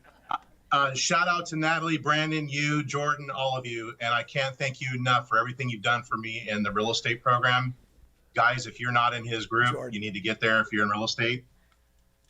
I just want to give a big shout out to Jordan, though, especially Jordan. But I want to thank all of you for what you've done for me and the other part of things. So just, I love you guys. You're great. We had a conversation last week and you talked to me about me being at 2 million going to 20 million. Yeah. Okay. And I needed 400,000 people to get to that target. My challenge is not my sales capabilities. It's marketing. 100. I need to get that help. I need to pivot because the IRS is where I do my business that's feeding the real estate side. Because I've been doing a lot of tax incentives and credits for the last 6 years. That has I 10x'd my business before meeting you. And I want to now triple that in the next 3 years. Oh, you 10x without me, now you want a 3x with me. That's right. Man, you're getting skinny, bruh. Your goals are getting skinny. My goals? No, I mean 3 times the 10. I want to 3 times that. I want to get to the Why don't you 10x the 10x 10x you already did? Why would you want to back up? I'm not backing up. The IRS put a moratorium in place. That's what's stopping. No, because you only have one customer. You need to open up your product line. It's not the customer. It's not the customers. It's the IRS that withheld the funds. Okay. So, you have one distribution channel. Say that again? You have one distribution channel. Who's controlling your distribution? The IRS. That's what I said the first time. You have one customer. Got it. You a hoe. you take the knee to the IRS. Never do that, guys. You guys stop doing this, man. Government programs, IRS, like Fed programs, you guys serve one master, man. The master says no more, and then you're like, oh, what just happened? Your business broke.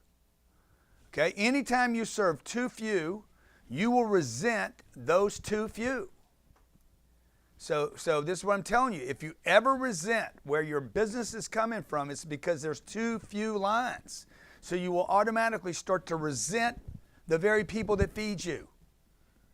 And the way to not resent people is to open up the flows of people you offer things to. So when Sherry says, no, I'm not going to do it with you, I just move on to the next person. Like there's never a threat for me. I don't have this sense of rejection or disappointment because I'm like, just going to move to another flow. I go to Chicago. I look at one deal. I back it up with 10 deals. Okay, I have 10 deals working in Chicago right now. Something's going to kick. Something's going to happen. I don't want to depend just on Chicago because maybe something goes insane there. I'm going to work 10 markets at the same time. That's why when you said you 10x without me, now you want a 3x. I'm like, bro, your thinking's getting shrunk. You just because you 10x one time. 3 times the X. I meant triple the 10x. I'm with you. Okay. But we already did the 10x. Now what we got to do is take the 10x and 10x the 10x. That's what I meant. Okay. Sorry if I didn't say it correctly. No, it's cool, bro. It's just the way the brain thinks. It's the brain thinks, okay, I go from 1 million to 10 million. Now I want to just 3x the 10 million. Rather than saying, dude, I just want to 10x the 10 million. You're not going to hit either one of them. Let me just get everybody clearly into reality. You ain't going to ever hit your 10x. I've never hit any of them because by the time I get close, I just change it again. So you need more distribution. Your distribution's clogged, okay? You got one toilet and it's not working. What you going to do now? Actually, I'm pivoting into cost segregation, which is a 40-year tax credit. Okay, now you got 2 toilets. Okay. And they all go to the same freaking sewer and the sewer backs up. So then as a business consultant that deals with business owners, what would you suggest I do? You need to open up the lines. You need to open up and have more channels of distribution. You need more offers, more products, more services, more in line with the stuff that you're doing. You have all high-end stuff and you have no low-end. I was in copier sales for 30 years and it died on. Okay. This one's going to die too. You're about to repeat your history. I'm all ears. Well, you just got to, now you got to be all eyes. All eyes on me. You know, you need to look for all these like I could tell one story, okay? I'm I don't know. I don't know. What's one thing about me, Sherry, when you think about me? I'm a father. Now I could just sell to fathers, tell everybody how great a father I am. I've cracked the father code and I'm Mr. Father and I'm the greatest father in the world and I could write a father book and a father series. Dude, all I'm ever going to get is the fathers. And then one day in America, it suddenly becomes an attack on the fathers and families, and being a father is a crumb deal, and nobody wants to be a father anymore. But my business is burnt. Can't sell anymore. Worked for a little while. I thought there was a lot of fathers. Till I remembered, oh shit, I'm also a son. Oh, I'm a man. Oh, I'm a friend. Okay. Oh, I like plants. Right? Oh, I love real estate. Now I open up all these other lines of things that I can move into the marketplace. So if you're going to be a farmer and you're going to be a corn farmer, that's great, you know, until your stock gets wiped out. You guys should be learning from everybody. History tells you, man, you cannot just be a corn farmer. Right? Bill Gates cannot just sell software. The reason why he got the company to one place, sold as much software as he could to everybody, and then he's like, okay, I don't want to do this anymore. What happens when your gig works and now you find out I'm no longer interested in this gig? End of the road just came. You no longer have a passion, no longer excited about it. You sold as much life insurance. You told the story as many ways as you can. You've met as many families as possible. You've had apple pie until you get 40 pounds overweight, okay? And then you're like, what else is there, man? I'm 50, 60 years old, and I don't want to do this game anymore. I'm moving paper around, telling this story about in case you die. So you guys got to also understand, you're just going to lose interest in some of these stories. Everybody agree? You see me, y'all wonder about, how's this guy stay excited all the time? I got a whole bunch of stuff I'm excited about. We're delivering you guys new information today. Me and Jared are delivering information we have never delivered before. That thing that Natalie delivered this morning on people, she'd never delivered that information like that until today, and it was phenomenal. I'm like, that's a whole nother piece of content that people need. Okay, Skinner, hope that helps, all right? Yes, ma'am. This is Jennifer. Jennifer, you're on with Grant. Hello. Hello. Thank you for having me. I am from San Diego. I remember Grant used to living in La Jolla, so that's the reason I I signed up to be on the program because you come from La Jolla. Okay, you never know who gets people. Okay, I'm yeah, buying right now. He lived where I used to live. Yeah, I follow you a lot on social media, but real quick, my question is that I bought a house. Obviously, it's wrong. Everything I've been doing, it was not good. Even though it called investment, but there's no cash flow. Yeah. Since I follow you, I wanted to get into the better direction. I do have 401k. I do have IRA, Roth IRA. Of course, you have it all. each, I do have a house that I pay for. Yeah. Putting a few $100,000 on down payment, obviously Brilliant. it doesn't give me any cash flow. And also I paid off my business because I was borrow everybody's money.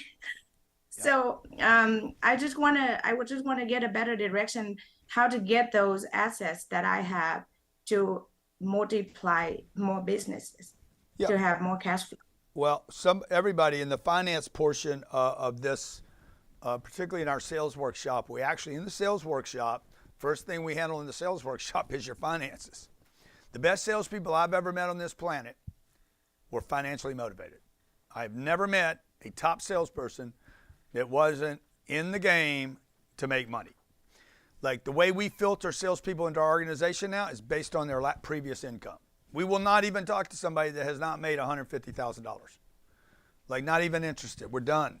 We tried it. We tried to train people that were poor and broke and, oh, I have to have money. The only thing we go for right now is people that already have trophies.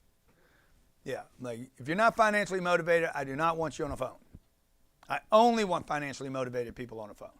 So you are financially motivated because your entire culture teaches money, and I'm talking about the Asian community, teaches money from a very young age. And that's why the Asians do better than any other single group in America by net worth, credit scores, savings, retirement accounts, everything. But part of you guys have also been exploited by the banks because you play by house rules. And you qualify for every basic house rule. The IRA, the 401k, she's got a mortgage on her house, she paid off her business. You're doing everything they want you to do. So you got to undo all that education that you have that's helped so many people become middle class but never create wealth. And the way to create wealth is don't have the mortgage, get rid of the house, cash in your 401k IRA, start using that money in your business, probably use debt in your company, and maybe even move out of San Diego.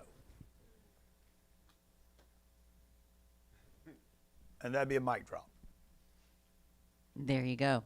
All right, last question. And when she talks to her uncle or her grandfather, they're going to think she's nuts. Because what they've been doing for 50 years is playing a game. A game, and the house finally says, oh, we got as many people as we can trap here. All right, last question, guys. Fabian is on with Grant. Grant, good morning. Saying hello from California. First and foremost, just want to say thank you for being so selfless. I met you at 2 a.m. on YouTube one morning, so completely lost, was looking for an answer, and I found you. So thank you so much. 9 years later, I've sold my first agency I co-owned. I have $408,000 in cash liquid. I have just started my own insurance agency that focuses on commercial insurance. And I just wanted to ask you, hear it from you, what strategy would you deploy to turn a commercial insurance agency and make it fun, make insurance fun, make it sexy? And more importantly, what's your thought on, instead of having sales agents that sell commercial insurance, having affiliates that already have a following, that are huge, that are fun, push and promote the brand? What would you do? What's your strategy there? Well, I would, first of all, I'd take your 400 grand and get rid of it. I would get it illiquid as fast as you possibly can. Do not use the 400 to build your business. You do not need $408,000 to build your business. I would take the $408,000. I'm just telling you guys what I do. I never use cash in a new business. Okay, I take all my cash. Let's say this business over here, this is a business now, not a person. This business over here generated 400 grand. Okay, and I started this business with zero money, and I suddenly end up with 400,000. I am not going to use the 400 grand in the business. I'm going to take the 400 grand and get it out of the business because I already know I can generate 400 grand out of that business. What's the better return, 0 to 400 or 400 to 800? 0 to 400. It took me no money. It's like a 4,000% return. It's infinite. I can't even measure it. It's immeasurable. Right? I know I did this once, so I'm gonna take this 400. I'm gonna go buy $1 million worth of real estate with this 400 if I use leverage, or no leverage, and I'm about $400,000 worth of real estate. It's gonna pay me $24,000 next year. That's insurance money, man. The insurance companies, you're gonna sell insurance premiums for MetLife, New York Life, Mutual of Omaha, whoever the bullshit company is, they are invested in my real estate. Insurance companies own more real estate in this country than any other institution. Why? Because they need to put the money, bury the money into a safe place where it distributes cash flow to pay the claims. So I'm doing a deal right now. New York Life, New York Life, MetLife and Allstate own this property together as partners. Why would they? It's all cash, by the way. No debt. They bury all cash into this deal and then wait for it to drip 5 or 6% to pay claims. So that's what I would do if I were you. First of all, get rid of your cash, bro. You are more creative when you're broke. How many of you saw Undercover Billionaire? What did I do? First thing I did was commit to the challenge. Second thing I did, got rid of the $100. It was $100. You would think I need $100, but I'm like, no, shit, I'm broke. You're broke, bro. Do you know you're broke? You're already broke. So make it official. Make it official. Do not have a place to go to solve your problems. Because once I get illiquid, I'm telling you guys, get illiquid. Wall Street wants you liquid. They want you liquid. Why? They want to churn your account. They want the stock to go up or down and for you to sell, because every time you move, money's moving. Money that's moving allows them the opportunity to grab it. So when I'm illiquid, okay, I take this money out of the system and I put it into a building, and then it spits.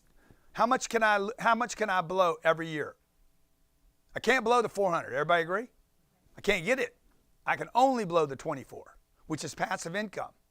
This is a non-taxable event for the first 4 or 5 years. Okay, now I'm broke over here. Now I need to go build my insurance business. And then you're going to do that the best way you see fit. It could be affiliates.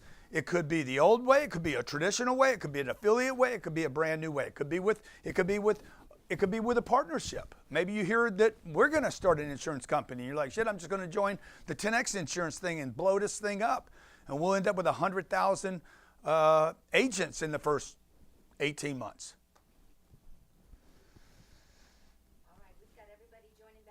Good. Everybody's coming back. VIPs, thank you for being here. I hope you guys took advantage of basically the free offer today. We're going to end this here in about 90 minutes. I think, who's coming up now? Jared Glant. Or Jordan. Jordan? Yeah. Everybody, please welcome back to the stage Jordan, who's going to be talking about data. Yeah, so they gave me the fun one to talk about. Data. And so when Grant and I were talking about how to make data sexy and fun, we put together two different looks at this, because the beautiful thing about data is that there's no emotion in a number. And one of the most exciting things that I have in the business, and as I started with Grant, for those of you who don't know me, 13 years ago I started with Grant answering phones as a sales guy. Today I'm the president of the company. We've grown a lot. We were doing $2 million a year back then. We'll do $150 million this year. In the process, have spun out Cardone Capital, Cardone Ventures, 10X Stages, the foundation, all these businesses. And one of the things that I think impacted confidence the most was predictability. When you can predict things, you can develop a lot of confidence, right? And confidence will give you the courage to move. And so, like, if you think about like the lotto, right? If you knew what lotto numbers were going to be picked, and you could buy a ticket before the lotto numbers came out to everybody else, you'd do it because you had a high degree of confidence that it was going to work. You were going to win. And numbers are the same. Or numbers are the thing that give you predictability in your business. Now, the bigger your business gets, the more important these numbers become. Like today, our business, like I spend most of my time in stats and numbers. Okay. Now, our business, like I said, is going to do $150 million this year. If your business is not there, and let's say you are, you're making 80 grand, 150 grand, 200 grand, you have a lot of data, okay? Very important data. And chances are you're probably overlooking it, okay? Now, what's very important to understand about data is that if you can't control your personal data, you're never going to be able to manage your business data. The ability to track a stat, to keep a stat, to measure a stat, to learn how to improve a stat will determine your ability to be successful in business. And I'm talking about things in your personal life as well. And most people don't make this connection between what they're doing at home and what's happening at work. Right? Like a lot of people get in a position where they are one person at work and then they go home and they're a completely different person. They have core values at work, but then they go home and they have no core values. There's misalignment with your friends, with your family, some of the things we've talked about today. And so what I want to do today is I want to help you guys understand the things that made the biggest difference for me. When I came to work for Grant at 26 years old, I had debt, a car my mom had loaned me, and I moved from San Diego to Los Angeles. Thank God I was able to sublet a room because I didn't have enough money to put a security deposit down on an apartment. I was making $2,500 a month, and I earned 10% commission on anything that I sold. And so when I came up from San Diego, left everything that was comfortable to me. At the time, I was smoking weed every day, multiple times a day. I knew nobody in Los Angeles except for one person, and he was doing his own thing, right? He was in the TV business. And so I had to figure out a lot on my own. I was sleeping on an air mattress. I did that for almost 2 years. It became a running joke in the office because even after I started making money, I was so terrified that something bad was going to happen. I was going to lose all my money that I just kept the air mattress. I didn't want to go spend $600 on a bed. But I had so many data points that I became aware of for the first time in my life, and I started measuring them. And I realized that as I started getting more disciplined with how I was managing myself, my performance at work started to improve. And so what I want to do is I want to cover the very first thing that you guys have to do is you have to get tight on your personal data points. Okay? So these are the most important things that you need to be measuring in your personal life so that you can be as successful as you possibly can be in your business life. So just take a second real quick and think about in your personal life. Think about the friends you have. Think about the places you go. Think about drinking alcohol. Thinking about smoking cigarettes. Think about all the things that you're doing in your life, okay? Good or bad, and how they affect you. What's your diet like, right? So number one, personal data point you can measure, what time you wake up and what time you go to sleep. We're on page 71. I know we've skipped around in the workbook just in case anybody online 71. Is lost. So what time you wake up and what time you go to sleep. Very simple thing to measure. One thing I know for sure is I am more productive when I started waking up at 5:30 in the morning. I'm more productive between 5:30 and 8:30 than I am between the hours of 8:30 and 11:30.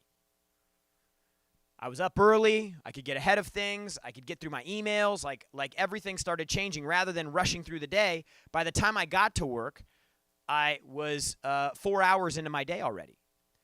And so what that did for me is it gave me momentum into the day rather than waking up a little late, rushing to get to the office or rushing to get to work, having chaos in your morning.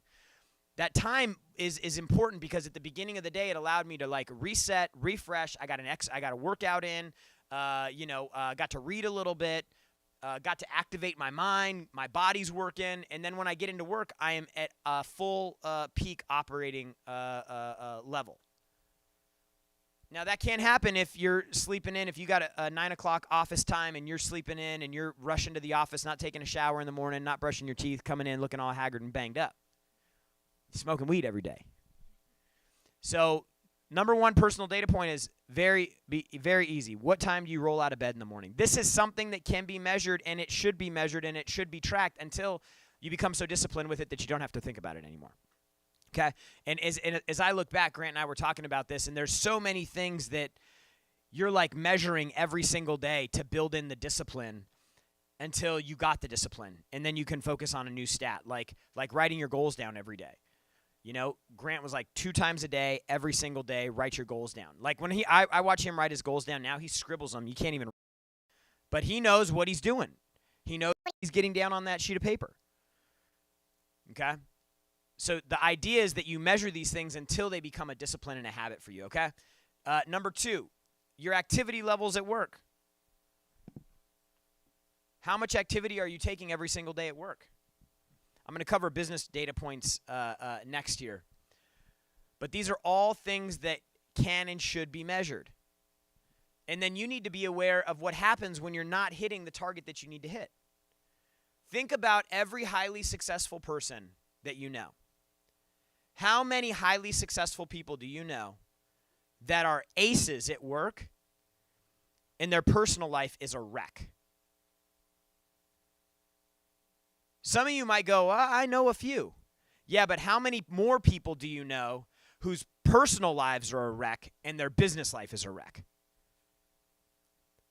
So, like you got to understand, like that is a very clear indication of what happens when your life is in order. Better chance of being successful, right or wrong. Okay? What you're doing when you're not at work. So what are the activities that you have when you're at home? You sitting around watching TV?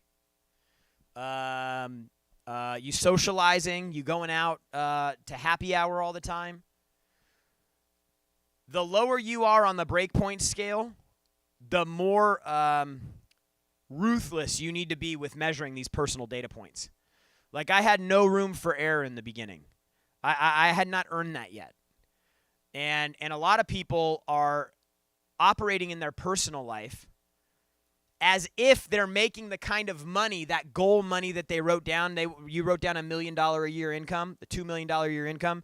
You're operating like that right now in your personal life, but you're making $50,000 a year. So like, you got to be looking at, like, what are the things that are happening when I'm not at work? From in the morning when you wake up till you go into the office, and then from the time that you get home till the time that you go to bed. What is happening there? You should be logging these things. You should be highly aware of them. You should be, if you're watching garbage trash TV shows, you should, like, literally, this doesn't have to be highly technical either. Like, a sheet of paper with tick marks on it is as simple as this needs to be. That was how we always joke around, because that was the first original CRM in Grant Cardone Enterprises, was a 8.5 by 11 sheet of paper. It had a quadrant on it, and it had calls, appointments, demos, deals. And that was the quadrant I worked on every day, and I was ticking my calls on a sheet of paper. So this is the thing you need to be looking at every single week, okay? Number 4, low self-esteem activities. Y'all know what I'm talking about. You know, I was smoking weed every day, and I never felt great about it. Because I knew what it was making me do. It was making me, I didn't want to confront having to go out and socialize in the new city I was living in. It was easier for me to be at home. So I'd sit there and I'd smoke some weed and I'd watch movies. That was what I did when I got home. So for the first 90 days that I worked for Grant, that was my routine. I'd wake up, go into the office. We worked 8 to 5. I'd show up at the office at 8 o'clock. I'd make all my calls. I'd leave the office at 5, sit in a freaking hour and 15 minutes traffic to go 3 miles in L.A. It was crazy. And then I'd go home. I'd get home. I'd smoke weed. I'd sit down on the couch, and I'd watch a bunch of movies and eat ice cream. Dave Robards.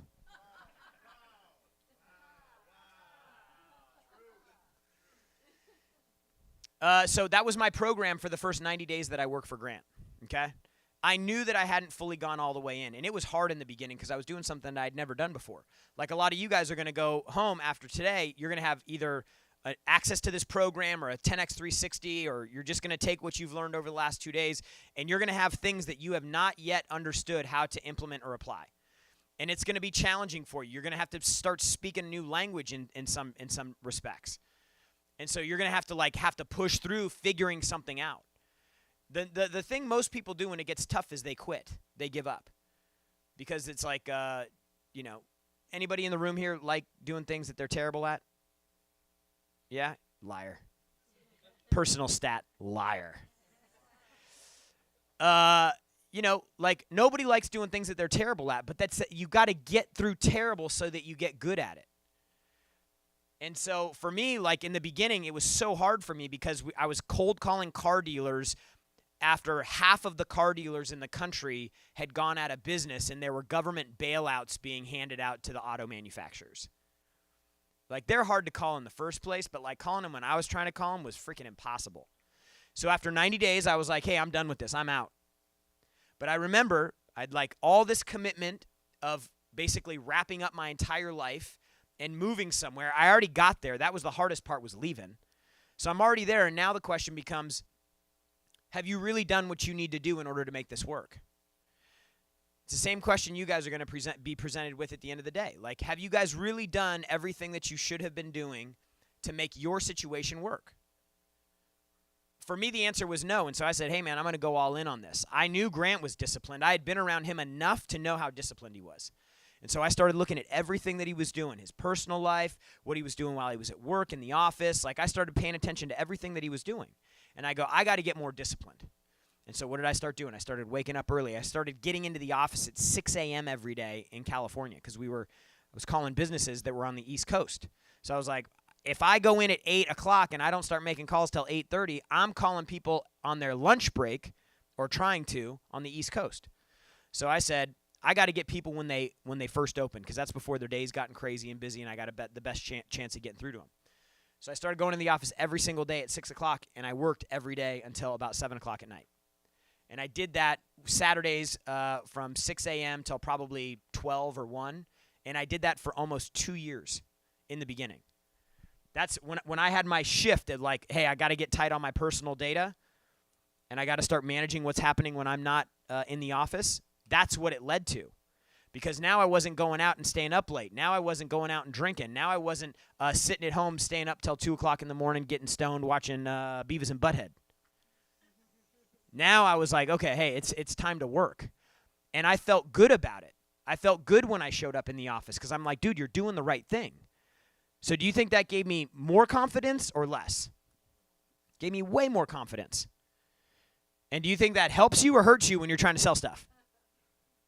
When you're going around and you're sleeping around a whole bunch and you're leaving a mess behind you, you're leaving a trail of destruction. Do you think that helps you or hurts you? Dude, ain't nobody feels good about that. So these low self-esteem activities, you guys got to start keeping a tab on those things. Keep your tick marks on your low self-esteem activities because these will cost you money. Number 5, your money habits. What's your bank account look like? How are you spending money? What are you spending money on? Grant covered like literally billionaire money tips yesterday. How many of those are you applying? Have you ever even thought about a rule like the 40% rule, where there's so much pressure that you put on yourself by committing to investing in your future that you have to produce? Like when you start doing the math on the 40% rule, like you gotta make probably 350 or 400 grand a year to get to the point where things start loosening up a little bit. So what does that do? You're like, oh man, I got to go make more money. Okay, great. Yeah, thank you guys. Appreciate this. Yep, that's me. This is how Jerry would show up to work when he first started. Truth is, I couldn't even afford to get haircuts. Like I was like, well, there was a cute girl that cut my hair, and so I wanted her to cut my hair, but I didn't have enough money to have her cut my hair as often as I needed to get cut. I was trying to put my work in with her, And that shirt right there was one of 4. So I had to, do laundry during the week. And I eventually wore the elbows out of it. You ever done that? Like your shirts, they wear. No? All right. Well, I guess I was just real hard up.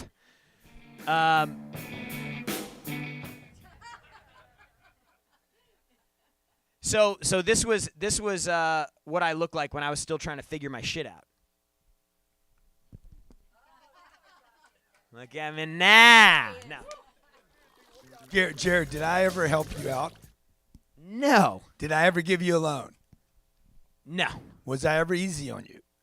No, I was going to say the only thing you did give me is a hard time. Like all the time. Constantly pressing and pushing. But I took it because I was like, dude, I'm just going to do exactly what he tells me to. Like, this guy's got it figured out. He's way more successful than I am. He has a lot of things that looks like I want to have that kind of life. I'm going to listen to every single word he says. And so I did. His dad turned me on to him, by the way. His dad was a customer. We sold a customer. This is the important part about selling a customer. And important to sell a customer that pays you money. So the dad was like, well, I don't know, he was paying $36,000, $40,000 a year. Well, actually, he bought the DVDs. Okay. And then he paid. We were selling because he was the first customer. I was like, Dad, this is so hard, man. You got to help me out. You got to do this deal. These were a set of DVDs for $12,000. I think we were selling them as little iPods at the time. The G-Pod. The G-Pod. $2,200 iPod Mini. Yeah. Yeah. You know, hey, we had to do what we had to do. Man, there's so many great stories that you guys have no idea when we were coming up. But if I'd have been easy on Jared, he wouldn't be here today. You guys understand that? If I'd have solved Jared's money problems, he wouldn't be here today. Also on this number 5, money habits, you guys, most people do not have bad money habits. You actually have good money habits that are now your enemy. Like the gentleman that's got $400,000. That's a good money habit, dude. The fact the guy I say $408,000, unbelievable money habit. This is why I say all assets become liabilities. Now he's got $408,000, and he's going to go stack another 408, and then he's going to have $816,000. It's a problem. So money habits can go both ways. You don't have any. You always blow it. But more people in America save their money incorrectly than use their money correctly. So for me, money habits was store everything, like spend as little money as possible.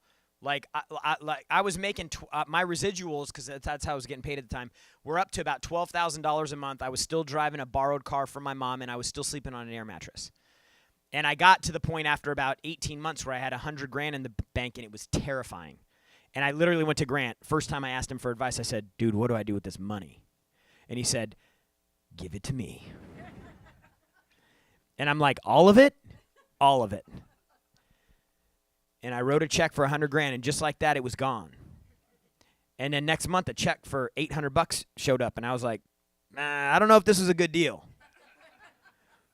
And then another one, and another one, and another one. In about 6 months, he came in, he gave me a check for $35,000. I'm like, what's this for? He's like, oh, that's we refinanced the deal. This is we pulled this out of the deal. It's yours now. I'm like, yeah. I'm like, yeah. I invested in a real estate deal with him. And then he goes, I said, well, what do I do? Do I report this as income? He's like, no, it's not taxable. And I was like, this is how people get rich. And from that day forward, my income target moved from personal income to passive income. And so I've always been chasing passive income targets and then backing into personal income that I need to do in order to reach my passive income. So money habits are a huge thing. How much do you have in your bank account? How much of your money are you investing in the things that are going to contribute, things you can, that are write-offable, like all these rules that Grant talked about? What are your money habits? Number 6, is your house in order? Like, is your house kept up? Like is your house a mess? Is it a shit show? Like when you walk in there, is it messy? Like I learned this from Grant too. He's like, dude, you don't want mess around you at all because it indicates chaos and confusion, and you need something that's clean so that you can move fast. And like the way your house is, your bed being made, as silly as it sounds, your counter being picked up, no dishes in the sink. Like these are things that like when I walked into my house and it was a mess, I didn't feel good.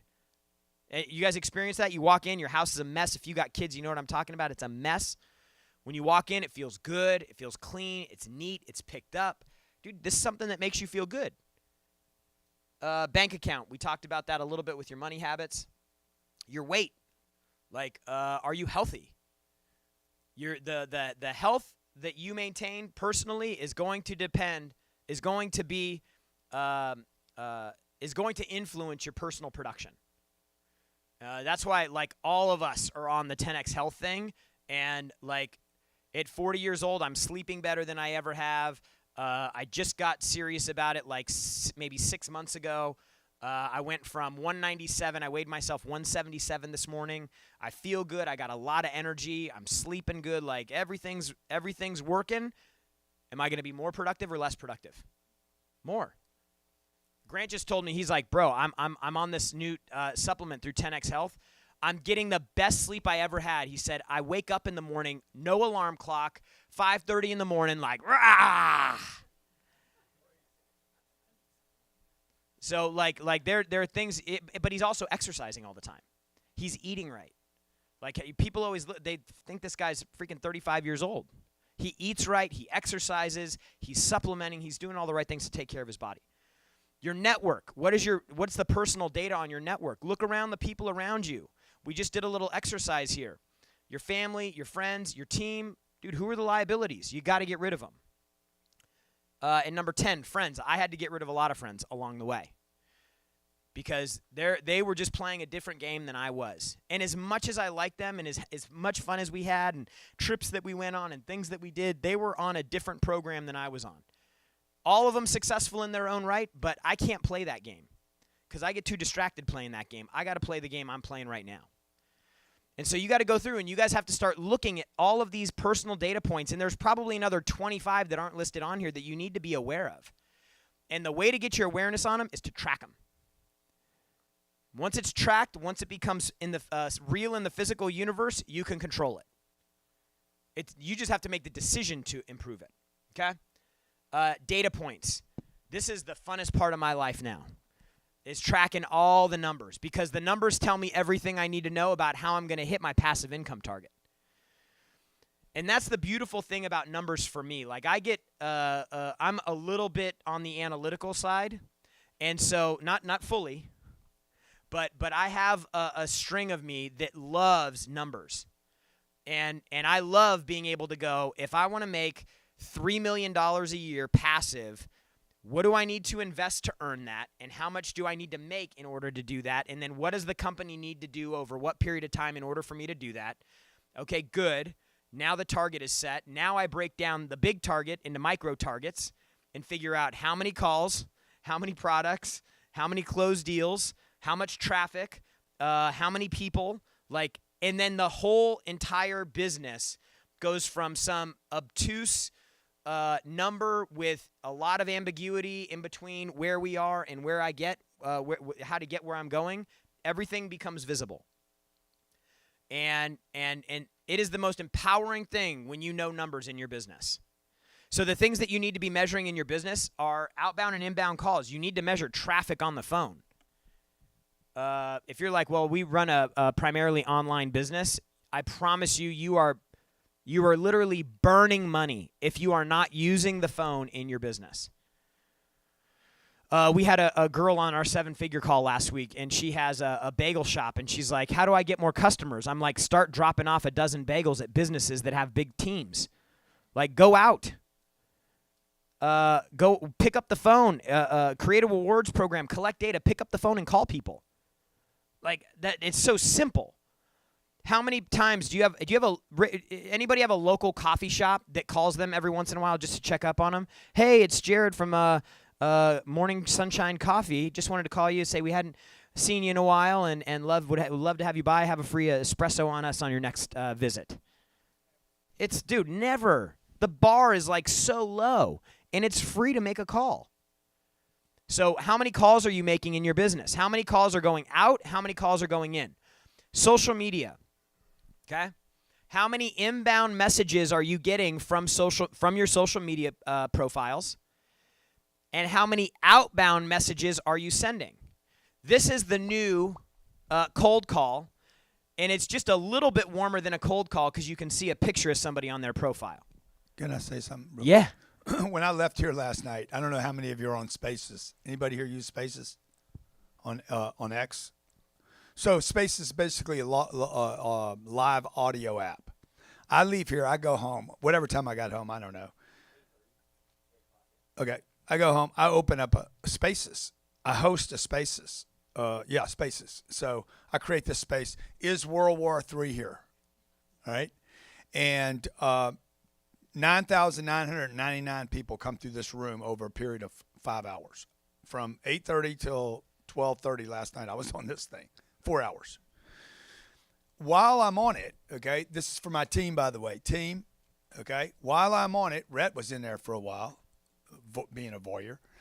And I bring all these people to the room. All these people get to come on stage. Everybody gets to say about, oh my God, the world's coming to an end, or it's not coming to an end, quoting biblical stuff, blah, blah, blah. For 4 hours, I'm listening to this.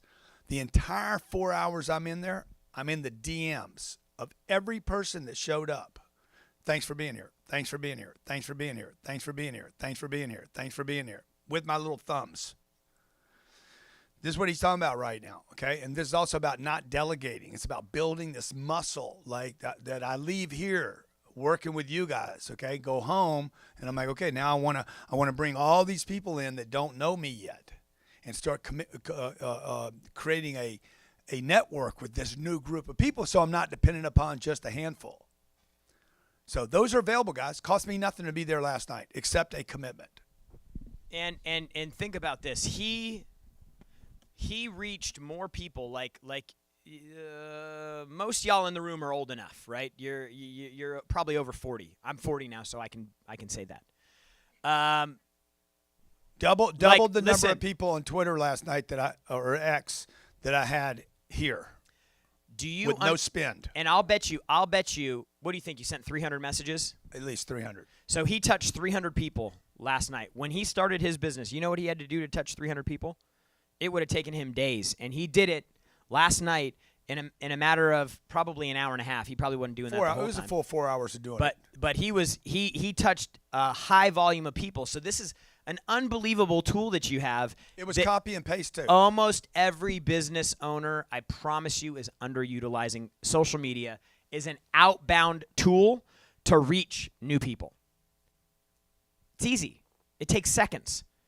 You could probably delegate this to a VA in some other country with a bunch of pre-canned messages, 100. And all you start doing is start tapping on people. Like, this is one of the most scalable activities you have in your business, and none of you are using it. I met last night. I'm sorry to interrupt you again, Jared, but there was a guy named Jake. Jake was you remember the shaman Jake at J6, the guy that walked into the big thing Capitol. Yeah, he was in the room. Okay, super intelligent dude. Spent 27 months in jail, 10 of which were in isolation. Okay, so I met him. I met a congressman. There weren't any congressmen here yesterday. We spent $700,000 to put this event on for people to show up. There was no congressman here. And last night I went for I don't even think it cost me anything. Does it cost me anything on my phone to be there? Elon spent $44 billion of his hard-earned money to put that together. And I'm like, I'm going to go in there and tap into this audience. So again, this is about commitment, guys. I know you guys are like, man, I don't have time for all this stuff. No, you don't have a commitment. You have time and money problems because you never committed the time and the money.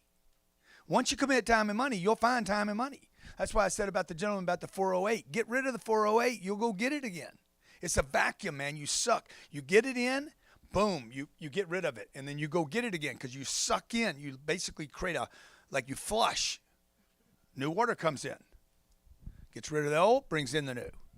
And what a lot of you try to do is you try to store your energy. You're like, I got to go home and I got to rest. I got to catch up on sleep. It's impossible to catch up on sleep. You lost the sleep already. Okay? Sorry, Jared. It's all good. Jordan. Yeah, Jordan, yes. Call me either. Well, my son's name is Jordan, so Sandy calls me Jordan sometimes. Number 3 is emails. So how many emails are you sending? Like, no matter what the performance of any of these stats are, you have to measure them. Even if your email open rate is garbage, if your click-through rate is garbage, if your connect rate on an outbound call is trash, if you're setting a ridiculously low amount of appointments on your calls, if you're closing even less, like, any stat is better than no stat. Because once you have the statistic, you can start to figure out how to improve it. But you have to track it first. So emails. How many emails are going out every single day? How many people are on your list that are receiving an email from you every single day? How much outflow are you sending out into the marketplace? Number 4, how many appointments are you setting per day? Should be a target. How many appointments are you going to set per day? How many emails are you going to send per day? How many calls are you going to make per day? These calls should all be backed in from your annual target into a monthly target, into a weekly target, into a daily target, into a target by rep in order for you to hit your annual target.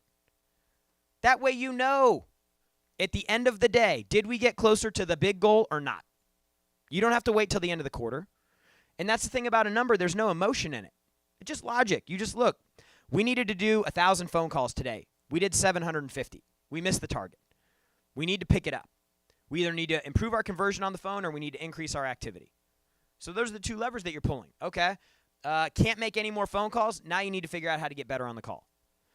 Once you have the data in place in your business, then you just have to figure out how to improve that stat.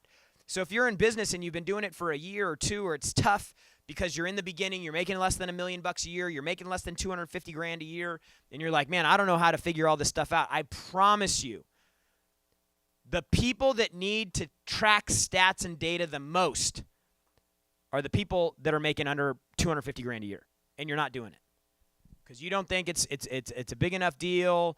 Whatever excuse you want to tell yourself. I know because when I was there, I had no idea. I was not tracking this stuff until this guy came in and said, dude, you need some order and some discipline in your life. You need to start measuring these statistics. And then you need to put those on graphs because graphs show a line. And lines are a visual indication of whether you're doing good or you're doing bad.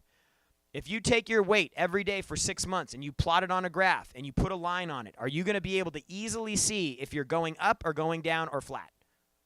Right? The same thing happens in your business. This data goes onto a graph. You look at the graph. Immediately you have a picture. The brain processes images 60,000 times faster than words.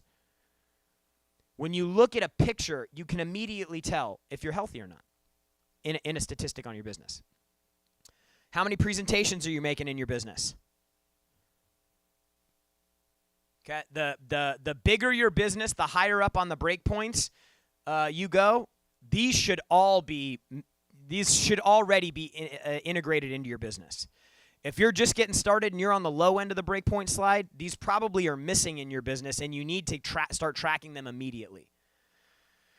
How many closed deals are you getting? So now I can look at how many presentations to how many closed deals. I can figure out how many appointments I need to schedule in order to get a presentation because if you work in sales or you have salespeople, you know that just because somebody sets an appointment doesn't mean they show up. So how many calls do you need to make to get somebody on the phone to get an appointment? This all backs into exactly what you need to do to hit your target. Exactly. Closing percentage. If you want to measure them on presentations like it sounded like Michael was, then you can measure them on presentations. If you measure them on total contacts, that number is going to fall. That's what Grant was talking about yesterday. New leads per day. How many new leads per day, new opportunities per day are you generating? Now, like when we're working with businesses under $1 million, they don't have a big advertising budget. Most cases, no budget. So the way that they're generating leads every day is they're self-generating leads. So what's your target for self-generating leads? For some people, it's 10 or 15 or 20. Then how many of those leads do you need to collect in order to get somebody to answer a phone call, to get them to set an appointment and go through a presentation and get a deal? Because you may find out that you're only self-generating 15 leads a day, but you need to generate 150 leads to get a deal. So now you know for every 150 leads you get a deal. Does that help you? Make you more confident? Allow you to move faster? Try to start thinking, how do I get 300 a day? How do I get 500 a day? How do I get 1,000 a day? This is how you actually hit the target.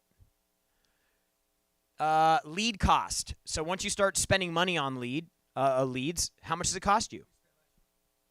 $24 million on traffic last year. This year we have been at a technology break point. We have had a hell of a time integrating all of the systems that we're on. Like Brandon's talking about 18 systems. We take money in from 3 different, 5 different, 8 different places. It's wild and crazy. We're spending anywhere from $1.5 million to $2 million a month in advertising. And so when I'm spending money on the front end, I'm trying to figure out what sales are coming from that.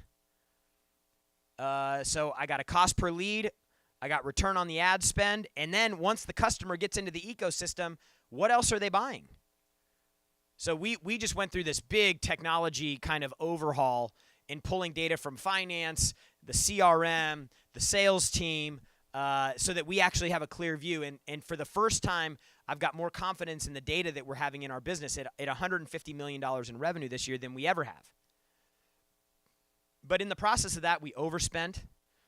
We were not efficiently managing our traffic, and it probably cost us tens of millions of dollars. But the best thing now is I know exactly how many leads we're getting, exactly how much they're costing, exactly what else they're spending, and what percentage of the non-buying leads we need to convert in order to liquidate our ad spend and make 3 or 4x what we're already spending on the front end. So lead cost is a thing that will allow you to scale once you start spending money. Then you got to figure out how to decrease your lead costs. I did a call on this last week. One thing that we're doing is we've got a handful of lead gen right now. We've got how much time? Where are we at right now? Was that me? Are we done? Okay. I didn't know if that was my timer or not. I was. Okay. So we have 5 main lead gens right now. We have automated webinar that generates leads 24 hours a day, 7 days a week. We probably generate 3,500 leads a day from that. We have a free trial mechanism for Cardone University. We have a profit planning tool. We have a strategy call that we just launched. And what's the 5th one? CU free paid lead, profit planner, book funnels, and the calculator. So we started creating these tools. So instead of somebody coming in and going, "Hey, I want to go watch a webinar," we said, "Hey, I'm going to give you access to a profit planning calculator where we can literally show you how to hit whatever revenue and profit target you want in your business by compiling a lot of this data that I was talking about." What we found was that our number one lead source for Cardone University deals was a free trial. Say, come and give a free trial. Those leads were costing us about $45 a lead. Okay? Since October 1st through today, on our free trial leads, we'd spent, I think, $14,000 or $23,000 and generated $6,000 in revenue. It's a longer sales cycle, blah, blah, blah, blah, blah. But we created these new tools, so now something with utility rather than something that they get. My lead cost dropped to $7, and since October 1st, on about $9,000 in ad spend, we've generated $160,000 of revenue. Like this, when you get into the data, like this is the thing that sets you free. I showed this to Grant. He's like, pour on the fire. Because now we've got certainty. That's what the numbers do for you. So That's you guys in the insurance business, for everybody here, like you're like, how can I use this? Okay, we're going to show you what it is right now. Everybody can do this. Costs almost nothing to build it. Predict how long you're going to live, and based on your age, this is what your insurance should cost. Boom, you go do your own calculations. So you keep that lead rather than going to Yahoo or Bank One or MetLife. You're just ripping off. It's called AI, man. It's like, it's so simple. It's unbelievable. Everybody wants an instant answer. Want to know how much your insurance is going to cost, your life insurance is going to cost without buying insurance from me? Fill in your age, what your sex is. I'm going to tell you what your insurance should cost per 1,000. It could be that. What's your business again? Compliance and security. So it would be fill out this short form, and I'll show you the chances of you having a compliance violation. It's a predictor. So are you showing it, Johnny, or you can't find it? What's the employee calculator, Jared? Jared, when you share the idea, you need to show the idea. GrantCardone.com. Well, GrantCardone.com/employee. Throw it on my computer, and they can see it. This is a presenter's trick. If you tell somebody something, show it to them. It's magic. It's a little magic trick. It makes everything much more believable. Without the key indicator, your business could go at risk, okay? So this is how many employees per, what does that say, Jared? I can't see it. The red's terrible, by the way. You look at the red on black, awful. Oh, it's working so good. I don't care how good it's working. It's still bad, okay? They need to try a different color. It's just difficult to see red on black. And by the way, somebody's looking at this on a phone. So your graphic guy, okay, again, this is very, like, you guys got to understand. You guys are looking at it on a freaking 4-foot screen. This guy's going to be looking at it on a screen like this. Okay, if it's hard to see, it's hard to trust. Right? When things are dark, I'm scared. It's a natural thing. I'm walking down a dark alley. I'm going to be a little more suspect than if it's bright sunshine. I can see everybody. Everybody's in bright clothes. So your graphics guy is going to build this. Look how terrible that is. You guys see terrible? And it's working. So what your team's going to tell you is, oh, my God, it's working so good. I don't care how good you think it's working. Go back up, Jared. You can't see this on a phone, but your guy's going to tell you it's working because he's looking at it on a 26-inch or 32-inch screen that you bought for him. They built it for a computer maybe. It's not even built for mobile yet. These are all the mistakes we made over and over, and we're just giving you guys a heads up on the mistakes you don't need to make. You don't need to make these. The guy should make it on mobile, throw it up on here. He should look at it on mobile. Can I read it? Can I use it? Can I enter my data? Okay, so we're just showing you a bunch of hacks that we have spent millions wasting money on that you don't need to make the same mistakes. And then this is going to convert. What are we paying for this lead?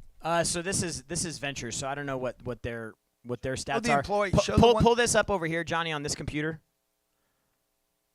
On this computer, right here.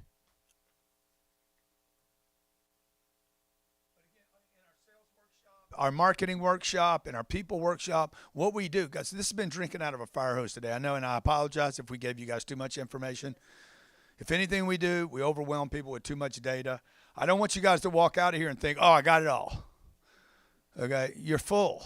I get it, you're full, but you don't know anything.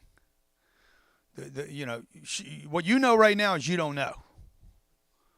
Now you got to make a decision whether you want to learn this, okay? What we do, we start breaking this stuff down. 2 days, all we're talking about is sales. 2 days or 3 days? 2 days. Then we take a marketing. All we talk about for 2 days is marketing. Every mistake we've made, like I know how much every lead, every event, every time we do something, okay? Every one thing pays for all this activity to generate this 150. I don't break it down per thing. I'm breaking it down per thing. Meaning we do 220 events a year, okay? Every event we do, for instance, cost us, where's that? Who moved this? Okay. While he's looking for that, this is the profit calculator that we put together. It's just a tool, but we're promoting and marketing a tool with utility. How many of you guys been on a webinar? Raise your hand. Let me just see online too. Let me just see if you've been on a webinar before. Okay. Like a lot of people are running webinars right now. So we're like, hey, let's create a tool that has immediate utility.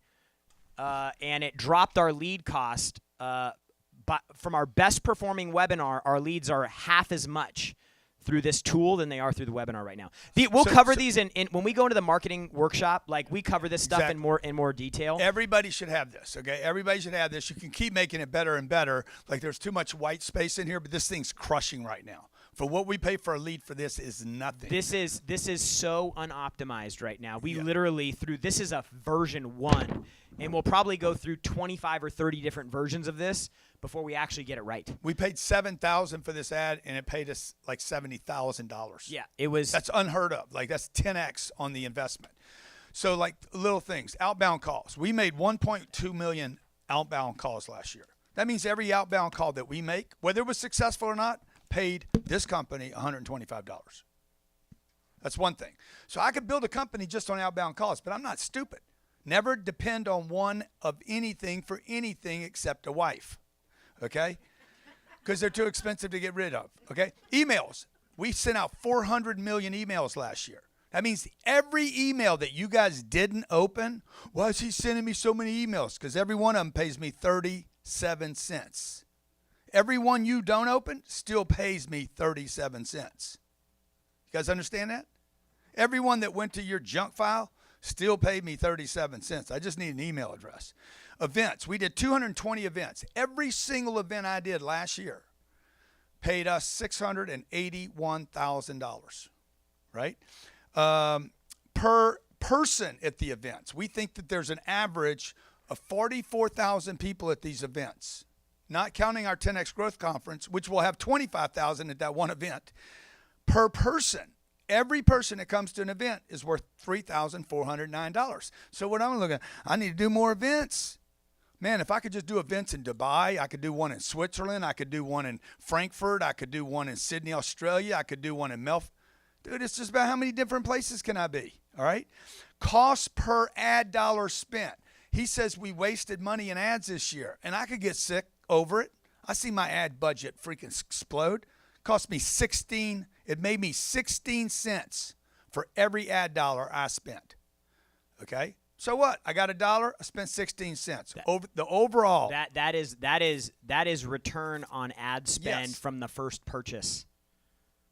Contacts. That is return on ad spend from the first purchase. We have 4.1 million contacts in our database. That means every contact I have, whether it converted or not, paid me $28 last year. So I know if I can go get a contact, put them in my database, dude, it could even be a bad email. It's worth $28 to me. So check this out, just real quick right here. And that's what Jared's saying about the confidence. Okay, remember what I said earlier, man? Hey, you got to have a commitment. Then you got to be confident that you can achieve it. So I just want to just follow me here, okay? So this is campaign statistics since September 1st through through today, October, whatever it is. How much does it say we've spent?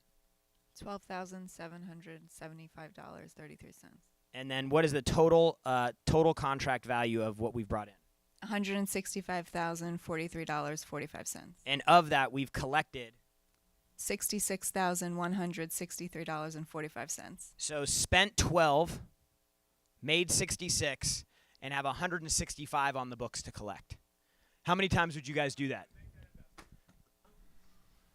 Let's go. So that's 5x ROAS, return on ad spend, from collected money only. So when you get into the numbers and you get into the data, now if that were not profitable, then I have to start looking at the asset. I have to start looking at, hey, maybe what I need to do instead of your most profitable year ever is guarantee you make your first $1 million in the next 12 months. And then maybe that changes the performance of the opt-in on the page. Maybe now I'm getting a different customer. Maybe if I go here and I say, hey, if you're making $10 million a year or more in your business, this is the one tool your business must have to double in the next 12 months. And now I'm going after a different customer. So maybe my lead cost goes up, but I get a higher value customer. So the point is the stat gives you the story of what's really happening, not just what you feel. And then you're able to take the things that you learn in the sales workshop, the marketing workshop, the people workshop, like all these things that we're doing, you take the skills you learn there and you apply it to the stat so that you can grow the stat or improve the statistic. Okay? And that's why I said now's the most exciting time in the business. I tell Grant, like I've told Grant Moore how excited I am in the last 3 months because of how much predictability I'm getting in what we're doing and what we're capable of. Because it's all numbers. It's not a feeling. Okay? Back to the slide deck. Number 10, cost per acquisition. You need to know how much it costs you to acquire a customer. However much it costs you to acquire a customer is going to tell you how much you can spend to acquire a customer. And then the next data point is what's a customer worth to you? What's their lifetime value? Okay? If you know that a customer is worth $3,000 to you and it costs you $400 to acquire a customer, does that tell you you're making money? Yes or no? You're making money, yeah. Now the question is, how much more can you spend? Knowing your acquisition costs may go up, how much more can you spend? How much more are you willing to spend if you know that your customer's worth $3,000 to you? That's how you start working the math on scaling. Lead response time. Like, how quick are you getting back to leads? We know empirically that the sooner you call a lead, the more likely you are to sell them something. I know that there's stats running around online from a big CRM company, and they said you're 5x more likely to speak with somebody in the first 5 minutes after lead submission than within the first 60 minutes. Within 5 minutes, within the first 60 minutes. 5 times more likely. Most businesses aren't even calling a lead back in the first hour.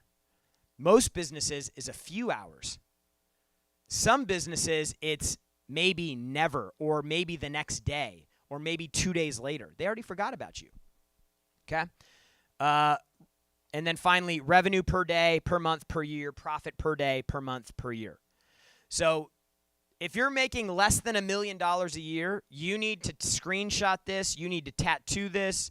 You need to live and die by this. You need to know these without looking at them. You need to know before going into the next day what you're going to expect to get. Because what happens, because I'm tracking these and watching these every single day, at 9 o'clock every day, I know where we're at for leads and revenue.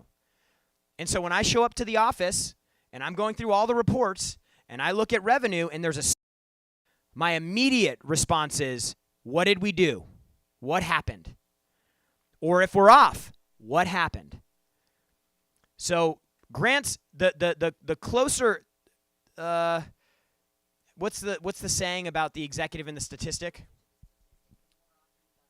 The closer you are to the statistic, the more frequently you have to watch it. So like Grant doesn't look at the stats every day like I do. Rhett looks at the stats more than I do. But these are the stats that tell me everything that's going on in the business while it's happening in real time, okay? And that's how you get the business where you can start making moves quickly. You're not tracking stats, there's a good chance you could go a month or 2 months or 3 months or 4 months or 5 months or 6 months and be doing the wrong thing the whole time and not even know about it, okay? We'll go over more of this. Yeah, you got a question? Yeah. In my business, our service takes about 2 to 3 years, and I always get confused on how to figure this out. In the revenue, do you like the lifetime value is one thing. It's like $5K per year for each 3 years. Year 1, year 2, year 3 is roughly. $5K per year. Just roughly, yeah, just in that ballpark.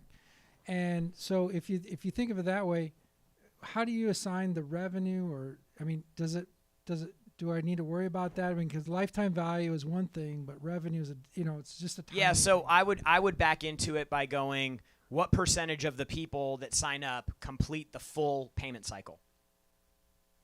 What percent? Once they start where we would start measuring it after the first purchase, it's probably 90%. Okay, so 90% of the people on a 15K product complete the payment cycle. Yeah. Okay. Is there anything else that they can purchase from you? Yeah, they can buy multiple seats or whatever. Yeah. So what you have to do is you have to take your total amount of customers, clients, the total amount of revenue that's been sold by that, and then you divide that. Okay. And you go, okay, for the average customer, my average spend is X.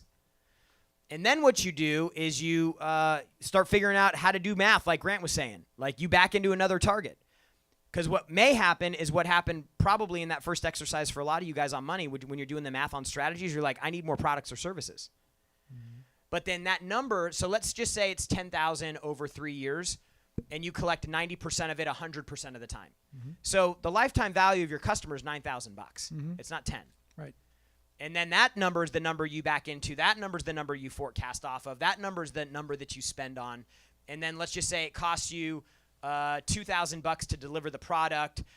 You spend $1,000 to acquire the customer. So let's see, now you're $3,000 into it on a $9,000 customer. So you got $6,000 left, and then you have $2,000 in overhead expenses or whatever. And then that leaves you with $4,000 in profit per customer. So then you just back into it like that. Okay. Okay. And then you go the other way. So lifetime value all the way down to profit per customer. And then you go, how many customers do I need to hit the target? How many reps are required to deliver the amount of deals that you're doing? And then that gives you your hiring plan. Then you're going to have to go out and start building out all the departments. How many people do I need in customer support to do this? Like, you should know, like in our business, we have an online contract. We know that for Cardone University, it's an online program, and it comes with a coach. That coach does weekly calls with you. We know exactly how many calls a coach can do. And so right when we get, let's just say a coach can do 30 clients. Once we get to 25 deals sold, we're hiring another coach. Because we know that coach is about to fill up and we need to bring in somebody new, okay? So rate your scale exercises. Rate yourself on how you measure data in your business and life on a scale from 1 to 10. Number 2, from just this little talk here, what personal data points will you commit to measure daily? And then number 3, what business data points will you commit to measure daily? We're going to take 5 minutes and do this exercise real quick.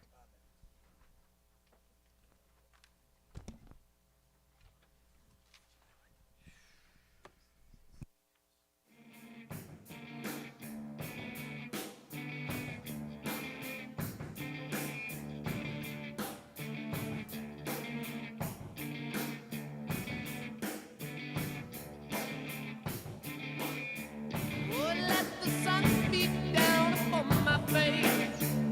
Stars to fill my dreams. I am a traveler of both time and space to be where I have been.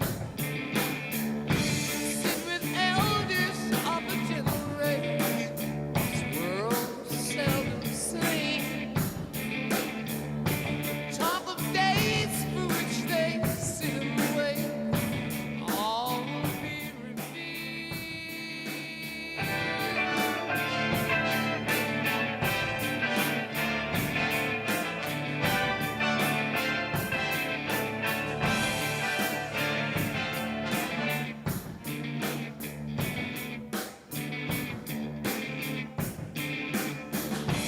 talking songs and tongues of living grace. Sounds caress my ear. Not a word I heard could I relate. The story was quite clear.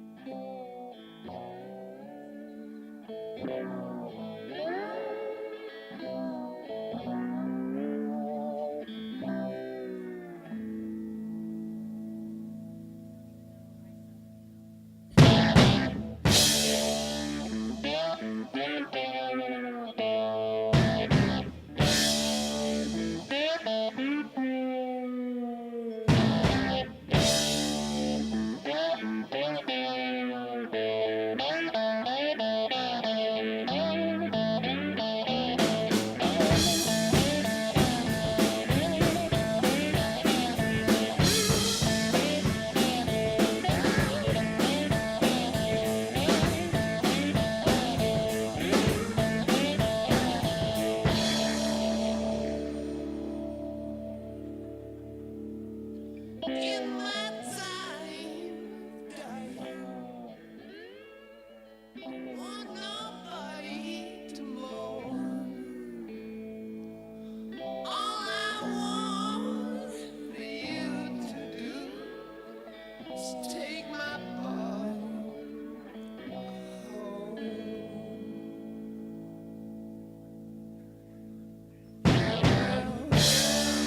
So I can die.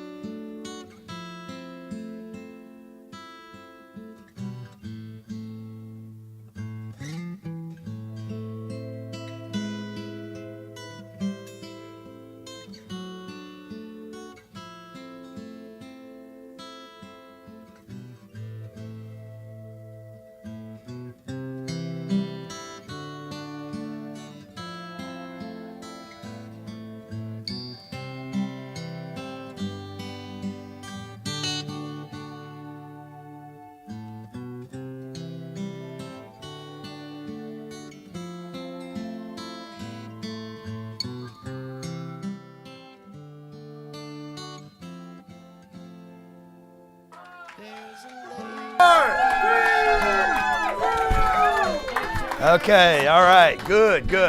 Okay, so I want everybody to understand that data piece. Jared started with, if you don't have the data at home, you don't have control of it at home, you're not going to suddenly wake up and go to the office and have control. It's not going to happen. You guys understand that, right?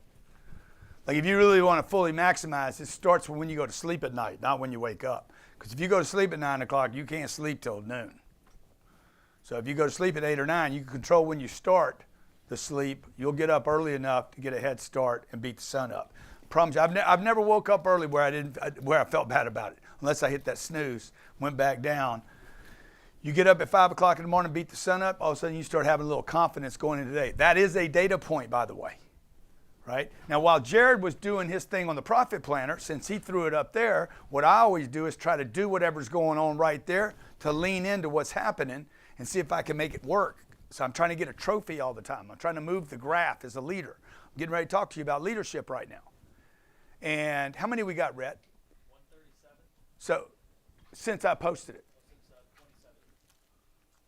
What's 27? 27 hits since you posted it. Oh, so I got 27 leads in the last 12 minutes. Those 27 people, some portion of that is going to convert, even if it's only 2%. 2% of that is, of 27 is what? I don't know, 5 people? So I'm just trying to build that. I got 27 leads. I know what those leads are worth, okay? Now, if I keep doing that day after day after day after day, all of them are hitting it because they're saying what? I own a business, and I want to increase my profits. It could have been anything. I could have been Blackbeard, oil, or whatever it is you're pitching or selling, right? You just got to figure out an angle to get in. If you can't figure out an angle, what's your problem? Lack of creativity always equals commitment. It's a commitment issue, not a creativity issue. Okay, so you guys got to figure out the commitment thing. The leadership. I want to talk about leadership right now, okay? Leadership. Everybody talks about it. Definition of leadership. By the way, we need to get the definition of data in that book. Leadership, set of behaviors used to help people align. That does not say group think. Align. Can somebody look up the word align? Do you want the definition of data? Yeah. Definition of data: facts and statistics collected together for reference or analysis. Good. So if I wake up late every day, is that a piece of data? Yes. If I eat shit food, is that data? You are a computer. You are the best computer ever built on planet Earth. It will never be duplicated. It will never be made another one like it, okay? They can stack all the AI if they want in the universe. I run with no electricity, nothing. All I need is a commitment. I'm a data collection. Every time I'm collecting data all over the place, right? Don't go to that one yet. I'm still talking about this. So I'm collecting all this data every day. I'm waking up late. I'm smoking weed. I'm sleeping around. I'm doing all kind of stuff. That's data. You cannot collect all this data. Garbage in. I get to the office. I'm like, man, you're a scumbag. You're a freaking loser. You're a loser. I can't find any great people, because that's all I've been doing is collecting all this garbage. So all I'm going to see during the day is garbage. I'm not looking for greatness, because I'm not that. So you're a collector of data. You understand? Data is not about computers or Google. The spiritual unit is collecting data every day in order to survive and adapt. And the organism wants to adapt. It's going to adapt. See some COVID, it's like, okay, I can handle this. I got to convert. I got to get stronger. Some people say, hey, I got to make money off of this. All right, so leadership, set of behaviors used to help people align. The word align means? I'm not sure what it means. I think it means to get in line. Place or arrange in a straight line. Okay, that is not a meeting around a table. Okay, the moment the leader has the meeting around the table, that's cool and everything, that you wanted people to gather around a table and feel like they're knights of the round table. Second definition, give support to a person, organization, or cause. Jared likes the second one better. I like the first one better. Get in a fucking line. A straight line, by the way, okay? More definitions. Go to the bottom, because this is where it really gets good if you guys look up definitions. I use a dictionary all the time, okay? Give support to a person or organization, come together in agreement or an alliance, all right? Keep going down. French, aligner, liner, add, line, okay? Comes from the word line. Not group, not groupthink, not a bunch of ideas, not a vote, not a Congress, a line. Get in line. And the line starts with somebody at the front and somebody at the back. The guy at the front, very, very important. Everybody wants to be the leader, but the truth is the followers are more important than the leader. In many cases, man, to be a follower, dude, to be a follower, we would rather have somebody that wants to follow than somebody that wants to lead. Because if you're going to be a good leader, somewhere in your life you had to follow people and make their lead work. So I was never trying to be a leader. I've never in my career, this is the first time I've ever actually even done a presentation on leadership in 65 years. I was with John Maxwell. I'm sitting on a stage. I put 34,000 people in a stadium, and I said, sitting with John, and I'm like, John, you know, I never talk about leadership. And he looked around the room like John does, because he's very spiritual and very aware and very mature, unlike me. He looks around the room, he's like, you don't even think about leadership, but look at all these people that came here because you led them over here. And I'm like, I didn't lead them here, bro. I sold them a damn ticket. I didn't lead anybody. But because I sold them a ticket and because I believed we could fill the room, okay, and because I believe it's better to sell people something and get them to pay for it because those people will appreciate and pay attention, and that they would pay, in fact, the more they paid, the more attention they would pay, because I believed that and led my team to do that, okay, we filled up the room. The leader is a set of behaviors used to help align their collective direction to execute. The word execute means to kill. Go back to ancient. Go back to the Vikings. Okay? When you talked about execution, man, what's the first image you see? The guillotine. Okay? That was what execution meant. And they kept an execution guillotine thing right there in the village in the empire to remind everybody, bro, that can happen to you too. Execute, to kill or execute, to eliminate a target. These guys will tell you right now, if they want something done around here, it's last minute, they're going to come to Grant and say, dude, lift the graph. They'll show me a graph, and I want to take that graph and I want to move it up. I think that's what a leader does personally. I don't think they stand on a stage and talk and inspire people. I think that's part of it, right? But I think the real thing a leader does, he goes in and wins the game when he's got to. And to continually to renew an organization. Clearly, if you live in America, you know we're short on leadership right now. Okay, I don't care how you vote, left, right, whatever, dude. This is crazy. This is zombie land now. There's nobody there's nobody on Republican or Democrat side you say, I'd like that guy to lead my family. Okay, behavior, the way in which one conducts oneself. That is the behavior. How do I conduct myself? Now, there's many things that I do that are not leadership qualities. And I know what they are. Okay, they're poor. If your kids are 7, 8 years old, and sometimes they hear my language, they're going to be like, dude, that's not leadership. Okay, so I never said I was a great leader. In fact, I've never even talked about it before. So you guys got to just figure out what kind of leader you are and be that leader. But it never says anything about perfect here. Now, these are the characteristics I think of a great leader. They take risk. I'm taking risk. Now, this is a whole list, not one. Don't take your favorite one. Take the whole list. Number 2, they bring big, inspiring ideas. Who do you think of when I say that right now? Big, inspiring ideas. Another person. Disney, big, inspiring ideas. I'm going to take Mickey Mouse. I think the first thing he came up with was actually already protected, so he had to switch off to something else. Elon, dude, Elon, how's that not big ideas? I'm going to buy Twitter. I'm going to buy a failing company for too much money. Okay, I'm going to buy SpaceX. I'm going to sell my eBay. Was it eBay? Did he sell PayPal? I'm going to sell PayPal, take the entire proceeds.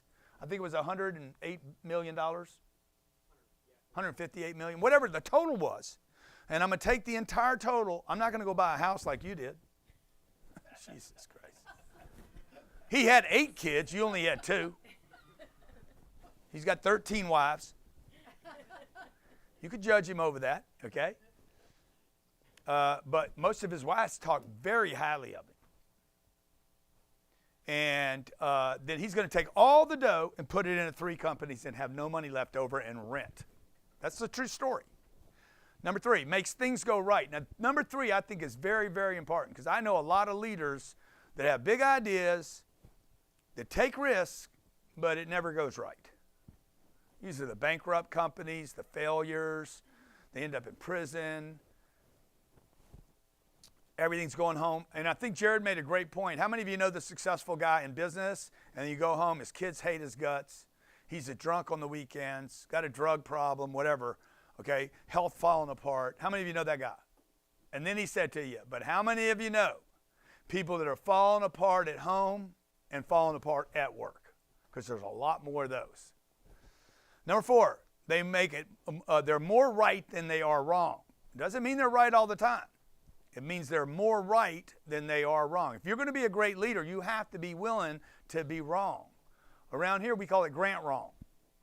So we'll be in a crunch of something, and I'm like, everybody's like, that's not going to work. I said, I don't care. We're going Grant wrong right now. I'm calling last play. This is our nuclear. This is my little nuclear, my briefcase. Okay, we're punching Grant wrong right now. I'm the one that has the right to this case. We're going to be wrong. We're going to be Grant wrong, and then Sherry makes sure that we're not. She's like, don't make him wrong. Let's make him right. Now, if you got a great team and they believe in the leader, they'll make the wrong right. Everybody agree? How many believe you could take a bad plan and actually execute it and make it work?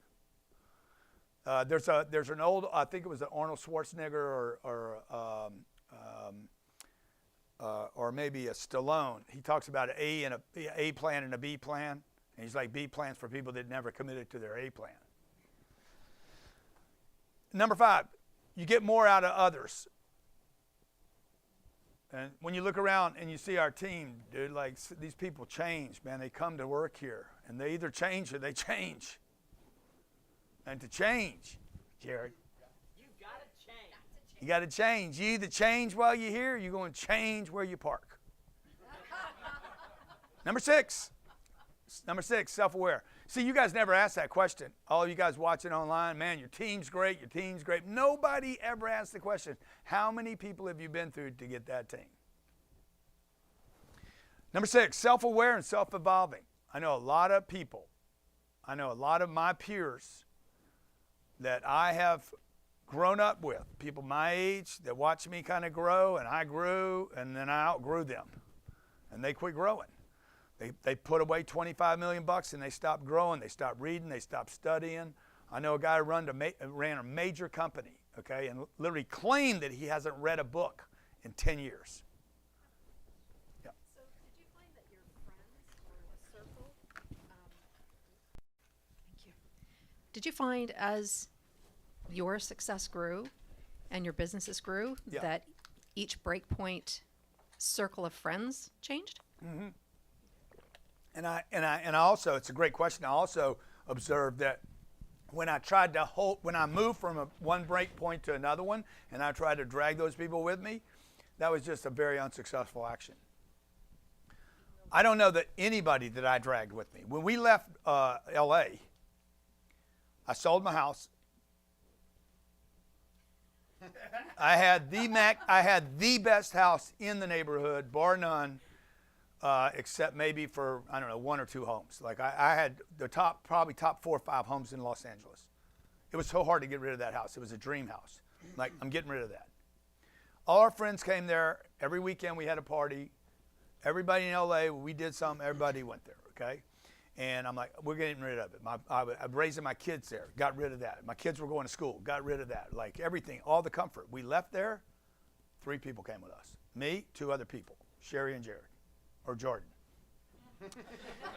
And we came to Miami, and those guys followed me over here, and we started over. Friends, don't even know those people anymore. I mean, I'm sorry, I know them because they hadn't changed. They don't know me. They know of me. Number 6, authentic and real. Best leaders are going to be authentic. They're going to be the same people all the time. They're not going to put on a show. Might look like a show until you meet them. You're like, oh, same show now there was then. It's the same thing all the time. You're not going to be surprised by these people. They're not one person here and then another person at home. Number 8, they set the example. Not a good example. They set the example, whatever the example is. So, questions to ask yourself, okay? Those are just some of the characteristics about yourself, you as a leader, okay? Are you right? Is this an exercise page? No. Yeah, questions, okay? Are you right more often than you're wrong? I'm going to give you a full page here. Does it extend? Okay, I'm going to add some questions to this page. Are you right more often than you're wrong? Yes or no? When you invest money, when you save money, when you hire people, okay? When you drive the car. Like my wife always thinks I'm going to get in a wreck. I'm like, baby, 20 years, I've never gotten in a wreck. You're a terrible driver. Okay. I always get us there. I never hit anything. But she's confident I'm a terrible driver. If my name was Igor and I had a black jacket on and a tie and she paid me to drive and Igor drove exactly the way I drive, she'd be like, oh, Igor is the best driver in the world. But for some reason, if it's me. Number 2, do you dress like a leader? I don't know what that means. I have no clue. Could be a t-shirt for what I know. Okay? Do you show up at work like a leader? Do people walk in and say, oh, leadership's here? Do you present yourself as a leader? Do you take risks like a leader? You know, when the wife says or the husband says, hey, we can't do this, there's going to be a leader now. It's not leaders are not sexist. It's not male or female. So you're a leader or you're not a leader. The dog community, there's a leader in a pack, always. And everybody in the pack knows they're a leader, and there's nothing wrong with being a follower. Do you evolve like a leader?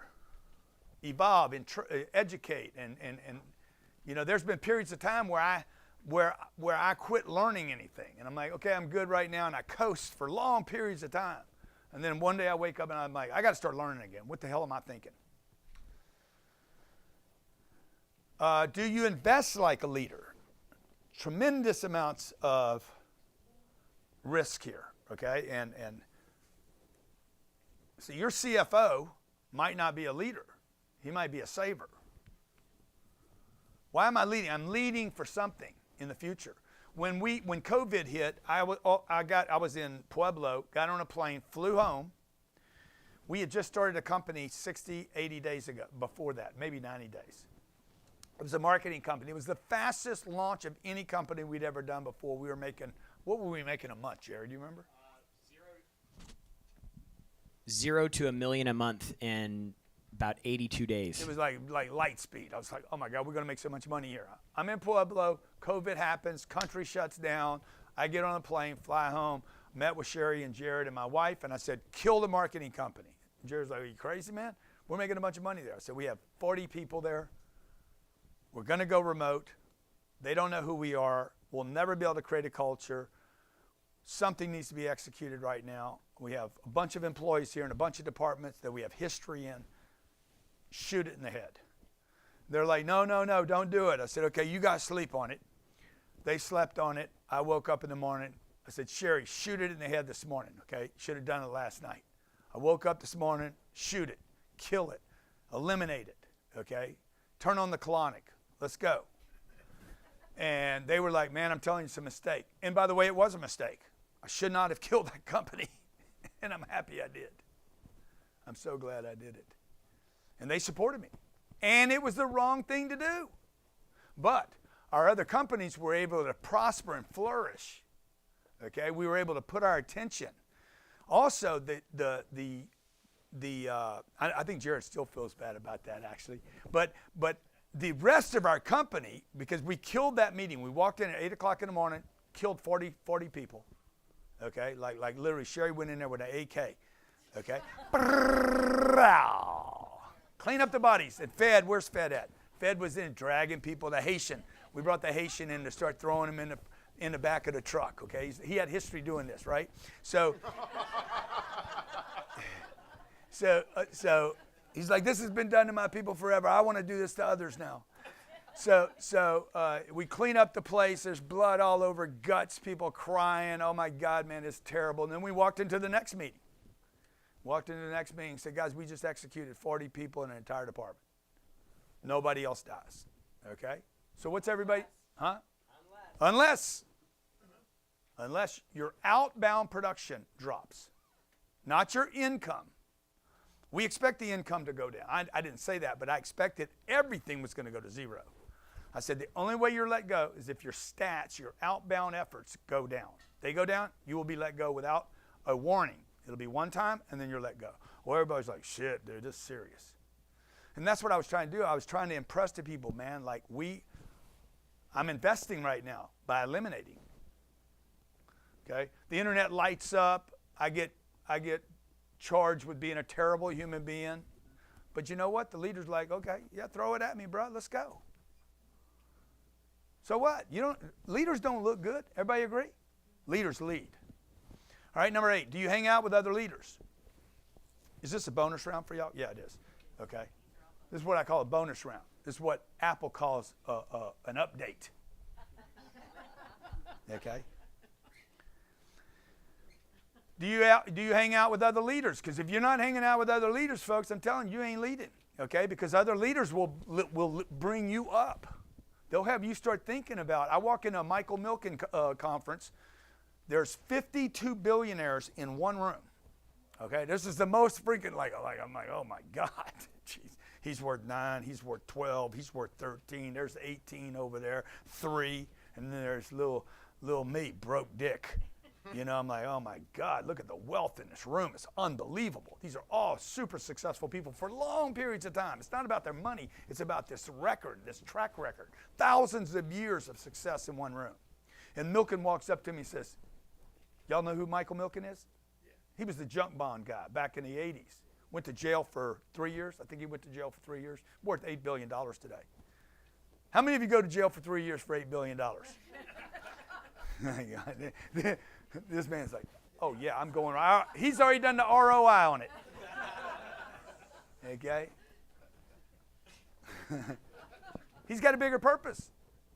Maybe he's got a bigger purpose. Y'all don't know what his purpose is. He's like, I'm taking care of my family. I'm taking care of generations. I'll do 3 years for that. I don't know. Anyway, Milken walks up to me and says, can you 10X me? I said, that's going to be hard, Milken. Okay? Okay, number 10, do you promote like a leader? Do you promote and market? Because most people promote and market like cowards. There's a story about Donald Trump. I don't know how many of you ever flown out of LaGuardia Airport in New York. Back in the day when Donald had his plane there, I always wondered why he didn't have it in the damn hangar. I'm like, why does he not have the plane in the hangar? Okay? Huh? And then somebody said, bro, if he had it in the hangar, nobody would see his plane. Southwest flies in, American flies in, United, Delta flies in, thousands flying in every day. Okay? And I'm like, God, that's a great story. And then somebody said, that's bullshit, bro. His plane's too big for a hangar. Okay, number 11, do you challenge like a leader? Do you challenge other people? You know, we live in a society today where nobody's told the truth about anything. Like nobody can tell anybody they're wrong. Everything's okay to do. Leaders don't do that. This is crazy, some of the stuff that our society's being allowed to believe that's all right to do. Even with your kids, there's some of the books they're being delivered to in schools. Or some of the ideas, you can claim you're a cat because you're in the 4th grade, okay? My kids come to me and say, Papa, I think I'm a cat. I'm like, baby, you ain't a cat. You could be cool like a cat, okay? But you ain't a cat. So do you challenge your people to do better? You know, Dave Robards back there, okay? I'm constantly challenging Dave. Dave, you could do better. You're right, I can. And you should. And I will. Then you must. You're right. Okay? And then what I do is I make sure, Dave, how much money you have right now? How much cash you sitting on? $69,000. Dude, you need to throw that in Cardone Capital. You're right. Get rid of your money, because if he doesn't get rid of the 69 grand, he's going to get tempted to go buy something that's going to be worth nothing one day. Okay? You getting married? Yeah. Get rid of that 69 grand, bro. People overspend on these weddings. These weddings people spend money on is ridiculous. One of the worst investments somebody can make is spending 60 grand. If he has 69,000, he'll spend the entire 69 grand on the wedding. How many believe that? Okay. 12. Do you fire and hire like a leader? Is your comp program a leadership comp program? Are you willing to get rid of people, Sherry, even though we have a hole? Okay?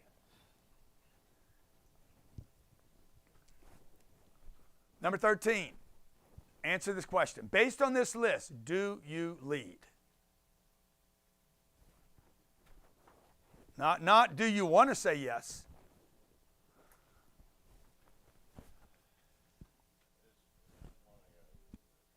What? This one?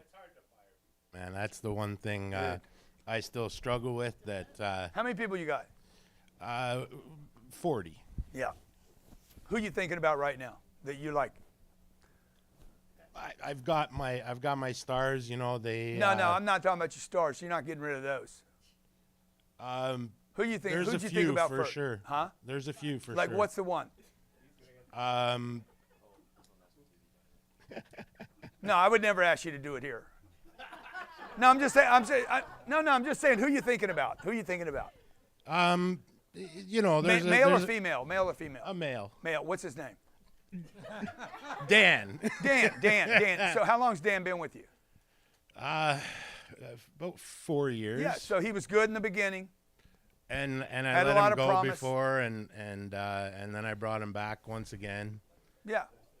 And yeah, it's you yeah, know, dude, it's hard. It's hard, but you know what? I've learned over the years just getting too close to people that you work with or that work for you. How many people do I get close to in this company? Only time I spend time with you is when you hit that trophy over and over and over again. And I tell everybody when we hire them, hey, you want my attention? Ring that bell every day. Yeah. Don't ring it once or twice. You ring it consistently. Win battles. Yeah. Hit targets. I'll hang with you. Okay? Just because you work here doesn't mean I'm hanging with you. I know that most of the people in this company are going to fall into groups of people, probably 5 groups of people. The very, very top's going to be a small, tiny group. That's on them. They want to be there. By the way, the bottom, on them. All the other tiers in between, on them. That's their choice. I gave them the opportunity. The leader creates the opportunities.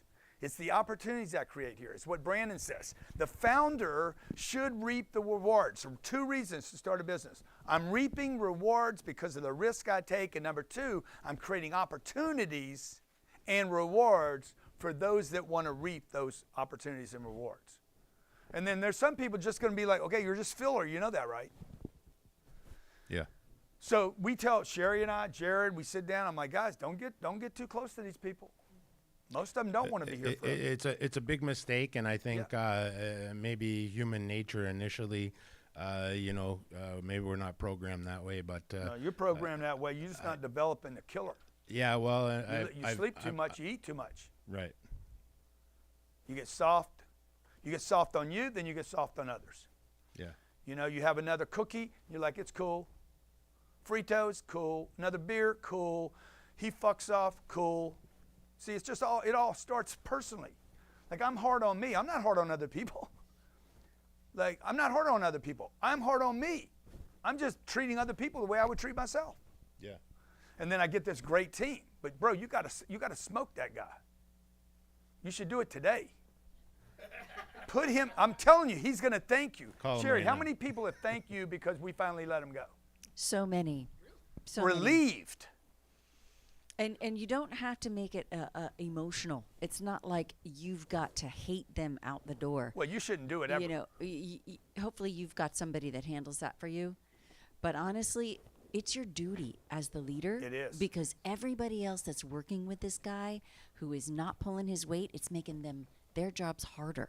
Yeah. And your duty is not to rehabilitate the individual. Your duty is to expand 100. the group. You know, and one of the things that this exact thing that you're talking about, they teach this in the people workshop. Yeah. They actually will show you, because Brandon was saying, you know, he didn't want to get rid of people in the beginning, and he's like, I got to figure out a way how to get the emotion out of this. And so they have a whole thing that they teach in that people workshop that sets up the conversations from the very beginning so that all expectations are known and everything is like, man, I love you. You're the best. You're awesome. I want to hang out with you. But if these things aren't being met, and then there's like a whole thing that they teach in that workshop to make firing people unemotional. So, and the reason I do it here is because I don't want to feel bad around other people. Right? So every time I'm like, Sherry, I just don't feel good anymore. Like, I don't feel good when I'm around this person. I don't want this person on my team. If you guys would fire and hire the way the NFL, the NBA, the MLB does, you could be there for 5 years and won 5 rings, and they're like, it's over. Bye. And they trade you to another team. So they always feel better about it. Most importantly, I always feel better about it. And more importantly than all that, the other people are starting to pay attention. They're like, okay. There's a flush mechanism here. This country aborts more people and feels nothing for aborting a baby, okay, but won't get rid of an employee. You guys understand employees have more protection in this country than a defenseless child does. Okay, that might have been too far. But it's true. It's a fact, okay? What kind of leadership are you on page 64? Do you delegate or do you do? Okay, now a lot of people are a little confused here. They're like, I delegate. Yeah, delegation has become the big new thing to keep you from leading. Okay, they convince you to be a delegator, delegate everything. Most people delegate every single thing, okay? And then we don't have any doers anymore. Okay, this is the story of Elon sleeping in the factory every night, setting up saved the company from bankruptcy because he went there and do not delegate. Number 2, do you organize and plan or do you produce? Because I know a lot of people that talk about organizing and planning and never do the production part. Jeff Bezos talked about no more PowerPoints in the meetings. If 2 pizzas can't feed everybody, it's too many people in the meeting and the meeting's too long.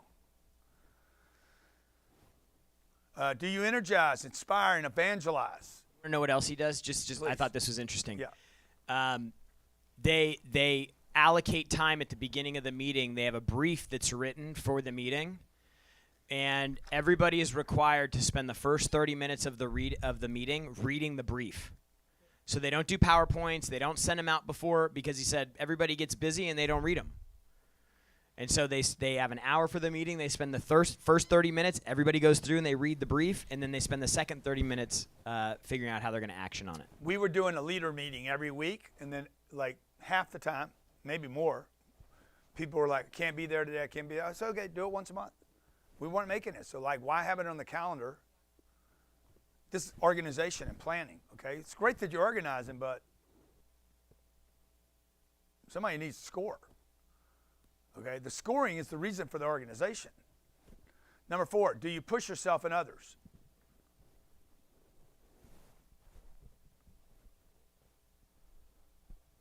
So a guy goes out, goes to a meeting, does a meeting in Atlanta, and I hear that he comes back. And I'm like, how many other meetings did he do? Only one. I said, bro, next time that happens, kill that man. Okay, there's no reason to go to Atlanta to do one meeting. I would not do that. I would go to Atlanta to do one meeting, and I have meetings in front of it and meetings in back of it. I'm doing a friend a favor on the 24th. What day? Tuesday. Tuesday. Okay. I looked on my calendar. I'm like, why am I going to Orange County? To do Glenn Stearns a favor. Okay, that's cool. What's wrong with his calendar? Before it and after it. Bomb it. Okay, nuke that thing with time. So I'm not going to go any one place and make sure my staff knows I'm not going one place to do one thing, ever. Why would I do that? That's a waste of my time and energy. It's not efficient. So now, how many things do I have in front and behind that? She comes to me the other day and says, how are you going to do all this? I'll handle it. Just put it on the calendar. Okay, number 5. Are you do as I say or you do as I do?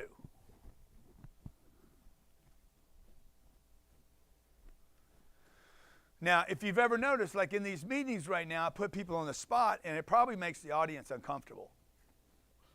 We've had feedback. Say, God damn, man, he calls you out right in the middle of the audience. That didn't bother him. It bothered them. You know? And I'm like, yeah. We're in a war, man. We're trying to win. I don't have till Monday. Monday, I'm not going to even be here. So, like, why not just fix it right now? Notice how fast my crew now fixes stuff up on the fly. It goes from grantcardone.com/accelerator to finally years of doing this, years of calling people out over and over, embarrassing people. Okay? I'm never part of the exit interviews. Does this ever come up? Okay. Grant embarrassed me. Okay. But anyway, but notice now we're finally at that place where people are fixing on the fly. Okay, where it said $5,000 or $10,000. It shouldn't have said 10,000. It should have said free, because it is free. Oh, there it is again. Yeah, you see? And then Johnny put it up while I was talking. That's awesome. Who's that? Who's that on the? Man, good job, Mateo. Okay. See, 10,000. Go back. This is a leadership. This is a leadership call. This is a marketing. Leaders market. The leader is the promoter. Trump promotes. Musk promotes. Musk is a monster promoter. Okay? We're going to get you a car that drives itself. That's 4 years now. And we still don't have a car that drives itself. Okay? And then the next thing you know, he's going to take us to Mars.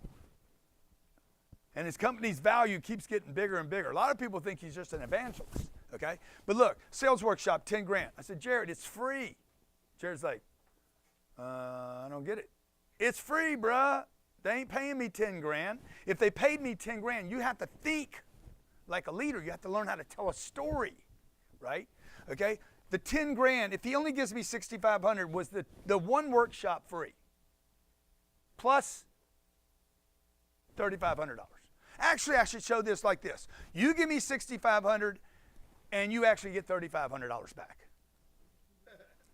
You got to lead your customer to the picture and vision you want to see. Marketing workshop. You don't give me 10 grand. It's free, okay? People workshop. You can go buy it. For those of you who did not buy the 6,500, I told my sales team, you guys are on the phone. I think they've made 800 phone calls today to people, and they're like, 6,500 is a lot of money. I said, the next thing you need to say when they say 6,500 is a lot of money is, why don't you just buy the people workshop by itself for 10,000? I can't do all these workshops. Why don't you just buy the people workshop for 10 grand? And they're going to say, well, that's stupid. Why would I do all that? Okay. I can't go to all three. Don't. Go to one of them and save 3,500. I'm sorry, save 8,000, 80,000. Okay, you get it? So the leader has to keep the team in place when they're getting bogged down with losses and disappointments and rejection. Oh, they thought they were going to make a couple calls and they were going to win right away. That's not how life works, man. Somebody's got to come up with this marketing. Somebody's got to lead the team. Somebody's got to sell the team. This is a great deal. Then somebody's got to sell the customer, and somebody's got to sell the team Monday. And then when we change this price from 6,500 back to 30 grand or 3 grand, and we will, by the way, there'll be a $6,500 version, a $3,000 version, and a $29,997 version. And guess what? It will be the same exact program.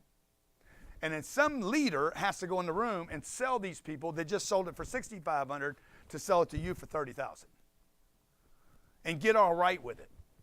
Okay? See, I have no problem with this transition. I know that some people would rather pay 30,000 for something than pay 6,500. It's just not the way you see value. You think value is a lower price. Some people think value is a higher price and a better product. Not you. You're Jewish. You're Jewish, bro. Like, it's impossible for you to think that a higher price is a better deal unless you're selling. Okay? All right. Okay? Leaders, do the hard stuff, not the easy stuff. Do the hard stuff.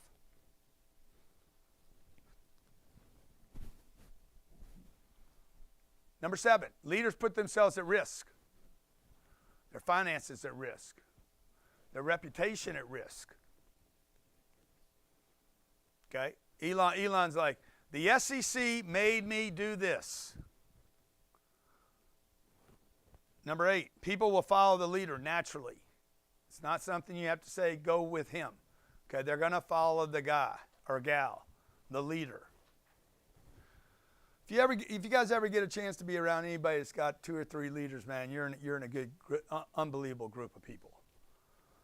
Like what we just this is a big, thank you and congratulations to Sherry, to Jared, to Brandon, to Natalie. Yeah.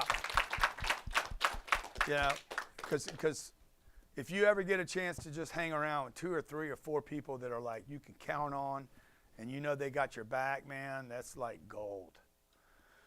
But like if any of them started acting like wankers next year, I'll be like, okay, time to shoot her. I'm just saying, that's not my choice. I didn't want her to go astray.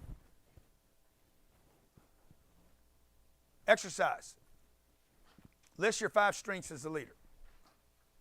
Okay, real quick, just do the first one. List your 5 strengths as a leader. This is an exercise.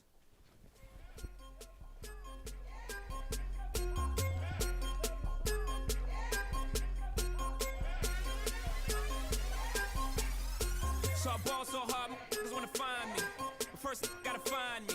What's 50 grand to a motherfucker like me? Can you please remind me? Ball so hard, this shit crazy. Y'all don't know that don't phase. And that's to go 0 for 82 when I look at you like you a gravy. Ball so hard, where we ain't even po be here. Ball so hard since we here. It's only right that we be fair. Psycho, I'm libo to go Michael. Take your pick. Jackson, Tyson, Jordan. Game 6, ball so hard, got a broke clock. Rollies that don't tick tock. All the Mars that's losing time, hidden behind all these big rocks. Ball so hard, I'm shocked too. I'm supposed to be locked up too. You escape, but I escape. You be in Paris, get passed up too. Ball so hard, let's get faded. Liberties for like 6 days. Gold bottles, soul models, spilling ace on my sick days. So ball so hard, behave. Just might let you meet gay. Shot towns, B-rolls, moving the next. BK, ball so hard, brothers wanna find me. That's crack. That's crack. That's crack. Ball so hard, brothers wanna find me. That's crack. That's crack. That's crack. She said, yeah, can we get married at the mall? I said, look, you need to crawl for your bar. Come and meet me in the bathroom style and show me why you deserve to have it all. Ball so hard, that's crack. That's crack. Ain't it, Jay? Ball so hard, what she order? What she order? Fish fillet. Ball so hard, your whip so cold. So cold. This whole thing. Ball so hard, act like you ever be around like this again. Who's your girl? Grab her hand. That bitch, she don't wanna dance. She's my friends, but I'm in France. I'm just saying, Prince Williams ain't do it right if you ask me. Cause I was him, I would've married Kate and Ashley. Was Gucci my was Louis my killer? Was drugs my dealer? What's that jacket, Margilla? Doctors say I'm the illest, cause I'm suffering from realness. Got my captors in Paris, and they going gorillas. Huh? Huh? What that means. No one knows what it means, but it's provocative. It's provocative. It's nice. Gets the people going. Gets the people going. I know you do. Put an order in with Sherry. Tell Sherry you want them. They're freaking a bomb, dude.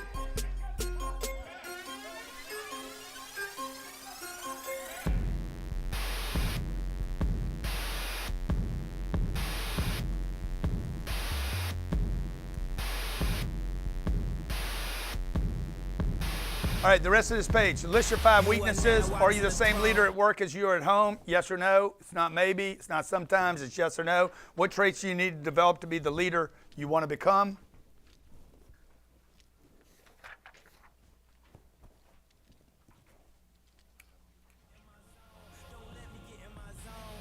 Let me get in my zone.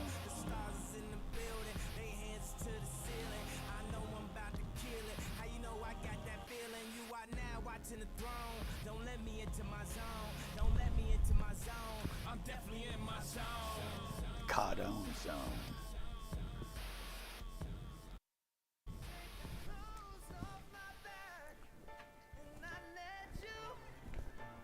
You guys know what this song's about right here? Anybody know what this song's about?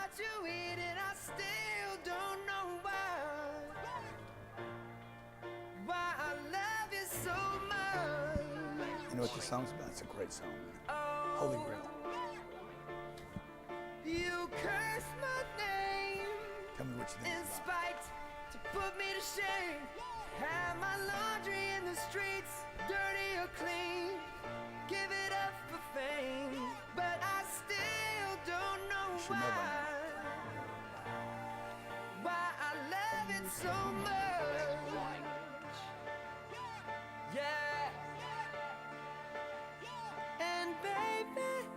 It's amazing I'm in this maze with you. I just can't crack your code.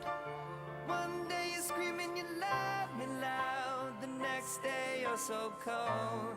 One day you're here, one day you're there, one day you care, you're so unfair.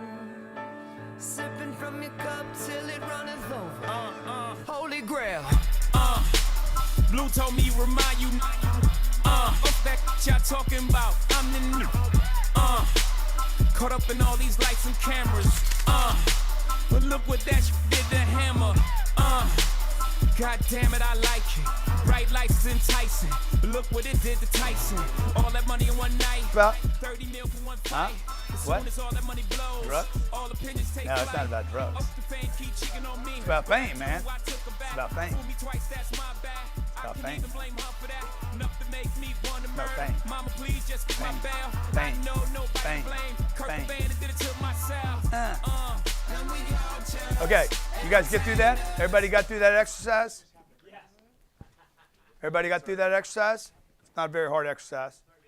Okay, over the last 2 days, guys, we have gone through, I promised 2 hours for 2 days. These guys paid $15,000 to be here. Did you guys get your time, money, and energy's worth? Okay? You glad you came?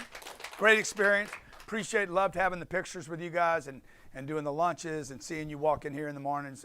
And yesterday, leaving here at whatever time we left, I was like, man, I thought it was 4:30 in the afternoon when I left here. I'm like, God damn, what happened today? Okay? So I apologize in case we went too long yesterday. I know a lot of people online were like, oh my God, the breakouts weren't long enough. Okay, none of this was designed to be long enough. It was designed to wake you up, right? Like the most important things that have ever happened in my life was when I made a decision to change. It wasn't the actual change, it was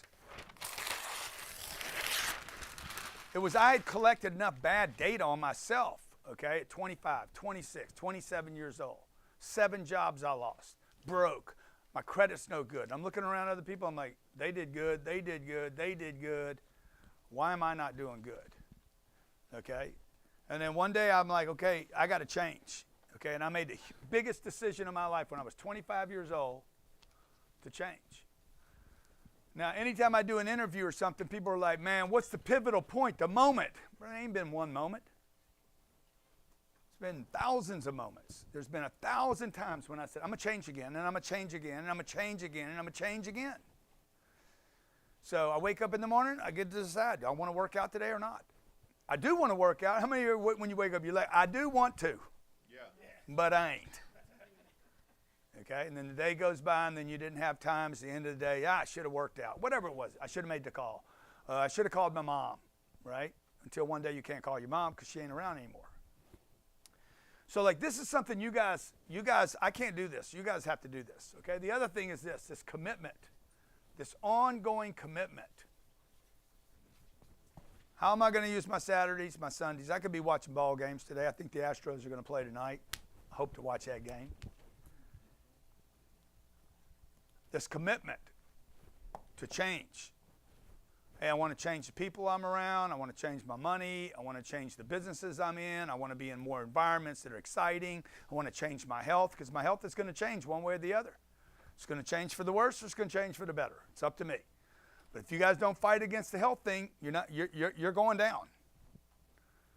This organism that you have is built to expire. It's going to have an expiration date. The question is, what am I going to do with it while I'm using it to make a difference? And then could I possibly figure out how to extend this time? I don't mean physical time. I mean the time. Well, you can actually do that in business. It's the only place you can do it. You cannot do it in sports. I mean, Tom Brady will live for 100 years. I'll be talking about Tom Brady because of what he did on the field. But in business, the difference in business, J.P. Morgan's been around, I don't know, JP's been around what, 130 years or something? I don't know when he started his gig. The Rothschilds will be around thousands of years. Football stadiums won't even be around anymore. They created so many LLCs on this planet.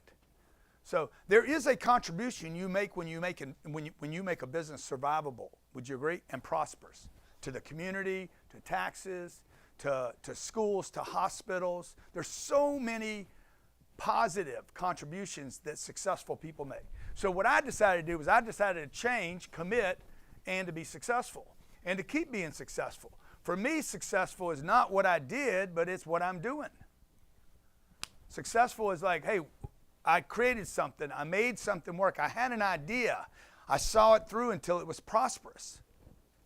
And that's why all you guys online, man, we want to help you, okay?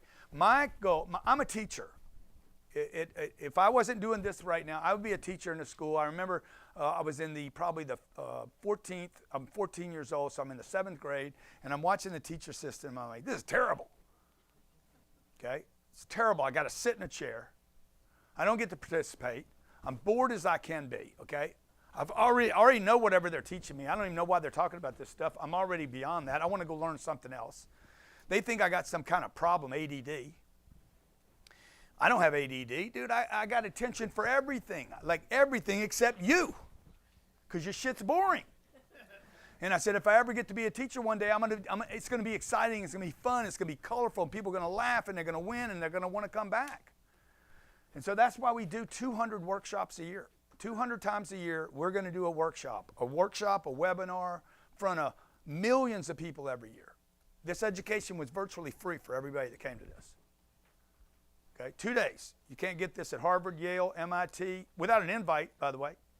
You'd have to know some rich family to get in. Everybody was welcome to this.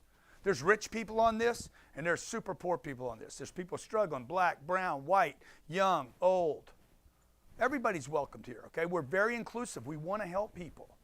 And so whether you got your last $99 or you got 99 million, man, we want to help you. That's what this place is. The schools can't do it and the government can't do it. So we said, hey, we're going to do it.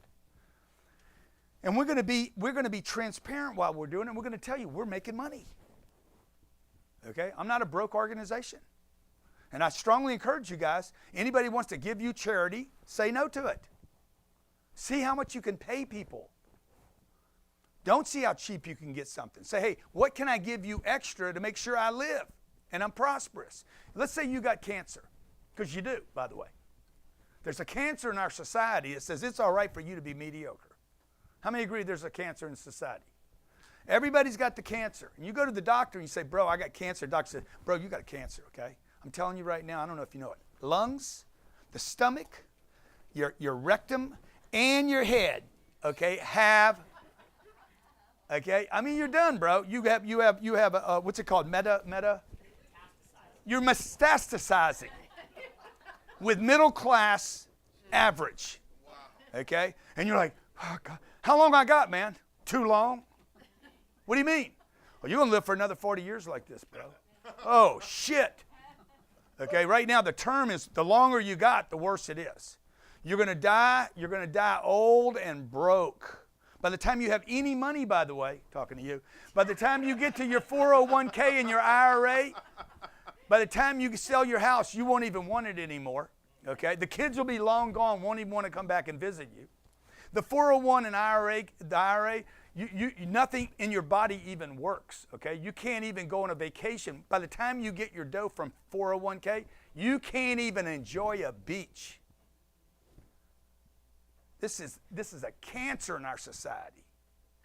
Yet everybody's worried about that other cancer they're going to get, okay? Because this cancer is killing people. Where you settle and live below your means and your abilities and your potential. See, for me, this is about, hey man, what am I capable of doing? That's why I'm with you guys today. How many other people can I help get what I got? Now, I told you how we hire people. I hire people. I bring them in. This is your pay plan. You could be here 2 years, 5 years, 7 years, 10 years, 20 years. I ain't ever paying you more than that. That's it. Don't ever come to me and ask for a raise. Now, if you want to make more money, you got to go find the opportunities in the company. I got plenty of them. They're all over the place. You got to move out of that department and go to that department, or go to that department, or go to that department. You'll even make more money. I told Andy on the break, I said, Andy, if I were you, all I would do is be in the sales department. I'd just be chopping people all day, just like, wham, bam, I got another one. I got another one. I got another one, okay? Like, that's all I'd be doing. She's young. She just got married. She could be making $300,000 or $400,000 a year. That's up to her. It's not up to me. She's got to decide to change and to make the commitment and to go seek success. And that's for all of you. We made you an unbelievable opportunity here today. Can you show the opportunity slide? Can I add one thing? Yeah, please. I just want to add a guarantee here. Yeah. I feel pretty confident on this guarantee. Go to the opportunity slide, though. Go ahead. What I want to tell you guys is I can guarantee you that we will never make this offer at this price ever again. If we do, we'll let you keep the program and we'll refund you your money. If we ever make this offer this low again, we will refund you your money and you can keep what's in the offer. Keep everything and the success that you had, okay? Now understand what I said about money the other day. When you spend money, for those of you who are struggling right now,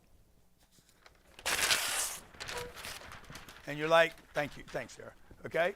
On finances, remember this? The 1, 2, 3, 4, 5, okay? Ones and twos are no. They're not even a discussion. Do not do it. They're not tax deductible. They're not investments. It's complete waste. It's a consumption item. It will not make you better in any way, shape, or form. It's simple. You don't do it. This is a discussion right here. 3 is a discussion. And by the way, if it's a discussion and it's not tax deductible and it can't make you better, it's a 1 or a 2. Okay? The way to find out if it's a 3, when you're spending money, okay? When you're spending money, if it's a 1, this is how you create wealth. If you go back to that, y'all all forgot it, or you missed it, or you went and took a break. If it's a 1 or a 2, you do not do it. No. Discipline. Leadership. No. My kid wants a bike. It ain't going to make any money, punk. Okay? Now, if you can figure out how to ride that bike and make us some money, okay, then you can have the bike. So you want to put Cardone Capital on the wheels. You want to run around the neighborhood waving the Cardone Capital flag, and I can put you on payroll, and your payroll is that damn bike. I'm going to pay you $800, ride your little skinny ass around the neighborhood with Cardone Capital with a phone number, okay? I'm going to give you a phone. People call you. I'm going to put you on tracker to see that you actually did it and hold you accountable and teach this punk at 5 years old how to ride a bike and how to promote your business. Okay, little punk's a damn tax deduction now. Okay, and he's going to feel better about it because he's like, I'm working for the company, you know. I want to go out and promote the company on my bike. Okay, if it's a 1 or a 2, if it was an expense, no. You do not do it right now. This economy is going to go into extreme problems. And the people that don't know the skills that we're sharing with you, sales, marketing, picking the right people, how to actually execute, okay? How to be supportive, how to have 52 weeks of support so that next Friday, when is our support meeting going to be? Thursdays. On every Thursday, we just hold you together for Thursday to Thursday. I learned this in a treatment center. I came out of a treatment center and they said the length of time you put between support is the thing that makes you questionable, particularly in the beginning, dude. He's like, you got to get disciplined not to go back to those old bad habits, right? Same thing with money, by the way. Most people are just addicted to not paying attention to their money because they gave up. Remember? Disengagement. Number 1 reason for disengagement. Money. I gave up on the money game. I get some money and I blow it. If it's a 3, it's a question mark. You talk about it. Okay, if it's not an investment and it's not tax deductible, it is now a 2, which means a what? It's a no. Now, let's talk about this investment that we're talking about you guys making today. In yourself, by the way. Oh, by the way, 1s and 2s are always losses. You spend it and you lose it. You spend it and you know it's going to 0. Always. When you guys invest $6,500 in 3 workshops, if you don't use them, by the way, we're just going to trade them to a time where you can use them. You never lose them, okay? Jared just made you a guarantee. I support him in that. If we ever drop the price below this or do anything different than this, if you ever see it cheaper again, we will give you your money back 100%. And you keep all this. That means you would have kept the 52 weeks of mentoring. You would have kept the coaching, the support, the Q&A. You would have kept all 3 workshops. You can do those virtual or you can travel to them. We do them in Miami and we do them in Scottsdale. Pick your location, all right? And the 4th thing we were going to give them is what? Oh, yeah. Huh? We're going to give you the mastermind. We're going to give you the mastermind. Can't buy that. It's exclusive and invite only. And we're going to give you the sales workshop material that I'm going to create when Jared sends me in here and puts me to work for 7 hours. Just sales all day long, okay? Now, you're gonna pay $6,500 for that. Actually, you're not going to pay for it. You are going to put it on MasterCard, Visa, or American Express. They're going to pay for it. You are going to write it off because it's a 4 or 5. 4s and 5s are always tax deductions. That means the IRS paid for almost half of this if you're in any tax bracket at all. His tax bracket, he paid half. Basically, he puts it on Visa or MasterCard before the end of the year. We're there now. And he's going to bang the IRS for $6,500. This is what he's going to do. This is the way he's going to play it, I know. Okay? And his travel, everything. But he's going to bang the IRS for $6,500. Then probably what he's going to do, knowing him, he's going to take the sales workshop, the marketing workshop, because he already has some of those, and he's going to take the people workshop, and he's going to call one of his clients and say, hey, man, I bought a gift for you. He'll probably call 10 guys and have 9 people turn him down. I can't make it that weekend. He still gave it to him. I do this all the time. I give stuff to people all the time. I can't do it, man. No problem, man. It's still a gift. It still scores you the point. You still get the reciprocation. The offer was still there. Hey, man, I'm on my way to Chicago. Want to jump on a plane with me? God damn, wish I could.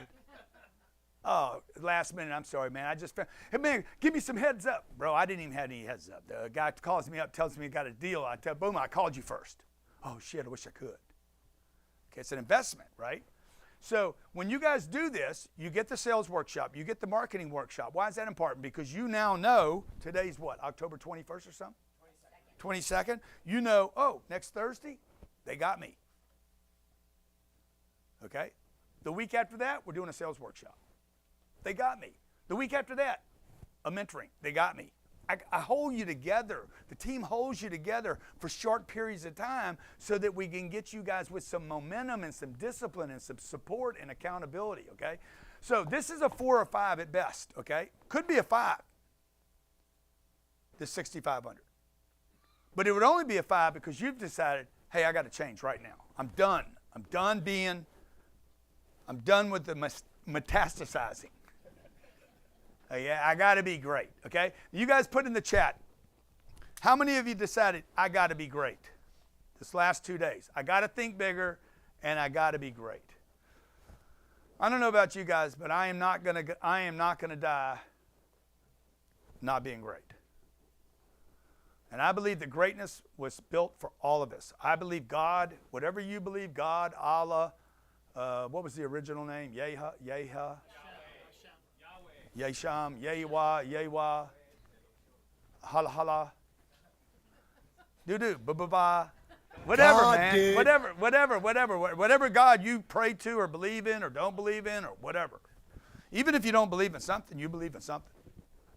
You know, the atheist believes that he doesn't believe. So he believes in something, right? Whatever. Dude, you cannot tell me that this thing that we don't fully understand doesn't value greatness. Everybody agree? Yeah. Okay. Now, I don't have any other way of being great except in business. I'm not a baseball player. I'm not a basketball player. I'm not a runner. I'm not a jumper. And even if I was, I'm 65, so my time's over. You can do business for your entire life. There's no expiration. It don't matter how your knees work, your hips work, your eyes. It don't matter. You can do business forever. In fact, you could build a business that would do business longer than you were alive. It's been done many times. God did. Yeah. I'm pleading with you guys to take advantage of this offer, okay? It's going to expire here in, what are we at, 20 till 5? It's going to expire in 19 minutes. It will be over. I offered you everything I can do. I said, hey, man, Jared gave you a guarantee. I gave you a payment plan. I said, hey, I'll give you the what's it called? The credit? Yeah. No credit check, okay? We want you to know. You want to give them a guarantee, Jared? What kind of guarantee you want to give them? The guarantee is we will never offer it this price ever again. It will never be lower than this. This is the absolute rock bottom. There will never be, and yeah, some of y'all know, like Michael's nodding his head over there. He's like, people in the chat here. Let's do one more thing. People in the chat over here literally commenting, I paid $15,000 for this. I'm buying it again to go to all the workshops. Yeah, I mean, I know we sold for that money, and Jared said when we priced this, he's like, we're going to have people upset. I said, I don't care. I don't care if people are upset about shit. Fuck, I sold something for one price, and today I decided to sell it for another price. I can do anything I want to do. This is my company. I'm not controlled by some office of people that say I got to have fair pricing. Fair pricing, all the pricing's made up. I made it up. Okay? So I get to do whatever I want to do. And there's a guy that paid 15 grand. He didn't complain about it. What did he say? I'm gonna grab two of them.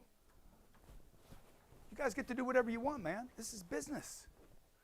Now, we want to help people. We want to help you grow your business. Why am I doing this? Last thing, okay? And I want to do one more guarantee on this for everybody, just to get that last-minute craziness going, okay? Okay? I want to get the phones, okay? No, but it's going to be more stupid. Can I go more stupid than stupid? Can I go more stupid? If you don't get your money back between now and the end of the year, okay? Now and the end of the year, if you don't get your money back between now and the end of the year, I'll give you another year of the program. Is that fair? I can do that. Guys, I built a $5.5 million business in 90 days. $5.5 million with no money.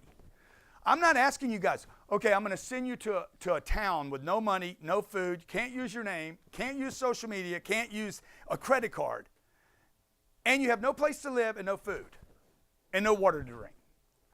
This ain't that kind of challenge, okay? Because none of you would make it, okay? None of you would. You'd be like, shit, where am I going to sleep tonight? Yeah. Right?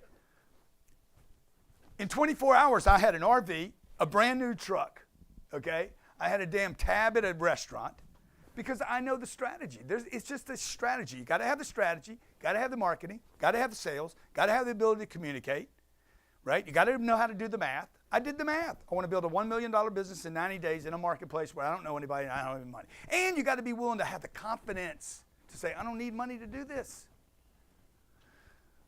It's simple. It is not even very complicated, but you do need somebody to give you the roadmap, number one, and to hold your hand, number two. There's nothing wrong with you guys having somebody hold your hand. The sponsor, I don't know if you have the sponsor. You have my old guy, Charlie Whitman. When I got out of a treatment center, there was a guy named Charlie Whitman. I'll tell you this last story. Charlie Whitman was my accounting teacher in college. And I had a D. And I got a D, and I went to him. I'm like, Charlie, 500. This is back 30, 40 years ago. 500, man, make that a C. Like, he's like, I can't take 500. I said, bro, I ain't asking for 2 grades. I'm asking for 1. Like, see this guy right here? He's dying right now. Right? I just interviewed him the other day. I'm happy for you, you know? Yeah. I'm so happy for the people that you've helped. You've helped thousands and thousands of people. So this guy, this is the best thing I could ever do for this guy. This guy was my teacher, man. Okay? And my landlord.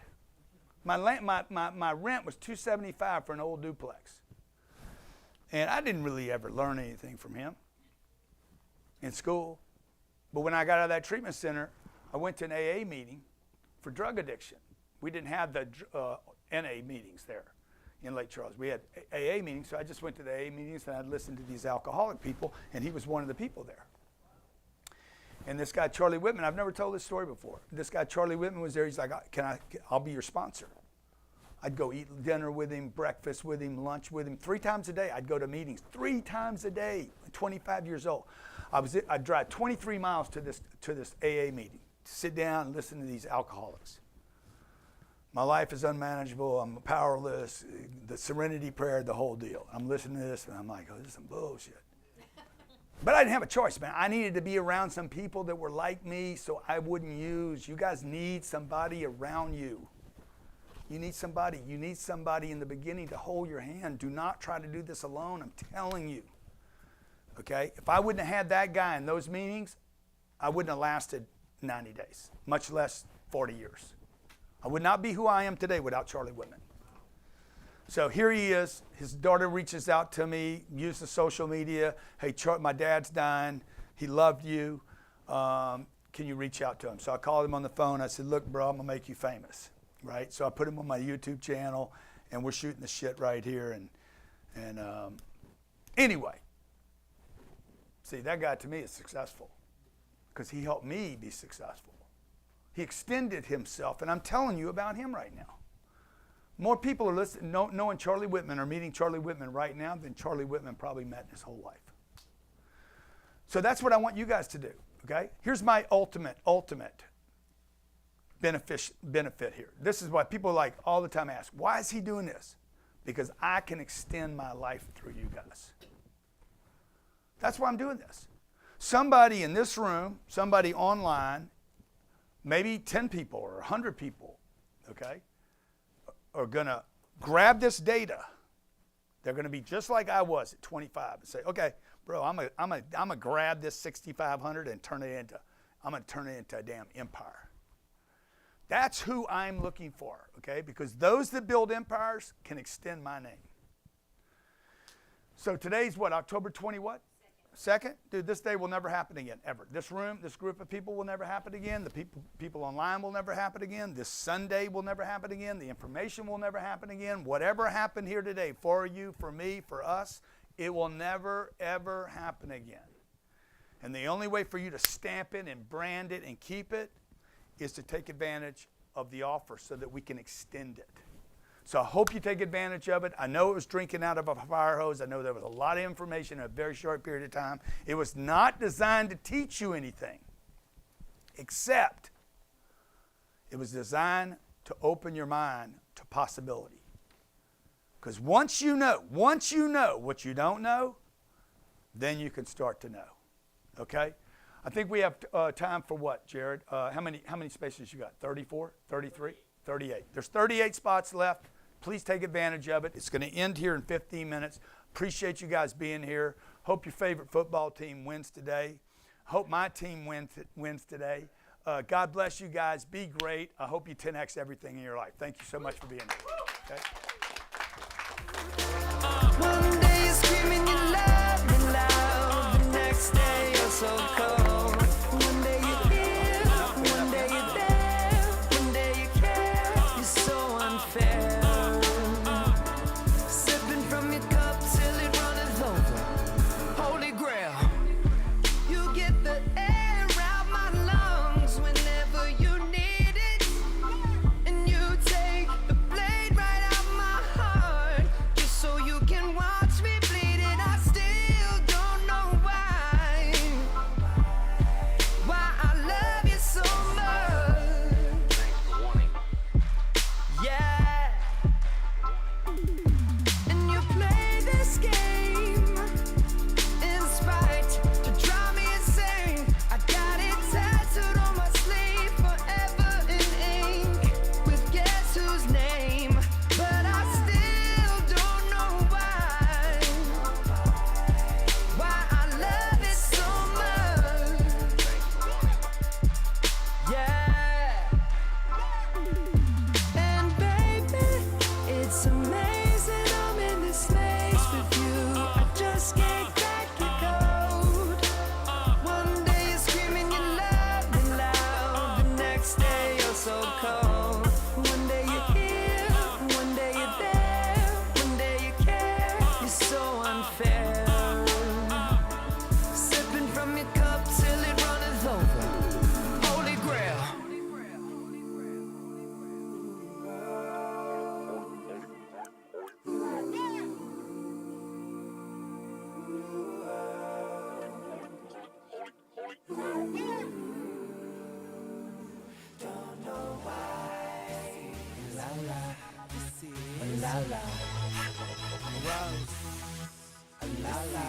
The movement.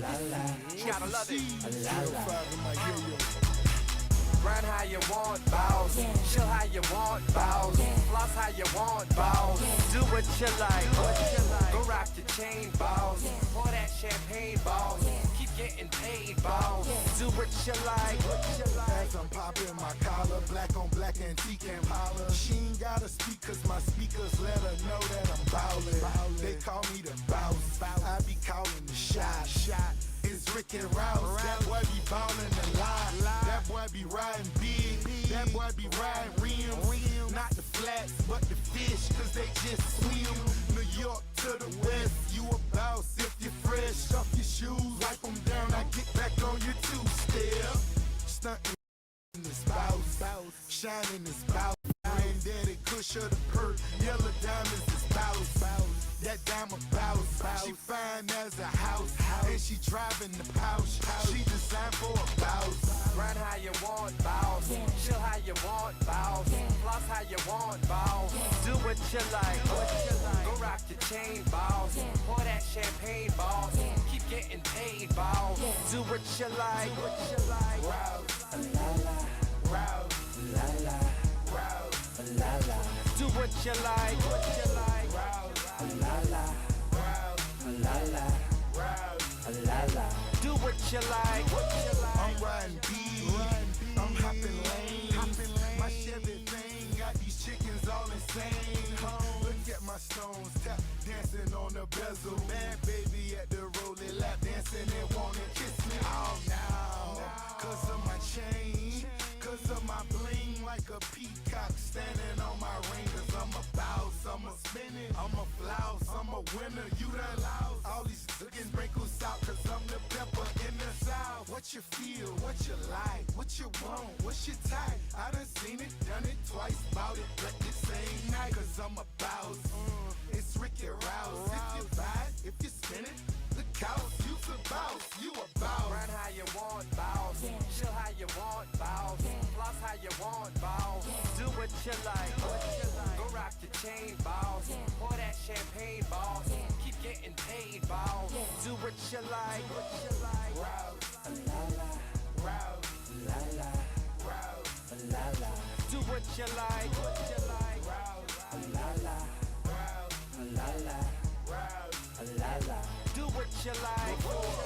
Got whipped, any pistol got grip. Before you got any chips, you got permission from the boss. On a mission for the charts, outsmart my competition. Composition so sharp, so dark, so vivid. 26s on the old school. Pro 2 session got the old school. Second brand new sweating, brand new tennis chain. Fancy pockets on my jeans. 10 for the walk through, 40 when I'm on the stage. 2 a day, super paid, stupid from a model. Triple C, 100 deep, and everybody got a bottle full of purr, full of word. No leeching, blue 50 last weekend. If you're looking for a reason, I'm the boss. Run how you want, boss. Chill how you want, boss. All right, guys, Do what you like. Go rock the chain, boss. Pour that champagne, boss. Keep getting paid, boss. Do what you like. Interactive event. You guys have all been amazing, great. Do what you like. You guys all here. I'm gonna go ahead and take the time. Go ahead and introduce myself. I was here yesterday. My name is Ben. I've been the moderator for these for yesterday and today. Thank you so much for just even being here, guys. Thank you so much for separating time for yourself and investing this time for your future. Anna, how are you? Hello. Guys, we're gonna take this moment just to share some takeaways, right? Just to share some things that you guys really enjoyed these past few days. Some things that you guys are ready to just implement into your life, right? And start